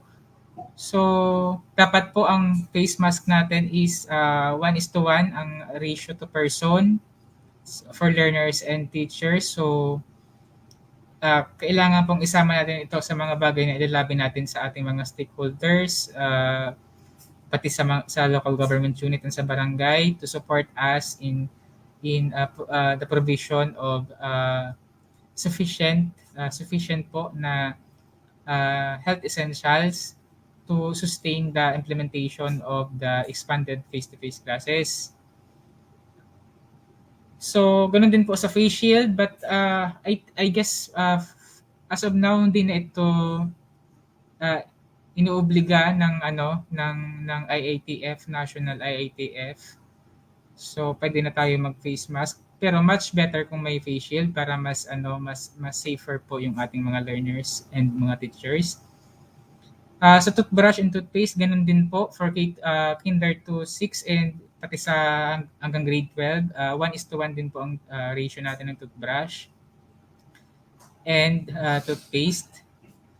So, 1:1 din po ang ratio ng sa soap bar and 5 times of hand washing per day for grade 6 learners. So, availability of emergency health kits that includes PPEs and other needed supplies and materials in the school clinic. So, dapat properly equipped din po ang ating school clinic. So, isa po yan sa titingnan ng ating division composite team once we conducted the on-site validation on your school, once you were able to comply with the comply or pass the school safety assessment tool. And yan, availability of PPEs for COVID-19 team members. Siyempre po, yung ating school COVID-19 task force and school DRM team ay dapat magsilbi silang model sa ating mga learners and other school personnel in observance of the health protocols, being the in charge of the safety protocols during the implementation of the face-to-face classes. So the school has secured adequate supply of face mask, face shield. So yun po yung sinabi ko, yes or no po, dapat i-assess na po kung i-assess po natin yan kung sufficient pa based sa number of learners and sa number of days na ikakonduct natin yung ating face-to-face classes. So replacement of lost damaged PPE to person ratio, 1:1 din po dapat. So the school has ensured the available sanitation disinfection materials are approved. So dapat po yung mga readily available na standard na ginagamit ng disinfection materials ang dapat nating gamitin for the disinfection of our school. So pwede natin to i-coordinate sa local government unit or sa municipal health office or sa barangay. Kasi minsan nagbibigay din talaga sila ng libreng disinfection. So pati yung disinfectants ay charge na din po sa kanila. So it's a matter of coordination na lang po for us sa school level. So ito po, sodium hypochlorite recommended ratio. So yan po, very technical siya. So kung may concern po tayo dito, we can raise our concern later on during our open forum. So nandito naman po yung lahat na members ng ating division composite team. So kanya-kanyang areas of concerns po tayo. So para ma-accommodate po natin yung mga concerns po natin.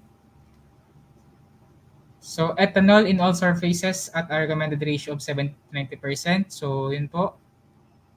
Hydrogen peroxide in all surfaces, recommended ratio is greater than 0.5%.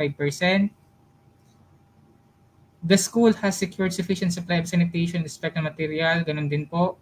Dapat sufficient palagi ang ating supplies.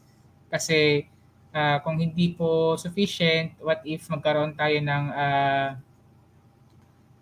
kakulangan ng supply along with the implementation? So magkakaroon tayo ng problema. So malalagay natin sa risk yung security and health ng ating mga learners, pati na ng mga teachers. So kailangan before the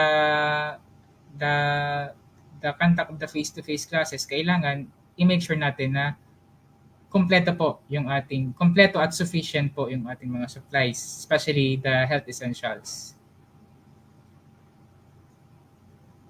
So 1:1 bottle of hand sanitizers, alcohol-based solutions, other disinfectants to classroom. So ibig sabihin, per classroom meron siyang isang hand sanitizer or alcohol.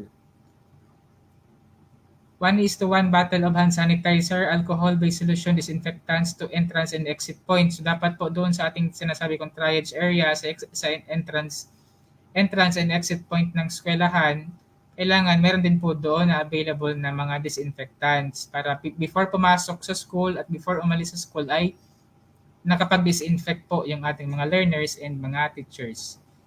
The school has ensured PPE requirements, specifications, so yan po, per DOH Department Memorandum Number 2020. Paki-check na lang po ng ano niyan, yung details niyan para mas alam po natin yung nilalaman ng guidelines na yan. Availability of medical masks and face shields for triage and screening of individuals in points of entry. So katulad po dito sa amin sa division office, kailangan po meron din tayong triage sa school. So we can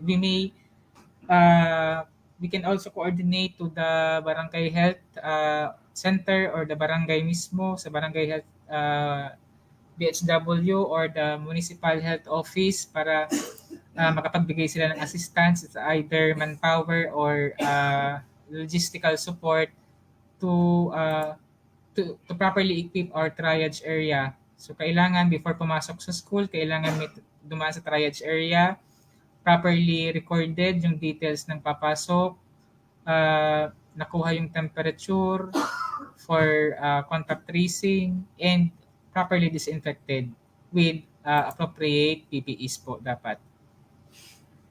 So availability of medical mask, goggles or face shields, gloves, gown for caring for a suspected case. So nire-require pa din po yung availability ng surgical gown or mask and then face shield kasi in case na may suspected tayo or may flu-like symptoms, kailangan mas mas cautious po tayo and kailangan mas safer po yung ating approach on that particular individual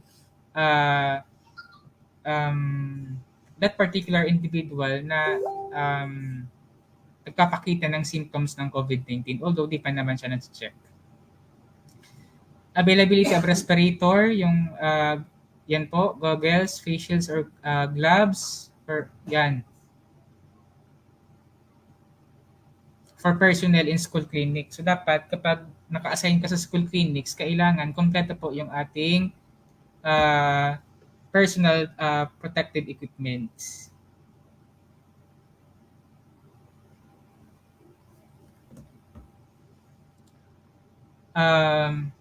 Yun po, isa sa mga natin sa office, pati dito sa division office na standing policy natin, pati sa field, sa school, na kapag may mga flu-like symptoms yung ating mga DepEd personnel, ay kailangan i-require po muna natin sila for work from home para hindi na po siya, para ma-avoid natin yung pag-spread pa or yung transmission ng COVID-19. So, stipulated po yun doon sa earlier na division memorandum natin regarding COVID-19. So, pag may flu-like symptoms, wag na po muna pumasok sa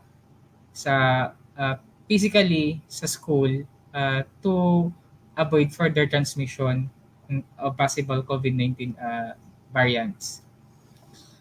COVID-19 case management. So the school has developed strategies to prevent COVID-19. Kailangan may mekanismo tayo in strategies on how to prevent, to detect COVID-19. So this shall be coordinated to the municipal health office or the barangay health center para mas guided po tayo on the proper implementation of this policy. And then conduct of hand hygiene and temperature checks using a thermal scanner prior to entering the schools. Kailangan doon sa ating triage area, katulad po dito sa amin sa division office, ay kailangan meron tayong thermal scanner for us to check the actual temperature of all individuals entering the school premises. So, isa po itong mechanism para mas lasen natin yung transmission ng COVID-19. Prioritization of non-face-to-face communications and coordination through available platforms and discouragement of entrance of school visitors and other external stakeholders. So yun, as much as possible po, nililimitahan po natin yung pagbibisita on-site sa school ng ibang mga school visitors and other stakeholders to prevent the spread of COVID-19. So Ang authorized lang na pumasok sa school, syempre yung DepEd personnel who is scheduled reporting on site or handling the or who will handle the face-to-face classes. Of course, the participating learners and yung teacher, yung parents nila. But for other school visitors and other external stakeholders, yun nga, inaabisuhan tayo na i-maximize natin yung use of other platforms other than face-to-face. So you may contact them through text messages, through messenger, email, or other platform. Conduct of daily rapid health checks in the classroom. So dapat po, kahit may triage area na tayo doon sa entrance and exit point ng school, kailangan mag-conduct pa din tayo ng daily rapid health checks in the classroom. So yung school COVID-19 task force ay ang in charge po dito for the daily rapid health checks. I-check lang kung na-observe properly yung policies on health protocols during the face-to-face classes, and per discussion with the school health section, magde-deploy din sila ng mga nurses per district to facilitate the conduct of random on-site health checking ng ating mga schools na pumasa and pumasok doon sa ating face-to-face classes.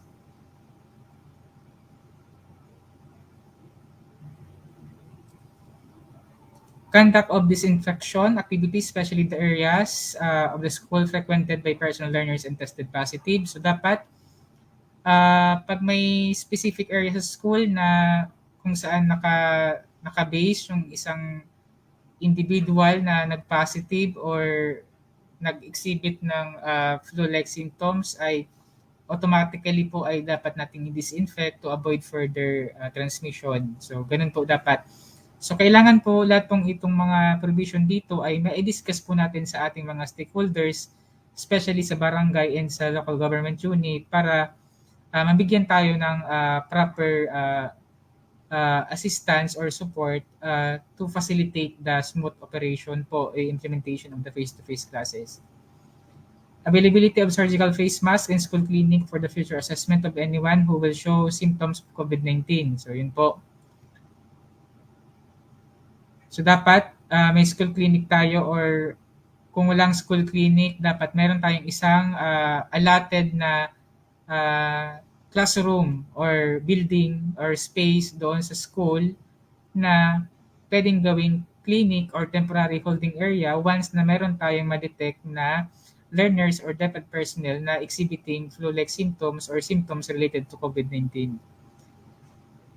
Establishment, setting up refurbishment of a school clinic to provide basic health services to all school goers. So, hingi po tayo dito ng technical assistance sa school health section on how to do this properly.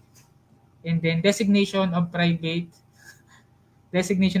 screening area at the entrance where school goers who show symptoms upon screening can be further examined. So, yun nga po yung sinabi ko na temporary holding area. So, mag-designate po tayo kung mayroon pa tayong available na facility for the purpose. Designation of separate space where 6 schoolgoers who have been managed in the clinic can temporarily stay awaiting referral to appropriate health facility. So yun po, kailangan i-maintain natin yung ating coordination with in communication protocol with sabi ko nga, yung mga key concerned agencies, especially on cases na mayroon tayong mga emergencies or like this na may mga nakita tayong mga individuals exhibiting COVID-19 related symptoms. Designation of clinic teachers in absence of school health personnel. So kung wala po tayong school health personnel na present or naka-based doon sa ating school, we shall designate a clinic teacher who shall provide basic health services and facilitate referral in coordination with the school health section of the division office. So, kung mayroon tayong designate po na clinic teacher, kailangan i-maintain po natin yung coordination doon sa ating school health personnel for proper technical assistance. Orientation to the clinic teacher by the school health personnel. So yan po, gagawin po yan ng ating school health section. Reiteration of protocols for learners, teachers, and personnel who manifest COVID-19 symptoms to not physically report to school and seek medical advice virtually if possible. So yun po, yun nga sinabi ko po kanina na may policy po tayo na kapag mayroon tayong teacher or learners na exhibiting flu-like symptoms, wag na po nating hayaang pumasok sa trabaho or sa school and i-ano na po natin muna for work from home or distant learning muna. Record of students, health status and development including immunization. Ito po, record of students, health status and development including immunization checks to prevent outbreak prone vaccine preventable diseases, example measles. So kailangan po, mayroon din po tayong available na records of immunization ng mga estudyante na magpa-participate sa face-to-face classes. So we can have this or we can request this record from the barangay health center or the municipal health center para sabi ko kanina during the earlier presentation na kailangan well-profiled yung ating participating learners para makita natin yung historical background nila, kung may comorbidities ba sila, kung meron ba silang problema sa immunization. So isa ito sa mga areas of consideration natin for the identification of learners who will participate on the face-to-face classes. So the school has identified strategies to detect COVID-19. Yun po yung sinasabi ko, yung triage area na kompleto po sa gamit para ma-detect natin earlier pa yung ating yung mga possible na COVID cases. So i-exercise po natin yung pagiging proactive rather than reactive kasi pag proactive tayo, mas malaki po yung chance na mas ma-lessen po natin yung possibility na pasukin yung school ng COVID cases. Cooperation with the local health authorities, yun po yung sabi ko na i-maintain po natin yung close coordination with the barangay and LGU for cases like close contacts and confirmed cases sa COVID-19 para madali po yung pag-facilitate and yung immediate intervention po nila. Presence of the school DRM team who will ensure the contact tracing activities. So kailangan, sabi ko po kanina, i-activate na po natin yung school DRM team. Isabay po natin sila sa orientation regarding this. Have them review all the guidelines related to the implementation of face-to-face classes para guided po sila. So kahit pa ngayon po na wala pang face-to-face classes or hindi pa tayo nakakapasa sa COVID sa COVID man sa SSAT ay i-practice na po na activated na po and functional na po yung ating school COVID-19 task force or school DRM team kasi po kahit hindi po tayo pumasok sa makapasa for the expanded, all of the schools ay mag-undergo pa din po ng SSAT for the transition to the new normal. Close coordination with yun po, sinabi ko na po kanina yung sa MHO, dapat po i-maintain na po yung close coordination. Development of a reporting system requiring parents to report to the school if their children are experiencing flu-like symptoms. Recommendation of testing to be done immediately with support and guidance from the LGUs. So dapat po mayroon tayo nito, yung reporting system. Kapag paano mo i-inform yung mechanism, paano i-inform yung mga parents in case na yung mga anak nila ay nag-manifest ng flu-like symptoms. Provision of health form to parents at the beginning of each school term, confirming their child or family members do not have COVID-19 before being permitted to go to school, to be submitted 24 hours prior to the start of the school opening. So, yun po, so dapat meron tayong ibibigay na health form or declaration form doon sa ating mga parents, aside doon sa parents' consent na allowing them na hindi sila nagkaroon ng COVID-19 or o COVID-19 prior to 72 hours prior to the start of the school opening.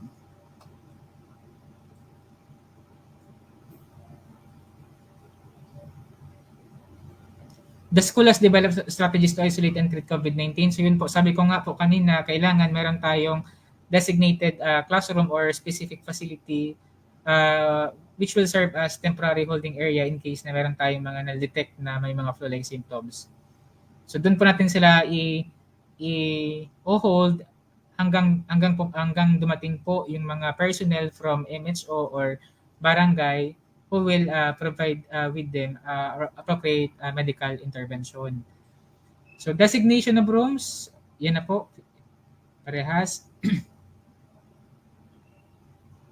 So ito po, availability of transport vehicles from school to temporary treatment facility. So kailangan po ilabi din po natin to sa barangay or sa LGU na for cases of flu-like symptoms or COVID-19 positive cases, kailangan meron tayong service vehicle who will ferry the particular individual from the school going to the treatment facility. Notification of family members, guardians of the learner, of family of the school who show flu-like symptoms. So kailangan, sabi ko nga, mag-maintain po tayo ng updated contact numbers ng mga parents or guardians para pag may emergency cases, madali lang po natin sila makontak. Directory. Immediate isolation and referral of personnel, learners who show COVID-19, ganun din po. Same, yes or no po siya ha. Basta all items po dito is answerable by yes or no.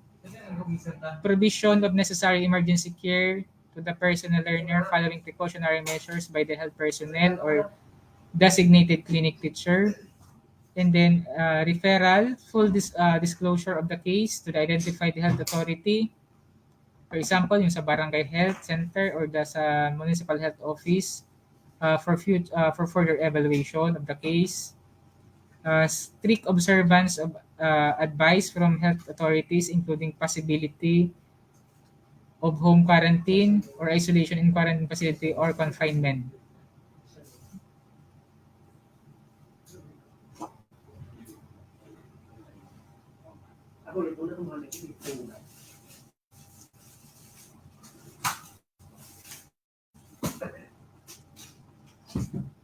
So next po, ito po, strict compliance of learners and personnel who have tested positive for COVID-19 to not return to school without clearance from medical authorities. So yun po, isa po ito sa mga standing policy natin. So in compliance din po ito sa ating standing policy na kapag mayroon tayong personnel or learners na nag-exhibit ng flu-like symptoms or nag-test sa positive sa COVID-19, kailangan po meron silang clearance, certificate of clearance or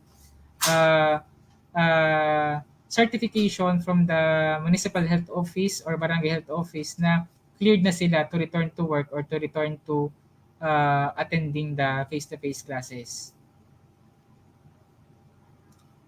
Monitoring and provision of necessary support for the school head to all cases. Yan, so i-maintain naman po namin sa division level, of course with our division composite team, our close monitoring and coordination with all the school heads for cases like this for the provision of technical assistance. Coordination of school head to all cases with DepEd school personnel. Opo, yan na po.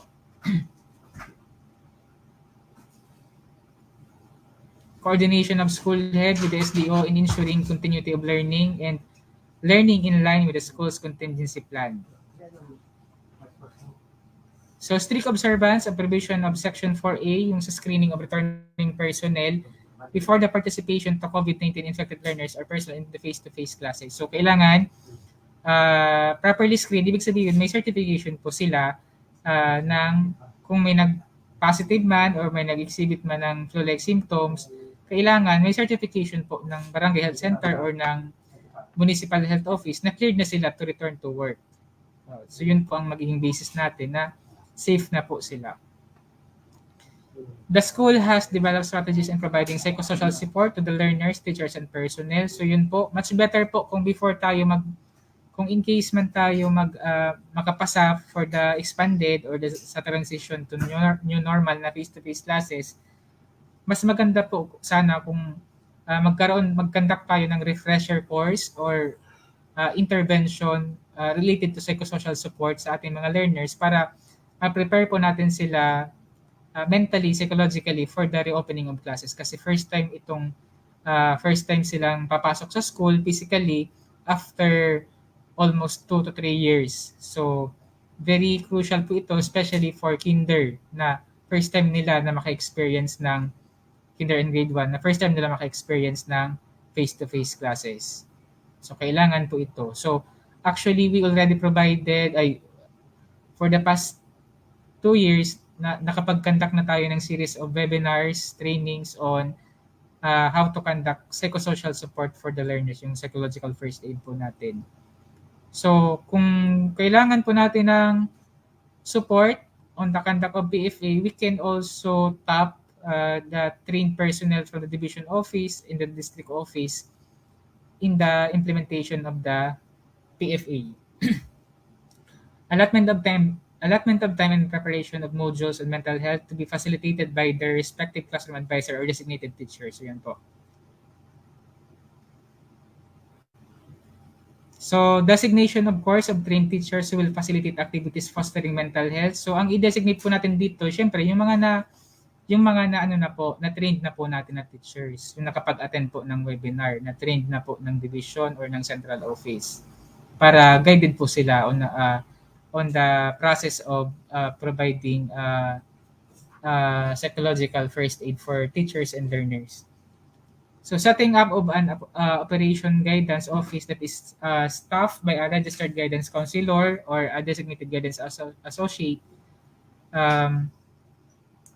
to provide basic mental health services to learners, teachers, and personnel who may need such services. So, kung kinakailangan po, lahat po ng mga mentally related or psychologically related na mga concerns ng ating mga teachers or learners is to be taken care of by our designated guidance officer or the guidance counselor. Availability of hotline platform in the SDOs to provide counseling services to learners. So, kami po sa division office, especially yung mga trained din po sa amin na mga nurses, ay pwede rin po magbigay ng counseling services if needed po ng mga school.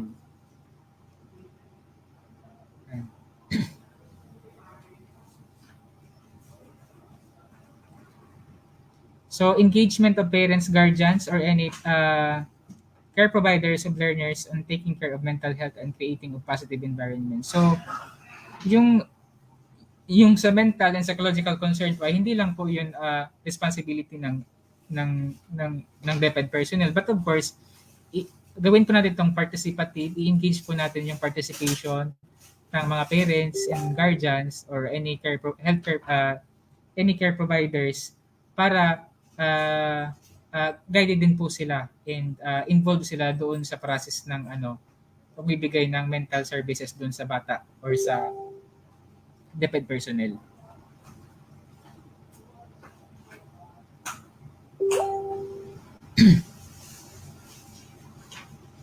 So ito po, strict adherence to the Republic Act number 10173 or the Data Privacy Act of 2012 in the provision of mental health services and referral.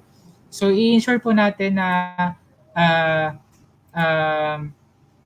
ma-practice po natin yung principle of confidentiality when it comes to seeking or providing intervention on psychological first aid or mental health services.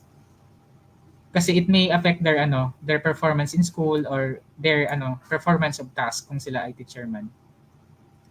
Promotion of school life balance through proper scheduling of schoolwork that will allow learners to enjoy quality time at home. Yan po. The same. Check na lang po natin po ito ha. May mga related po dito na mga items. So, the school has established a clear procedure of referral system for COVID-19 confirmed and suspected personnel and learners. So, for purposes of referral, kindly na lang po sa ating connect with kung may mga cases man tayo sa referral system, kindly connect with our school health section kasi meron silang pinalabas na protocol on this sa referral system. Communication plan, which includes coordination system with LGU for school personnel and learners who show flu-like symptoms. Yun nga, yung communication plan, dapat nakastipulate dito yung mga mekanismo and mga strategies how we are going to communicate to the key partner agencies and other stakeholders to address these emergency cases.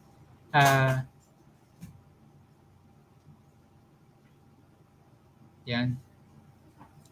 Tapos, kailangan po, may flowchart po tayo of the referral system. So, sabi ko nga, connect na lang po tayo regarding this to the school health section for the flowchart of the referral system. Kasi ang alam ko, nakabase din po yun sa existing IATF guidelines yung sa DOH. The school has established care contact tracing quarantine system for close contacts. So, yun po.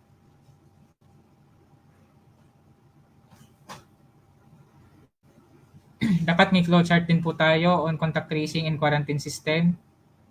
So, of course, dapat meron din po ang school na contingency plan in cases of having a school lockdown. Kasi sabi ko nga, like for now, na we are nasa alert level 3 tayo. So, suspended lahat ng mga classes regardless of learning modality and other school activities. So, kapag nag-start na po yung face-to-face classes, kapag nag-issue po yung ating LGU ng suspension ng classes, automatic, suspended po yung klase din natin. So, kailangan may contingency plan tayo how we're going to to operate during this kind of circumstances. Or in cases na nag-surge yung cases sa loob ng school, so that's the time na pwedeng i-recommend ng LGU or ng division office for school lockdown.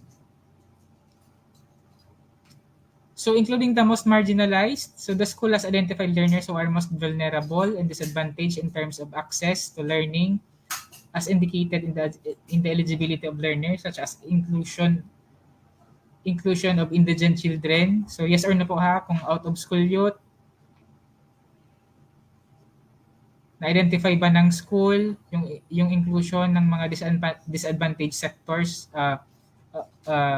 Na-identify ba ng school yung inclusion ng mga learners who are considered disadvantaged and vulnerable such as indigent children, out of school youth, physical and mentally handicapped, distressed individuals and families, yung IDPs in cases na may mga internally displaced, low resource students, abandoned and neglected children, street children, children of the returnees or the former rebels, children living in conflict-affected areas, yung children situated in areas affected by armed conflict, children with disabilities, yung sa SPED, mga SPED students, and then children from GIDA, yung sa located on geographically isolated and disadvantaged areas. So the school has identified learners who are most vulnerable and disadvantaged in terms of access to learning as indicated in the eligibility of learners such as inclusion of learners who need assistive devices that do not require them to remove their face masks, coordination and partner agencies in provision of assistive devices such as wheelchairs, cane, walkers, and others. Yan. The school has developed learning strategies to cater the needs of the disadvantaged learners such as modules in Braille, mother tongue, languages, and other usage of Filipino Sign Language.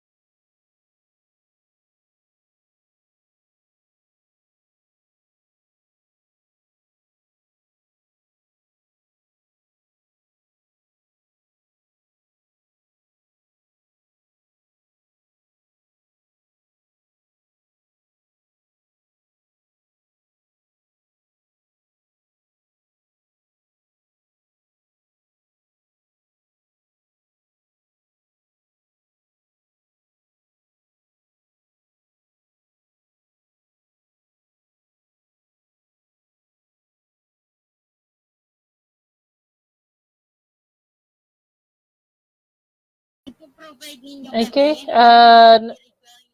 na-disconnect po si Ma'am Shi. Okay, hintayin lang po natin maka-reconnect.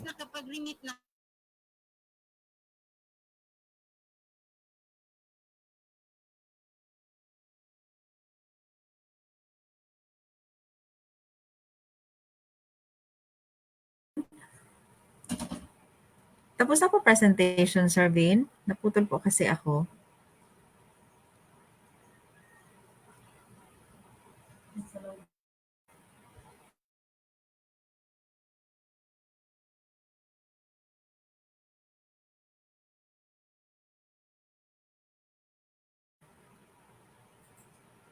We'll wait for the reconnection of the signal ni Sir Vin to continue on with his presentation.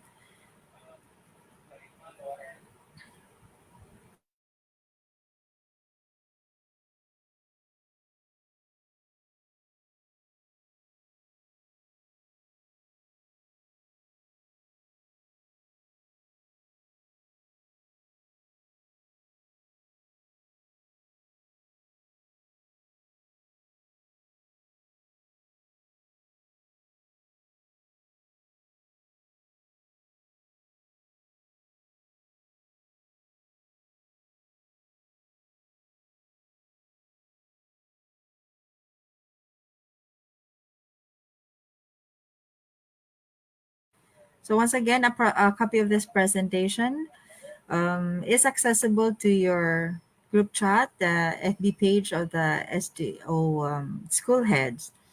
You may go back and look into the presentations that were missing or you want to clarify, just so you can arrive to the tools and answering your tools correctly. Bear in mind that all the data inputs on the tools will be validated by the composite team, and the veracity of it will be checked by the composite team.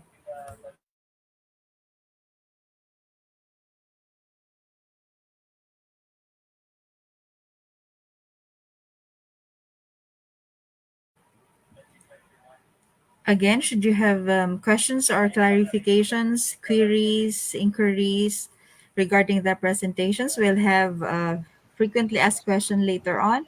So save your questions to be addressed later on. Here's Sir Alvin Cruz for the continuation of his presentation. Sir Vin? Okay po, so sorry po, medyo nagka-problema lang po kami sa connection, but we proceed po to the presentation po. So promise po, madali na lang po ini. Madali na lang po ini, content na lang po. So we proceed now to the fourth main area, the homeschool coordination. So ang indicator niya po dito, the school has developed a plan in coordinating with the barangay local government unit or yung subvert natin in ensuring that protocols are observed properly. So coordinate po tayo para mag-deploy po sila ng additional manpower po for the checking of health protocol sa loob ng school site during the face-to-face classes. Ito po, importante po ito, operationalization of the preventive alert system in schools or yung tinatawag natin na PAS for COVID-19 per DepEd Memo number 15 series of 2020, yung sa first set of COVID-19 guidelines. The school has developed a strategy in orienting parents on health protocols and safety measures. So pwede tayo mag-implement ng regular short orientation for parents and sa mga learners on the health protocols and safety measures. Kasi 'di ba may mga kapag nag-start na to, mayroon mga parents na papasok sa school site to assist their learners who are participating also to the face-to-face classes. And i-ensure ta po yung dapat meron tayong drop-off point and pick-up points sa ating schools. And kailangan meron tayong mga implemented ditong mga mechanisms.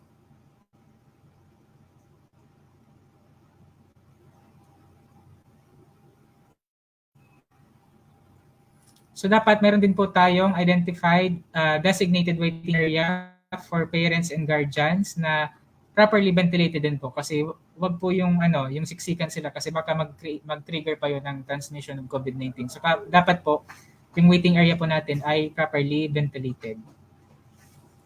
So vaccinated teaching personnel. So number of fully vaccinated male teacher personnel, hinihingi po dito sa tool kung ilan na po yung fully vaccinated na male, female, and number of vaccinated first dose only na male, female, and of course parehas po doon sa non-teaching personnel. Hinihingi po ito as baseline data din po ng ating central office.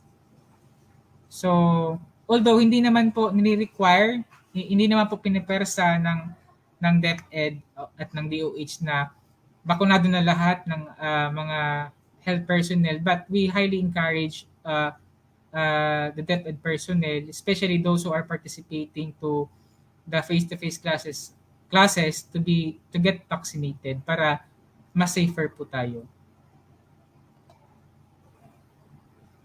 So yan po yung ating tool. Medyo napakaikli po ng ating tool. Pero yun po yung suggestion po namin. Before po tayo mag-accomplish ng tool ay i-review po ulit natin yung buong content ng tool para mas masagutan po natin sila ng maayos at accurate. So sabi nga ni Ma'am kanina, kailangan consistent tayo sa data, accurate, and be honest tayo sa pag-fill up. So, hindi naman po ito pagalingan. So, kailangan kung ano po yung actual na condition ng school, yun din pong i-reflect natin sa ating school safety assessment tool para sa validation po ay hindi na tayo mahirapan. And tulong po ito sa atin sa level ng school kasi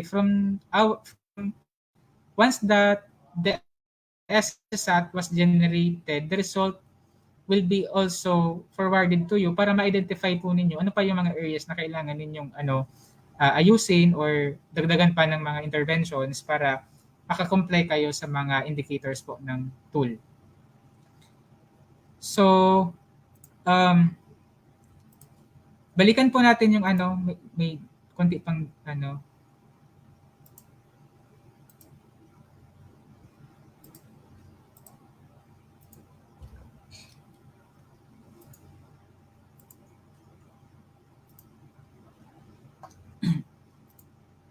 balikan po natin yung slides. Ma'am Shi, okay na po Ma'am Shi. Nakikita na po Ma'am Shi. Madali na lang po ito. Ma'am Shi.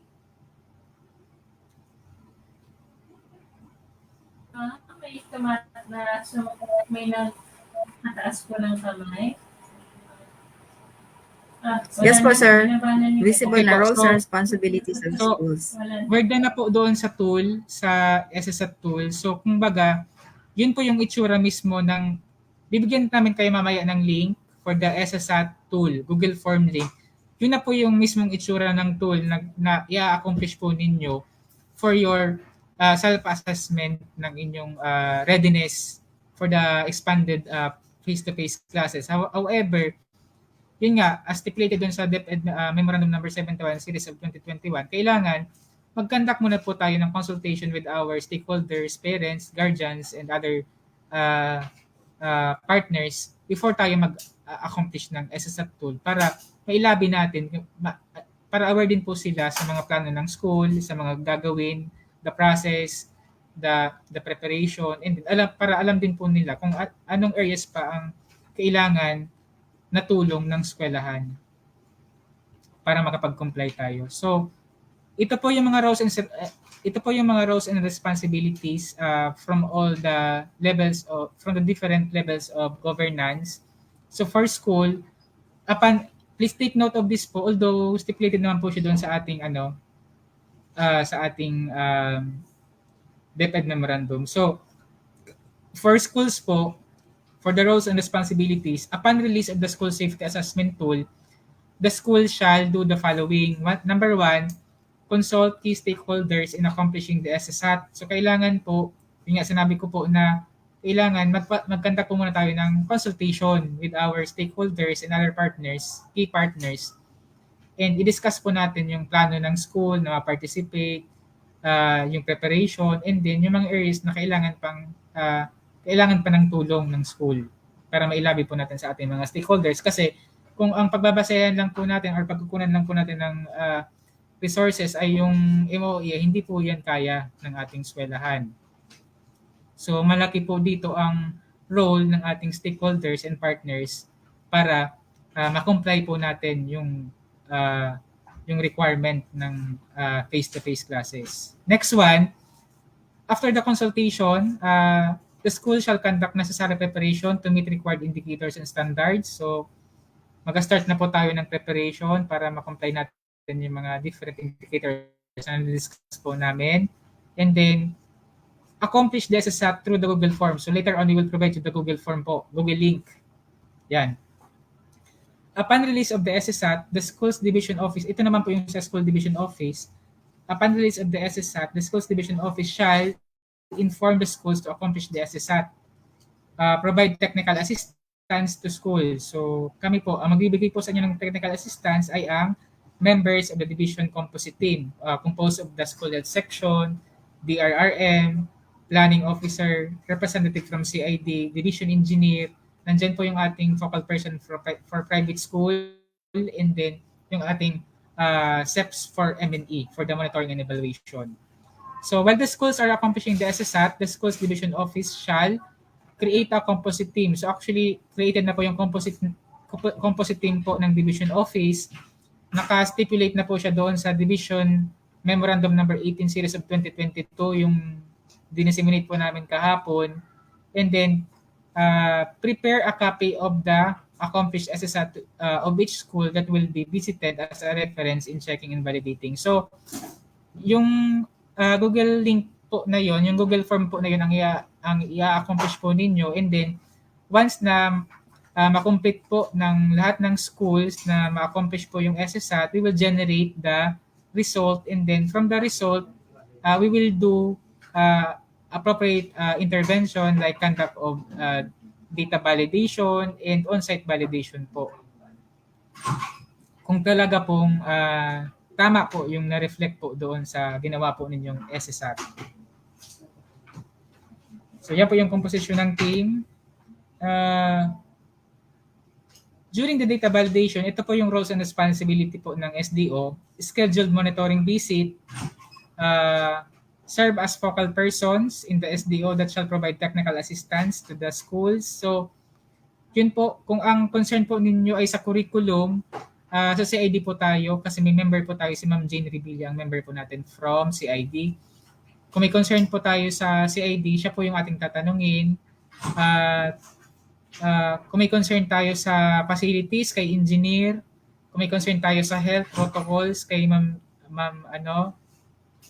kay Ma'am Shi, OIC ng school health. Kung may concern tayo sa planning, kay Ma'am Ting Dominguez, sa DRRM po sa akin, and kay Ma'am Liz po kung may concern tayo sa monitoring, and kay Ma'am Eloise Arellano po kung may concern tayo sa private school. So next one, follow minimum public health standards, of course, during the conduct of the monitoring visit. So diniscuss po kanina ni Ma'am Ting Dominguez, ang ating planning officer 3, na maximum of 5 persons lang po ang allowed to report to school during the on-site validation. So, after data validation, the SDO shall consolidate the data of the schools and update the entries if necessary. So, we will also finalize the list of eligible schools for the pilot implementation and will be forwarded to the ROs. Ang i-forward po lang namin sa regional office, yung mga schools na nakapag-comply sa lahat ng indicators po ng School Safety Assessment Tool. So, yun lang po ang i-endorse namin sa regional office. However, yung i-endorse po namin sa regional office ay hindi pa po siya 100% sure na makakasama sa face-to-face, kasi i-cross-check pa po siya ng DOH. Magkakaroon pa ng cross-checking kung talagang yung school na yun ay located on the areas located in minimal risk area per IATF. So yun po, may cross-checking pa mangyayari. So we will inform also naman the schools, the division composite team will inform the school who were able to pass the the school safety assessment tool. So, for those schools po na di makakomply doon sa gabos na indicators kang SSAT, mag-a-update po sila every 2 weeks right after the deadline starting January 31. Kasi, syempre, once na dito ma-comply yun, dapat continuous po pa rin po yung ating preparation. Kasi, kahit hindi man po tayo makapasok for the for the expanded version, kasi sabi ko baga, tatlong stages. Yung pilot implementation po ongoing ngayon. Pangalawa po yung expanded face-to-face, and then yung pangatlo naman yung transition to the new normal. So kung hindi tayo makapasok sa expanded, doon po tayo papasok sa transition to the new normal. Okay po. But provided po na compliant po tayo doon sa mga requirements sa 4 na conditions. So provide report on the progress of the schools indicating indicators. So yan po. Yan, i-consolidate po namin yung list of qualified schools for the pilot implementation and will be forwarded to the regional office. And then, yung regional office naman po, i-forward naman po siya sa central office. And then, yung central office naman po, i-forward siya sa DOH for cross-checking ng mga areas where the school is located. Kung located talaga siya on areas in a minimal risk. Tapos, yung finalist po ng mga magpa-participate for the face-to-face classes will be issued by the central office. So, hindi po ang division office and hindi po ang regional office, but the central office po ang mag-i-issue ng memorandum and the finalist of participating schools. So, yun po. Ito po yung process flow for schools. Tapos na po tayo kasi tapos na yung SRC kasi last December 2020 pa to. So dito na tayo papasok sa School Safety Assessment Tool. So kapag natapos na po yung pag-administer po natin ng School Safety Assessment Tool, then we proceed to data validation through SDO's monitoring visit.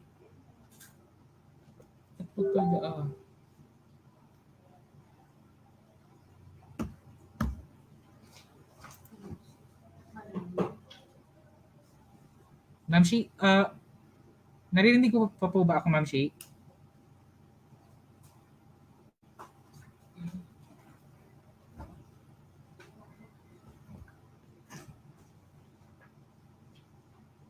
Okay po. So, yes po, Sir Vin. Clear po. Okay po. Kala ko kasi po, naputol po. So, ito po yung process flow para mas makita po ng mga school heads and PSDSS kung paano po gagalaw yung ating administration. Although, napapayawan na po ito kanina ni Ma'am Ting, ang ating planning officer. So, after the administration of the SSAT tool, then magkakaroon tayo ng data validation through monitoring visits and on-site validation. And then, for schools that met all indicators, they will receive notification from the SDO of its inclusion in the final list. And then, yun nga, receive confirmation from the SDO of its participation for the conduct of the pilot implementation for face-to-face. And then, kapag binaba na po ng central office yung finalist and memorandum for the inclusion sa expanded face-to-face, that's the time po na makaka-proceed tayo and makaka-participate tayo sa expanded version ng face-to-face learning modality. So, yan po ang ating flow. Yan po kapag na-met yung indicators. Kapag naman po hindi na-met yung indicators, the SDO will provide technical assistance po doon sa school na concerned on areas requiring to be complied. Kasi ma-check naman po natin dyan once na ma-generate po natin yung ating result ng SSAT. Kapag na-generate na po yun po yung magiging subject ng division composite team for the provision of technical assistance sa school. So kailangan pong continuous po yung ating provision of technical assistance sa schools hanggang sa panahon po na ma-comply po nila lahat ng indicators. So yun po. Kapag na-comply po ng school yung mga indicators na yun prior to the implementation of the expanded version, ay makakasama pa rin po sila for the expanded. But if they are not able to comply all the indicators before the implementation of the expanded, they will just be included on the next stage, yung ating transition to the new normal. So yan po yung ating process flow. So I hope po na clear po ito sa atin. Anyway, ito pong process flow ay included naman po sa ating memorandum.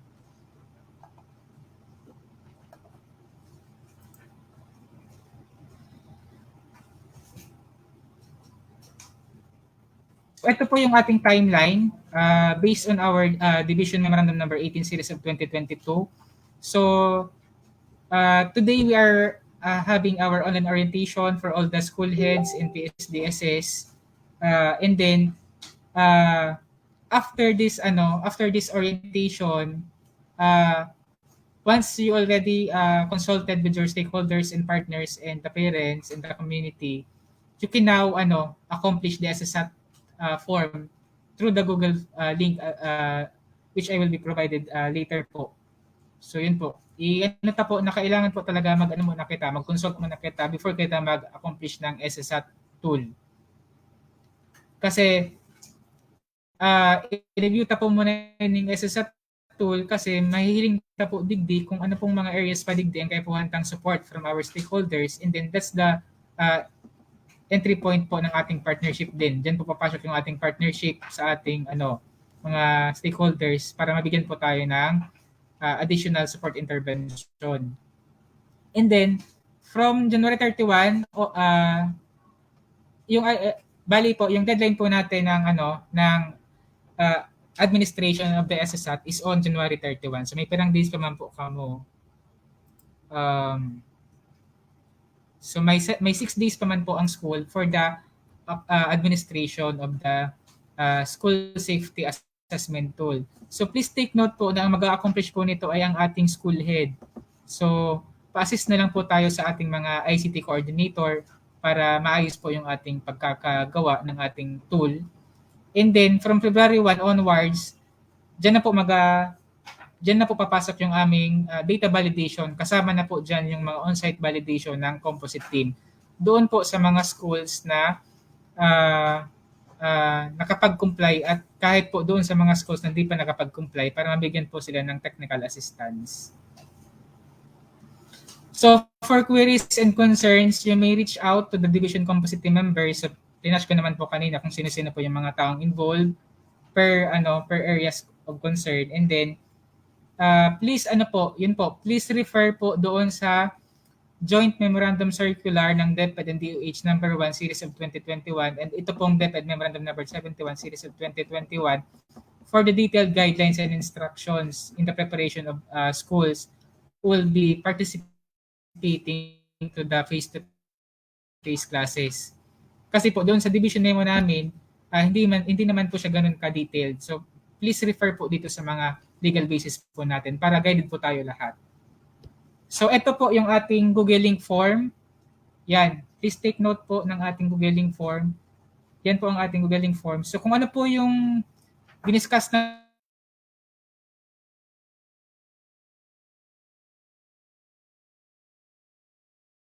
namin na before po tayo mag-accomplish ay mag-conduct po muna tayo ng consultation with our stakeholders and sa barangay and sa parents. So, yun lamang po. Thank you so much and magandang hapon po sa ating lahat.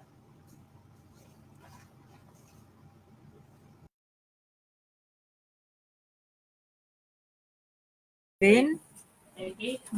Thank you so much, Sir Vin, for that very detailed discussion. So again, reminder to all our school heads. So you have January 25 to 31 to accomplish the SAT form. The deadline is on January 31. And February 1 onwards will be the data validation of the composite team from the division. So now we'll proceed now to the frequently asked questions to be handled by Ma'am Karen Tessa Dominguez, our Planning Officer 3. Are you there, Ma'am Ting?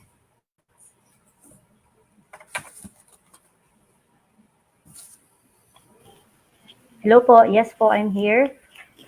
So let me share with you first my presentation po.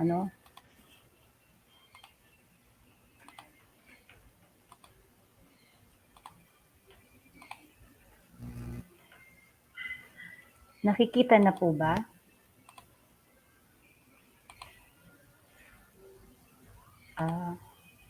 Can you all see my presentation po? Am I loud and clear? Hello po.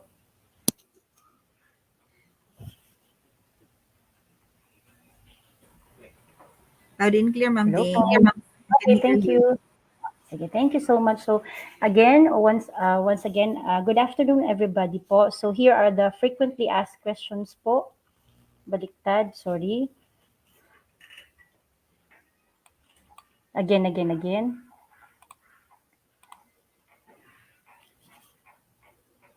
Sorry na. Baliktad po. So here are the frequently asked questions po regarding our SSAT. So, how were the 638 identified as nominated schools? As mentioned po ni Sir Vin, ito po yung nauna po, pre-identified schools na magpa-pilot implementation po ng ating limited face-to-face. They were made to accomplish the school readiness checklist wherein dito po na-determine yung 638 schools. And of this, saka po kumuha sila nung nag-pilot implementation po ng ating limited face-to-face. Ma'am Ting, we can see your presentation po. We can only see you. You can never... Sorry. Sorry. Sorry po. Again. Asa na? Where am I? Wait. Sorry.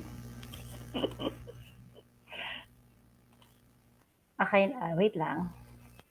Nakikita niyo na naman yung mukha ko. Sorry na. Ayun. Okay, ulitin ko po. Ayan yung kanina. I hope you can now see my presentation. Sana okay na po. As mentioned, the 638 schools were made to accomplish the school readiness checklist po.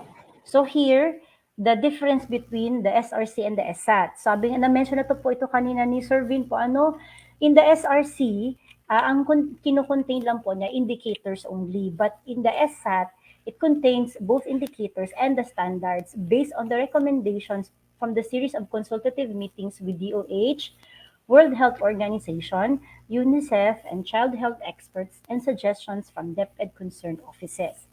So additionally, the SSAT has been cross-checked with World Health Organization's checklist for safe reopening of schools. So who shall accomplish the SSAT? The school heads po, they shall input the data on SSAT using the Google Forms link provided by the SDO. Yung po yung pinakita ni Sir Vin kanina. The school head, prior to the accomplishment of the electronic SSAT, shall conduct consultations with key stakeholders. I repeat, the school head, prior to the accomplishment of the electronic SSAT, shall conduct consultations with key stakeholders. Importante po ito kasi nakita po naman natin kanina sa discussion po ni Sir Vin, there are many indicators there na kailangan po in consultation first with the stakeholders before we can readily answer them. Ano po? Is it required to meet all standards under an indicator? Yes, kailangan po ma-meet natin lahat ng standards under an indicator. Can we change the entry we have first entered in the SSAT? Yes po. Kasi nga po, this is a live Google link po. You can enter again anytime in a day. Pwede po kayo several times mag-enter. Basta keep in mind po, the latest entry na ipinasok po ninyo prior to the closing of the link will be considered as the official answer po ng school for your SSAT. Until when can the schools enter their data on SSAT? Sabi po ni Sir Vin, the timeline is from January 25 today till January 31 po. So pwede po kayo mag-enter ng data or magpalit po ng inyong sagot until January 31, 2022. After that, it's now time for the composite team to monitor po. Magvivisit na po kami doon sa mga schools. What will happen after the schools have accomplished the SSAT? Sabi ko nga po, After po nito, the composite team shall now validate the veracity of the data by conducting monitoring visits to the schools from February 1, 2022 onwards. For schools that met all indicators, they shall be informed of the scheduled monitoring visit. For schools that did not meet all indicators, the SDO shall continuously provide technical assistance to meet all indicators. This is in preparation for the expanded implementation of the face-to-face classes. Okay, what will happen if the data of the schools that met all indicators have been found valid? So, nagpumunta na po kami, nakita namin na tama po linagay nila, talaga pong valid lahat ng sagot nila sa lahat ng indicators. So therefore, if the school met all indicators and have undergone data validation, they shall be added to the SDO's list of schools that met all indicators and will qualify now for the expanded implementation of the face-to-face learning modality, which will be forwarded to the PPRD of the RO. What will happen if the data of the schools that met all indicators have been found mistag? So meaning to say, nag-yes po kayo, pero nung pinuntahan namin, verify namin, hindi naman po pala. So in that event, the SDO shall provide technical assistance to help the schools meet the unmet indicators. If the school has met all indicators prior to the expanded implementation of the face-to-face classes, the SDO shall consider their inclusion. In case the school was not able to meet all indicators prior to the expanded implementation, they must continuously be provided with technical assistance until they are ready to participate for the transition to the new normal implementation of the face-to-face classes. So sabi nga po ni Sir Vin, tatlo po itong phases. Nasa second part na po tayo. We are now waiting for the expanded implementation of the limited face-to-face. Kung hindi po doon makasama po si school ninyo, definitely sasabay po ito doon sa transition to the new normal. Kaya continuous po ang pagbibigay ng technical assistance po ng ating composite team sa mga schools po that have not met all the indicators in the SSAT po. Can the schools that have not met all indicators still participate for the expanded implementation on the face-to-face learning modality? The SDO shall inform them of their unmet indicators and shall provide technical assistance to help them prepare for the transition. The school may only be eligible to participate for the expanded implementation if they have undergone data validation and has met all indicators prior to the expanded implementation. The SDO shall monitor the progress of the schools and shall update the school's latest data in their database every 2 weeks after the deadline of the SSAT. So after po nito, pag naka-close na po ng January 31, every 2 weeks po noon, i-update po namin para po yung mga schools na hindi po naka-meet po ng all indicators will be given a chance to meet all of them po. Provided the technical assistance to be given by the composite team. How will the domination for the schools that meet all indicators proceed? Upon finalization of the data, the composite team shall consolidate the list of schools that meet all indicators and will qualify to participate in the limited face-to-face learning modality. The said list must be forwarded to the PPRD of the respective regional offices. The final list of schools from the region shall be cross-checked with DOH data on risk classification. Ito na po yung sinasabi ni Sir Vin kanina na hindi po final yung ibibigay na list natin. So they still have to be cross-checked with the DOH data on risk classification. Kasi nga po, baka po under level 3 or level 4 po yung locality or yung municipality. So they still have to go through cross-checking with the DOH data. How will the final list of participating schools be notified for the conduct of expanded implementation on face-to-face learning modality? CO po ang magre-release po ng memorandum po informing the schools of their participation for the expanded implementation on the face-to-face learning modality. So, hihintayin po natin yung memorandum po to be released by the CO. Who shall lead the SDO composite team? Sabi nga po natin, the members of the composite team galing po sa iba't iba pong areas. So, sabi po dito, since nationwide concern at multidisciplinary po yung approach, wala pong leader na sinasabi or focal person ng composite team. Kasi po, yung concern po nila, naka-identify po based sa main area po nung SSAT at nung focal person po, yung concerned person. For example, regarding sa health, si Ma'am si Nurse Shi po ang magti-take charge po doon. Regarding sa curriculum naman po, teaching and learning, si Ma'am Jane Revilla naman po. Pagdating naman po sa DRRM, sa safety and all that, si Survey naman po. So wala po talagang leader. So each focal person, each member of the SDO composite team, may kanya-kanyang areas of concern po siya. When is the target date for the expanded implementation on the face-to-face learning modality? We are still waiting po sa approval po ng Presidente. Ano po? So, subject to the approval of and the decision of the President. Hence, at this time, no date has been identified yet. So, hihintayin po natin ang pronouncement po ng Presidente. Is the expanded implementation on the face-to-face learning modality limited to public schools, or is it also open to private schools? Private schools are considered for the pilot and expanded implementation. So, pero po, for today, we are only focusing on the public schools. Ano po, we will schedule a separate orientation for our private schools in SDO Albay. Okay po. Pero po, for reiteration, private schools that signify to participate, the following requirements shall be complied prior to the authorization from the regional director. So they have to submit a formal letter addressed to the regional director expressing the following: interest to implement limited face-to-face classes, willingness to submit a report on lessons and recommendations on a monthly basis during the pilot implementation, and quarterly for the expanded implementation of face-to-face classes. So what will happen if schools are still not meeting the indicators despite the technical assistance provided by the SDOs? Can this be raised to the higher offices? Definitely po ano. So this may be raised to the higher offices as included in the report monitoring systems the SDOs and RO shall conduct. They shall provide report indicating main areas or indicators or standards the schools find challenging to meet or remain unmet even after the provision of technical assistance. So baka po RO or CO po ang makakapagbigay po ng TA po sa kanila. Ano po, in the eventuality that the school still aren't able to meet all the indicators even after the provision of technical assistance by the SDO composite team. Is the vaccination status of teachers and personnel in the schools indicated in the SSAT? Yes, it is included in the online version of the SSAT. While complete vaccination of teachers and personnel is not considered as a requirement for the expanded implementation, the vaccination status must be closely monitored. Does the identified school need to complete the SSAT even though the barangay has recorded positive COVID-19 cases?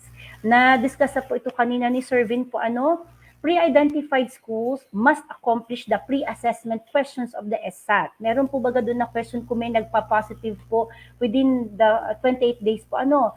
Pag nag-yes po doon si school, ibig sabihin din na po siya sasagot doon sa remaining yung pinaka-SSAT po natin na tool. Doon po sa pre-assessment, sasagot po sila. Okay po? Indicate that their barangays have recorded positive cases. Ito po doon yung importanteng question sa pre-assessment po ng ating SSAT. If the region or province is classified as alert level 4, are the pre-identified schools still qualified? So the data gathered on SSAT shall be forwarded to DOH for cross-checking of the agency's data on risk classification. The final list of qualified schools shall undergo cross-checking before its issuance.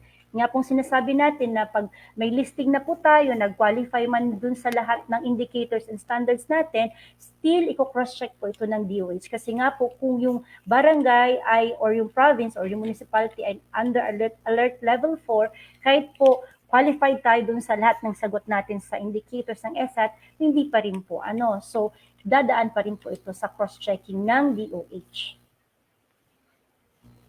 What if the pre-identified schools have been requested for use as temporary quarantine facility? Will they still be nominated for the expanded implementation? The answer is no. If the school is an isolation area, this means that the area is a high-risk area. So definitely, hindi po siya po pwede doon sa ating expanded implementation.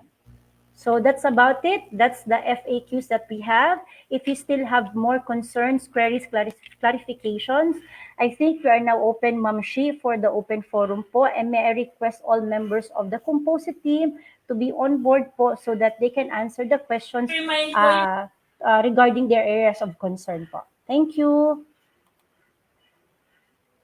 Thank you very much, Ma'am Ting, for the clarification. So I think there were a lot of queries Ayan, and sabi ni Ma'am questions Helen being po, answered region by code the 05. FAQs presented. However, should there Okay, be so meron na any tayong more sagot. queries and Region questions, code you may 05. raise them up po Division to be code is addressed. 003.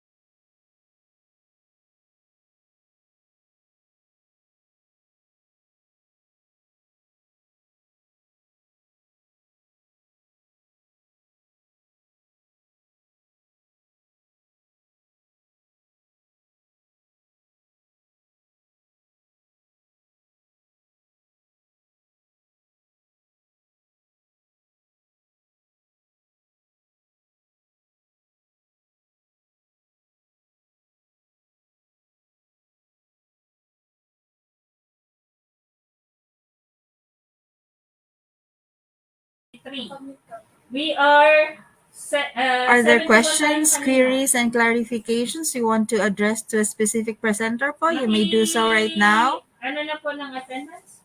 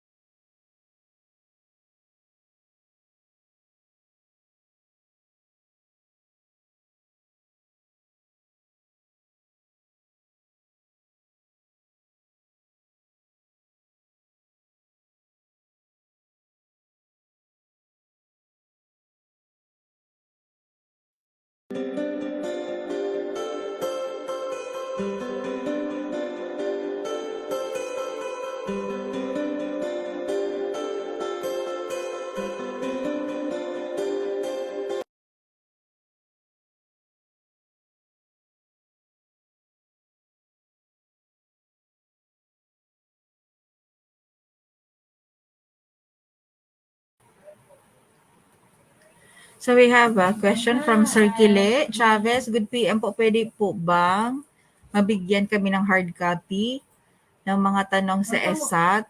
Sir, I think you were given the link on that, the Google form for you to answer and look into po. Tama po, Sir Vin?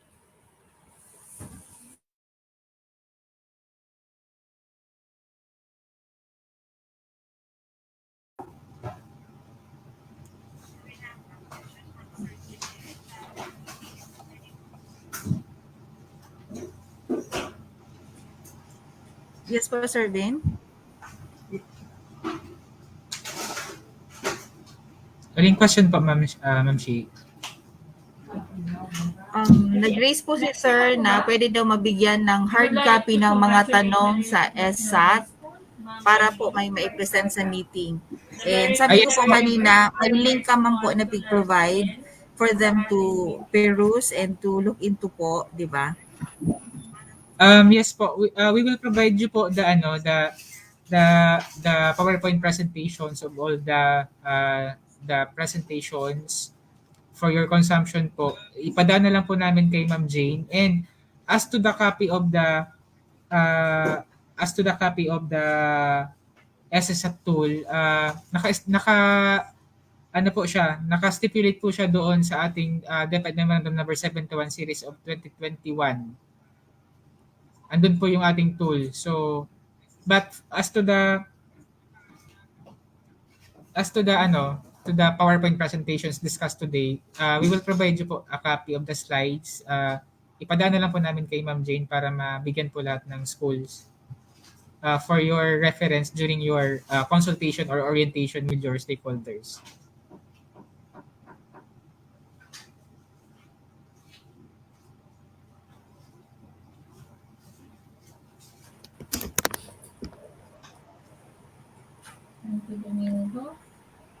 We also have a question for Ma'am Ting.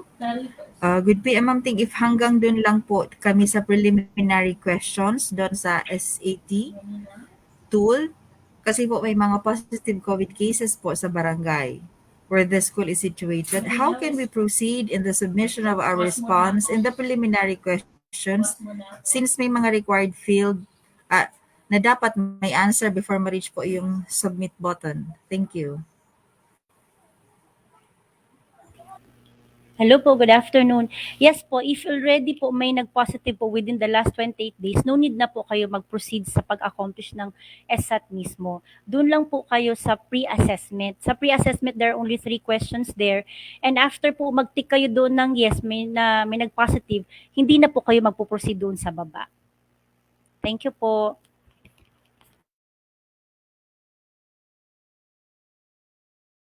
Nandito po siya, Ma'am Socorro Balawan. We also have another question. How about if may teacher na nag-positive pero hindi siya from the barangay where the school is located? Are we going to proceed po sa pag-accomplish ng SAT?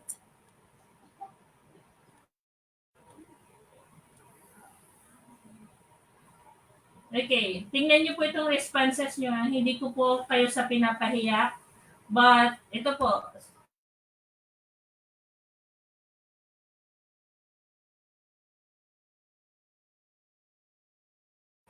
naglalagay po kayo ng congressional With regards to this question, I think it's better na to report at the school, and if wala man po sa barangay in compliance to the 28-day na walang positive, I think it qualifies on that. Di po ba, Ma'am Ting? Basta the teacher will not report to the school. Okay, hanapin ko muna baka kahit.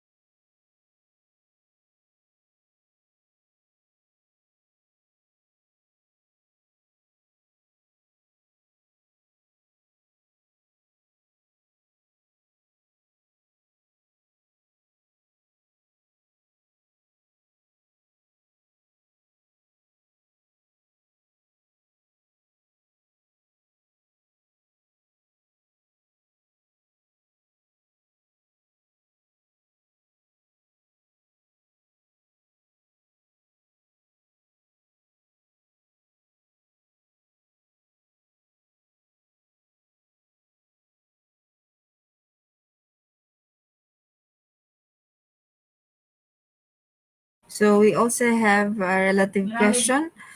In case po may officially listed na COVID case sa barangay within the past 28 days, pero yung pasyente po di man totally umuwi sa lugar na yon, pwede na po ba namin na nasa part 1 ng SAT?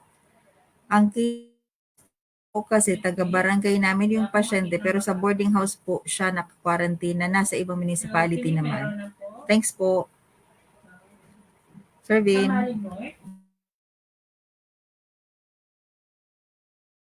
Presently residing yung nag-positive case, you can proceed po for the to the administration of the SSAT. Kasi kaya naman po yung binabawal na mag-proceed tayo kasi paano ka naman mag-face to face kung meron doon na COVID case sa loob ng sa barangay where the school is located. So kung ang case kasi is hindi naman talaga siya doon umuuwi physically. So qualify po siya ang school for the face to face. Pwede tayo mag-proceed for the answering of the questions of the SSAT.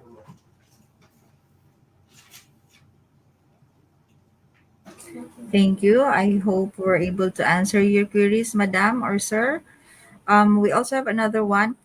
Are all students need to be vaccinated first before the expanded limited face-to-face, or not yet vaccinated learners do the module print modality?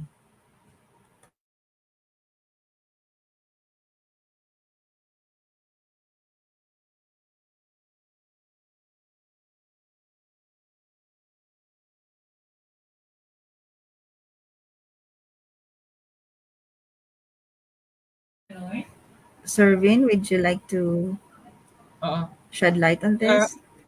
As to the vaccination of learners and DepEd personnel, wala naman po tayong policy na nire-require yung mga participating learners na vaccinated dapat, pati yung mga teachers. But we highly encourage those DepEd personnel to get vaccinated para mas safer po tayo. But for the learners, wala po tayong policy requiring them to be vaccinated in order for them to be eligible participating to the expanded face-to-face classes. Yes po. Thank you, Sir Vin.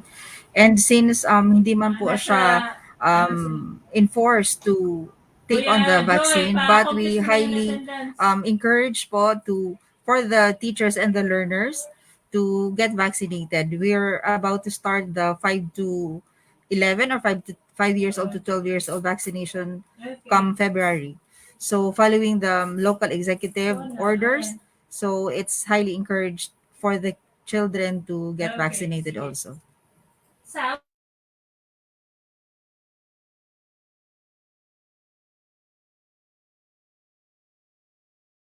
We also have another question. There are materials and supplies and or equipments needed, pero wala sa budget ng MOOE for 2022.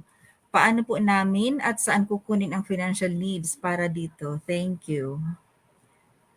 Can any of the presenters shed light on this po? Thank you.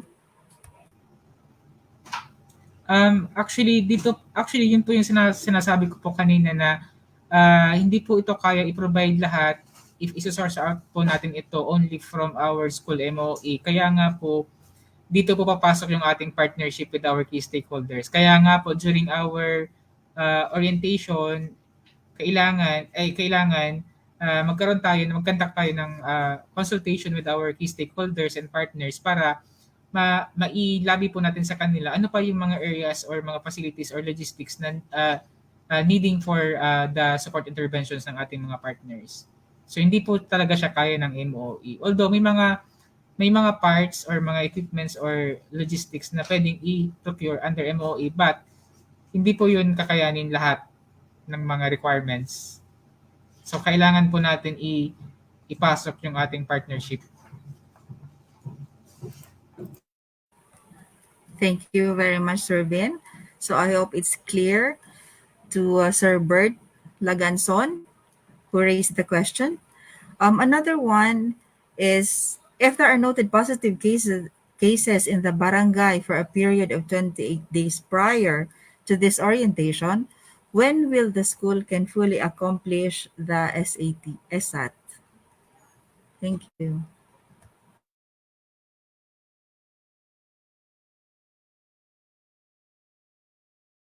Sir Vin, Ma'am Ting?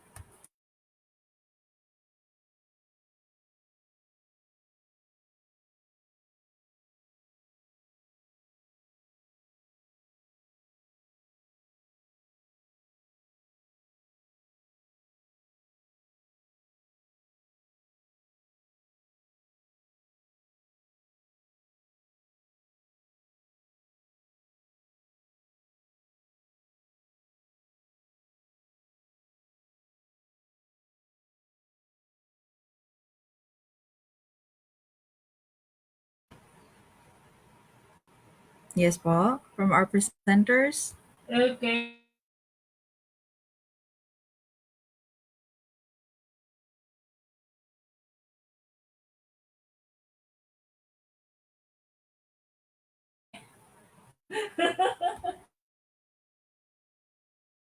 Kailan po yung recorded na positive case? Within ilang days po prior to the conduct.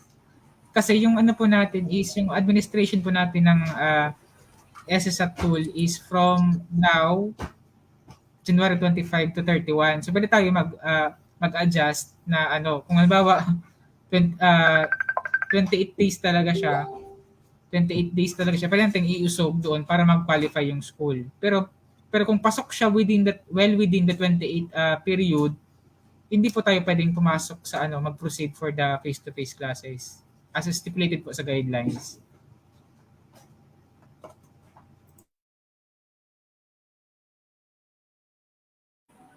Sir Vin? Okay. Kubilyar? Sir Vin? Yes, ma'am. Kubilyar po? Sir, siguro kung may case within 28 days until the deadline, so di na po sila magpo-proceed, or can they still accomplish even after the 31st deadline just to comply for the requirements? Ano po, ma'am, kung nagkaroon pa ng positive case sa barangay where the school is located, well within 28 days prior to the accomplishment of the SSAT, di na po sila pwede mag-proceed. But we are still waiting po for the timeline na ibibigay ng central office for the expanded version. So that's the time na makaka-decide tayo kung pwede pa sila mag-accomplish ulit ng ano. But for now,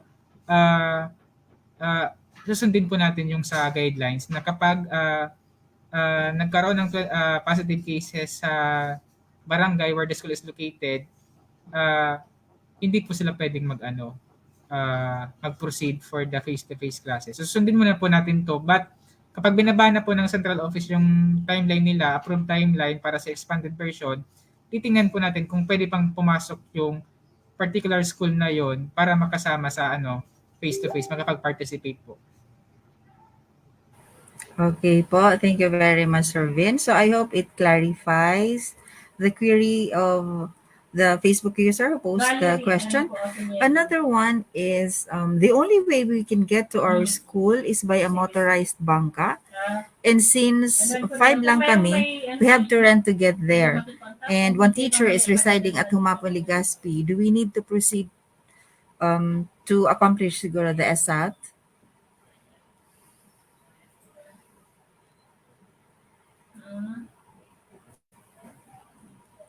Sir Vin? Thank you, ma'am.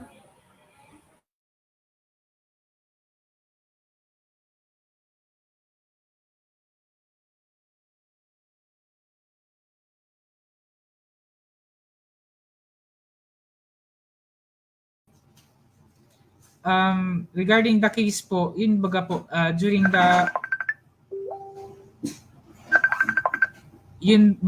the orientation po, kailangan po talaga na yung mag-handle po na yung mga DepEd personnel po na mag-handle po ng classes for the face-to-face class is also dapat residing po doon po sa on the same municipality. Yun nga, to avoid the transmission of COVID-19. Ito kasing case nito itong sa Manito po ata ito, ma'am. Anong school po ito? Anong munisipyo? Kasi kung ang teacher po na magre-report is coming outside the municipality, hindi po siya pwede allowed for the face-to-face classes. To have the face-to-face classes. Kasi tinitingnan po natin dito yung iniiwasan po natin yung transmission ng COVID-19.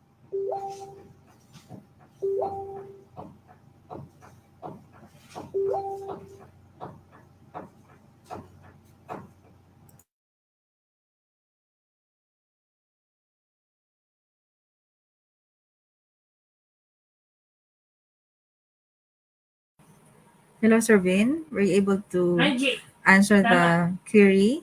Okay na po ba yun?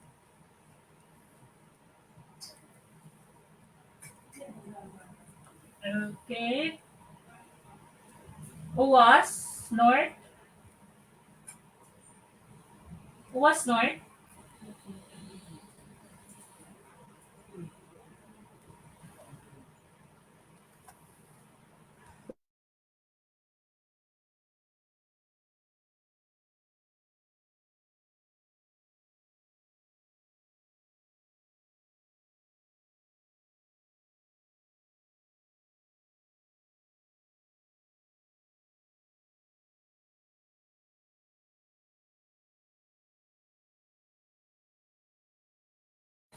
Hello, Ma'am Ting. Are you able to go into the to go online?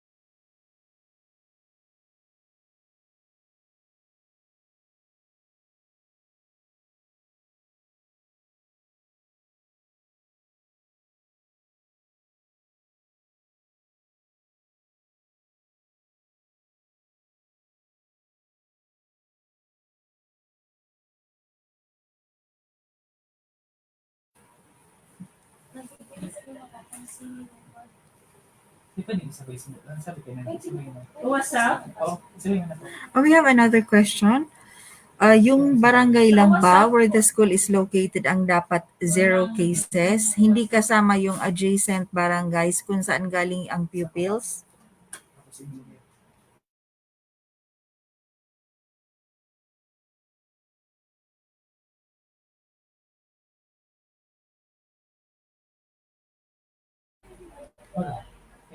Uh,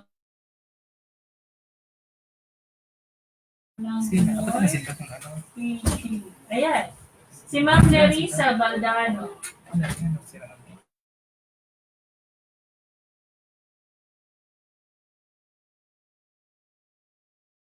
Hello po, Ma'am Yes, Ma'am Energy. Ting. I would just like to clarify, Mas ini po mamay this is a tool to determine the readiness of the school. So kumbaga nga how can we determine, how can the SDO, the RO, or the CO can determine if the school is ready if they will not accomplish the ESAT?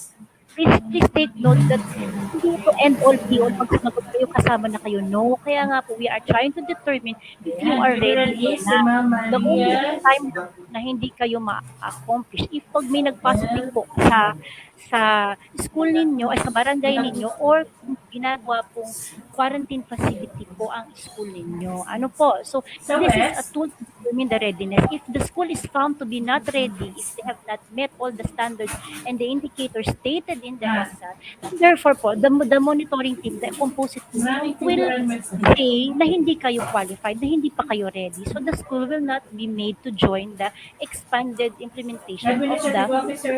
Oh. Ma'am So, wag po Maria. tayo makakapagsagot po Leonora. ng Tama ba? Okay, this is a tool to Si Ma'am determine the Maria readiness. Leonora po. Ang focal natin. Okay po. Thank you.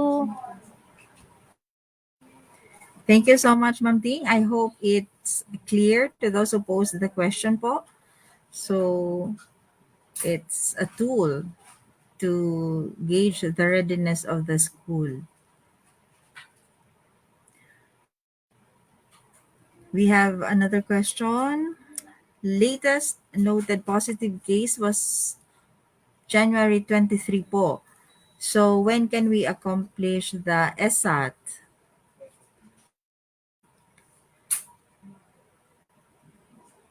Per guidelines po, it should be 28 days prior to the accomplishment. Di po ba, Ma'am Ting?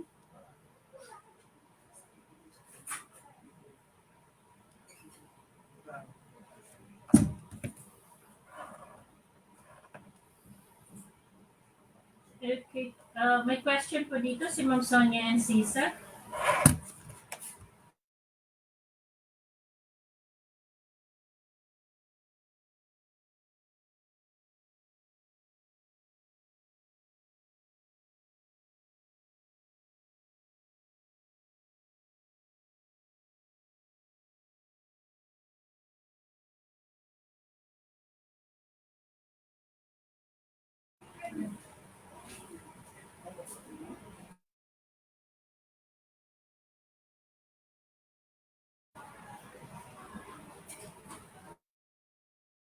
Okay. So another question we have here. Good afternoon. If the school has no available classrooms due to existing repairs, are we going to accomplish the tools? I think it was answered by Ma'am Ting's response kanina po. And another question is, if most of our teachers came from or reside from other municipalities, only 4 out of 32, mag-proceed pa po ba sa pag-fill up ng Okay, so form? sa Thank you Darga po. North, meron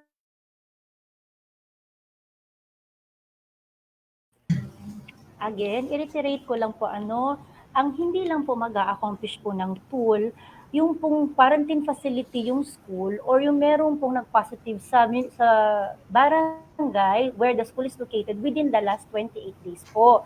Again, I repeat, if you answer mostly no in the SSAT, then definitely po, hindi po kayo i-recommend namin for the expanded implementation of the FF. That is why the composite team is here to verify your answers. Even if mag-say kayo ng yes, pag chinek namin na no, hindi po kayo isasama dun sa listing. So please don't be afraid of the tool. This is a tool to determine your readiness, the school's readiness. Kapag karamihan po doon sa mga questions no kayo, definitely you will not be included in the expanded implementation of the FF. Okay po, sana po malinaw ito. So regardless po kung lahat ng classrooms for repair, teachers po kadaklan po halik sa ibang municipality o barangay, o yung learners ninyo halik sa ibang barangay, still you have to accomplish the SAT po. Because how will we know if you are ready or not if you are going to accomplish the tool? So please make sure that you accomplish the tool. Ang restriction lang po duman na duwa kapag po quarantine facility ka mo or kapag po may nag-positive within the barangay for the last 28 days po. Sana po malinaw po ito. Salamat po. Thank you very much, Ma'am Ting, for the reiteration. So I hope it's clear to our dear school heads po.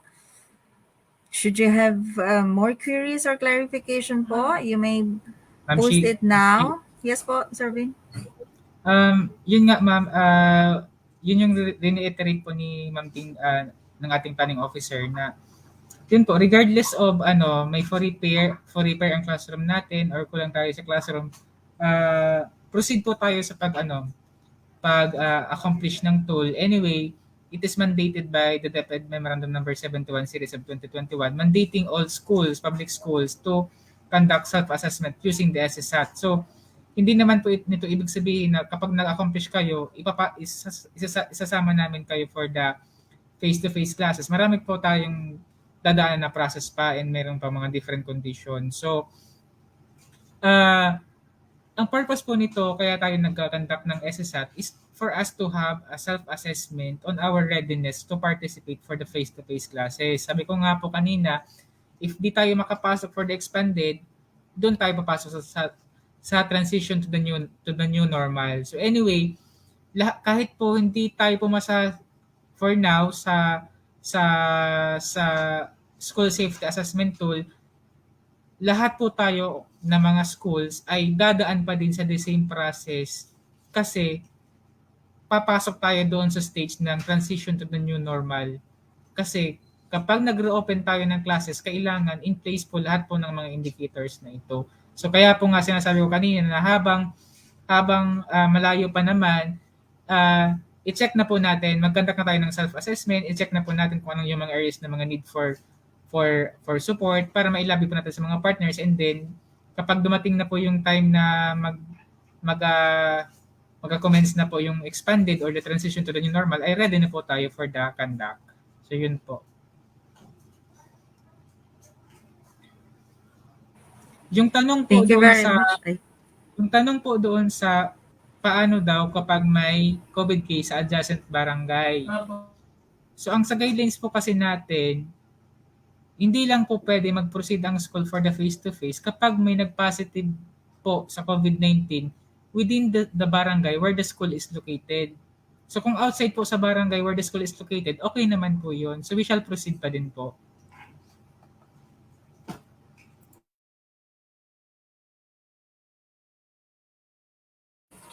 thank you very much, Sir Vin. So, I hope it's clear, mga madam and sir, with regards to your queries and clarification po. I hope it's clear. Are there any more questions po?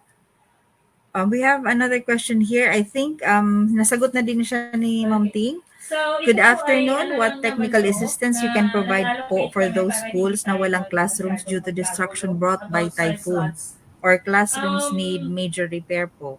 Yung So, ano I think natin, nasagot yung na din ating siya ni mga Ma'am Ting kanina. Ma'am Shi, may addition po Yes ako, po, ma'am. sir.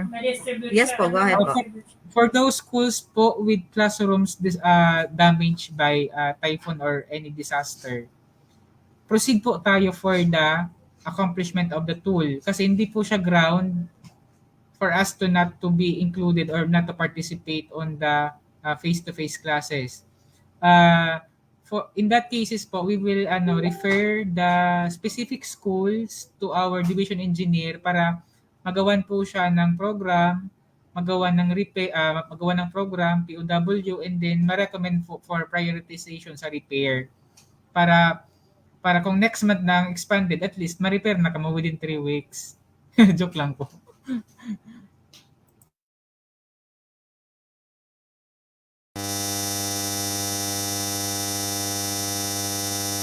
Apo. We can hear you, Ma'am Ting.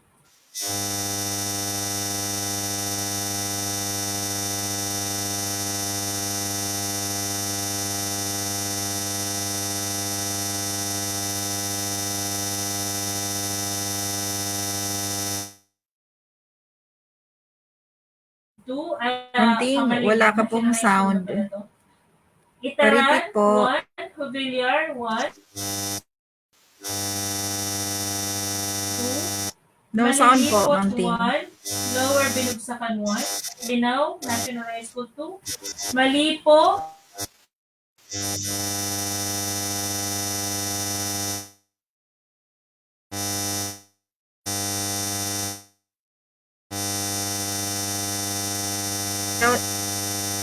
No sound po, Ma'am Ting. Naga National High School 2, UAS 2, Pantawan, PD 1, Theodoran 2, PGCHS 2, Ponso 2, Rapo-Rapo National High School 2, Saban 1, San Antonio 1, San Jose Manilipo to, 2, Santo Domingo 2, Tais 2, Binisitahan 2.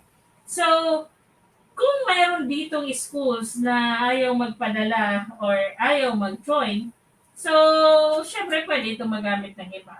So, later po, pag lumabas na po yung Any memo, parting words po, from Ma'am Liz, Sir region Vin, or Ma'am from Ting? national, saka po ako magpapalabas ng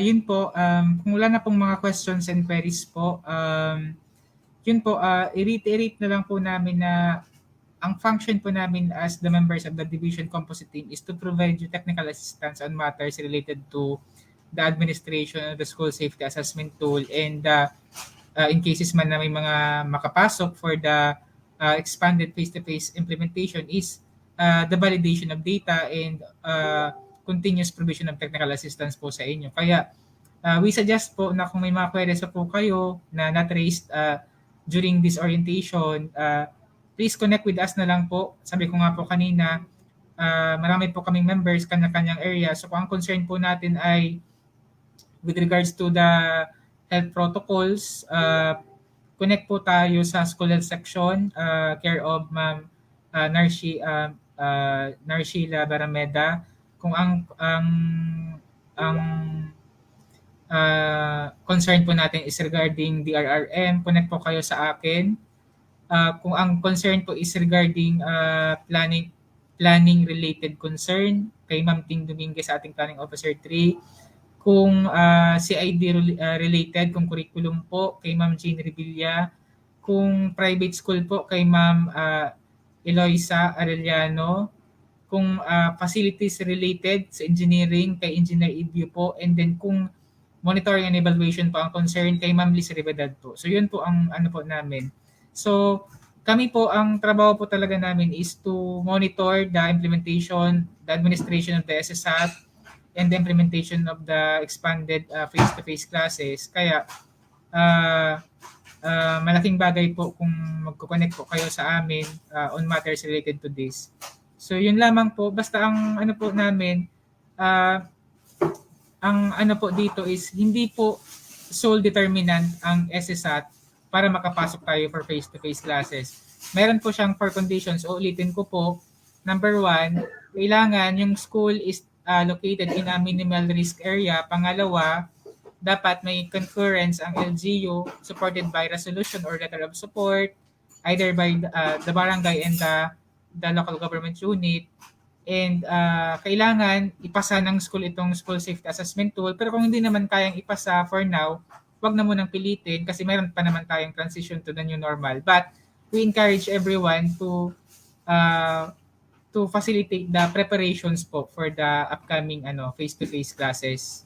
Ang ano natin dito kasi kahit di ka makapasok for the expanded, papasok pa rin tayo for the transition to the new normal, lahat po ng mga schools.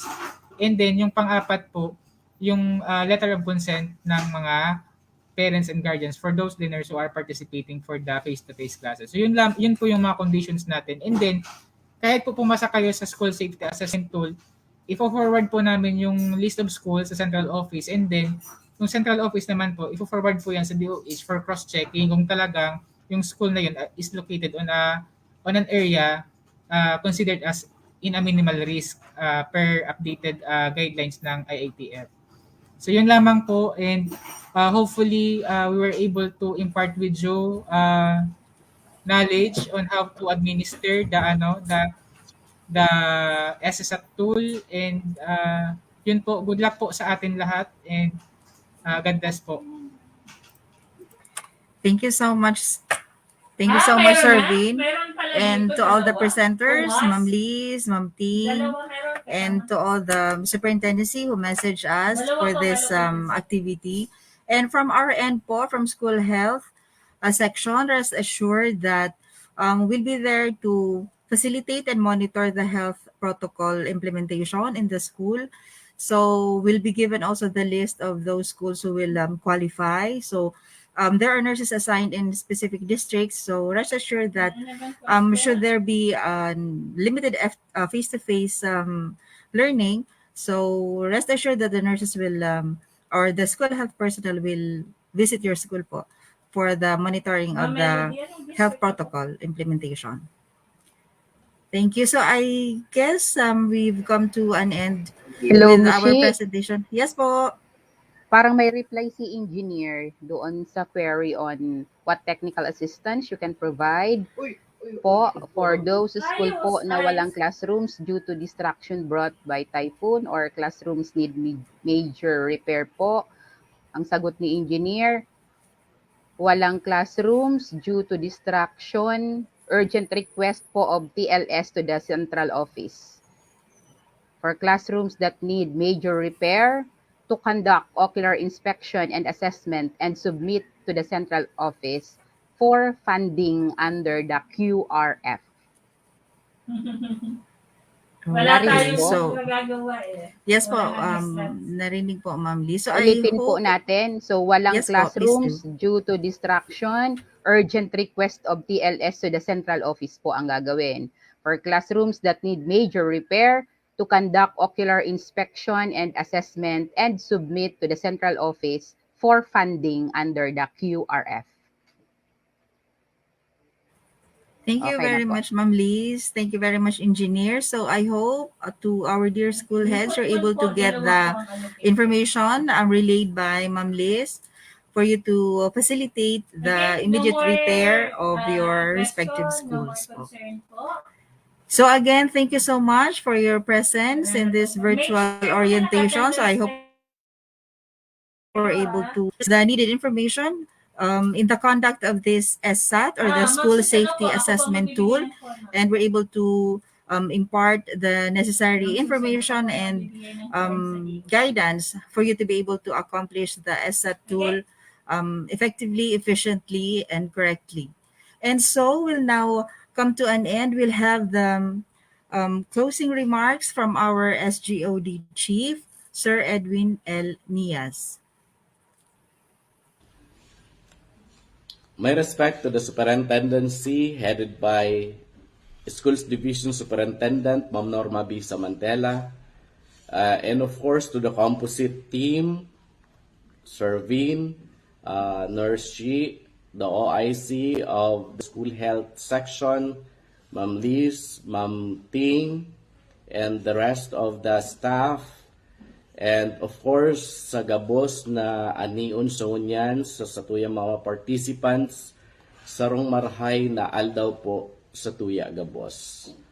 In behalf of the superintendency, I would like to convey our gratitude to all of you for being here today, for being our participants for this, sabi nga, one of the most significant activities while we are still under COVID-19 pandemic.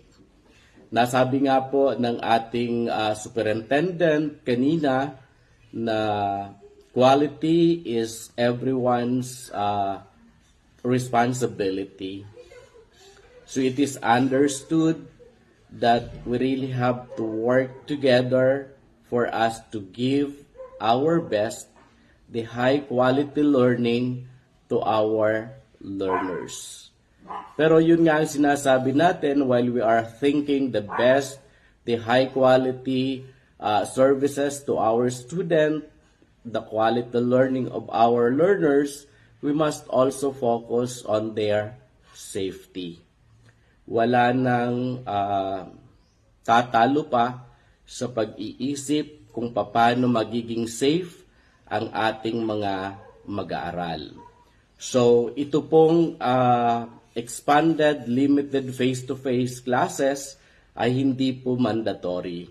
Pero naniniwala ako na sa inyo, sa kakayahan ng ating mga school heads, ay makapagbibigay tayo ng mga schools na talagang ready po na mag-participate dito sa expanded, limited face-to-face. So sa inyo pong lahat, marami pong salamat ulit. God bless us always.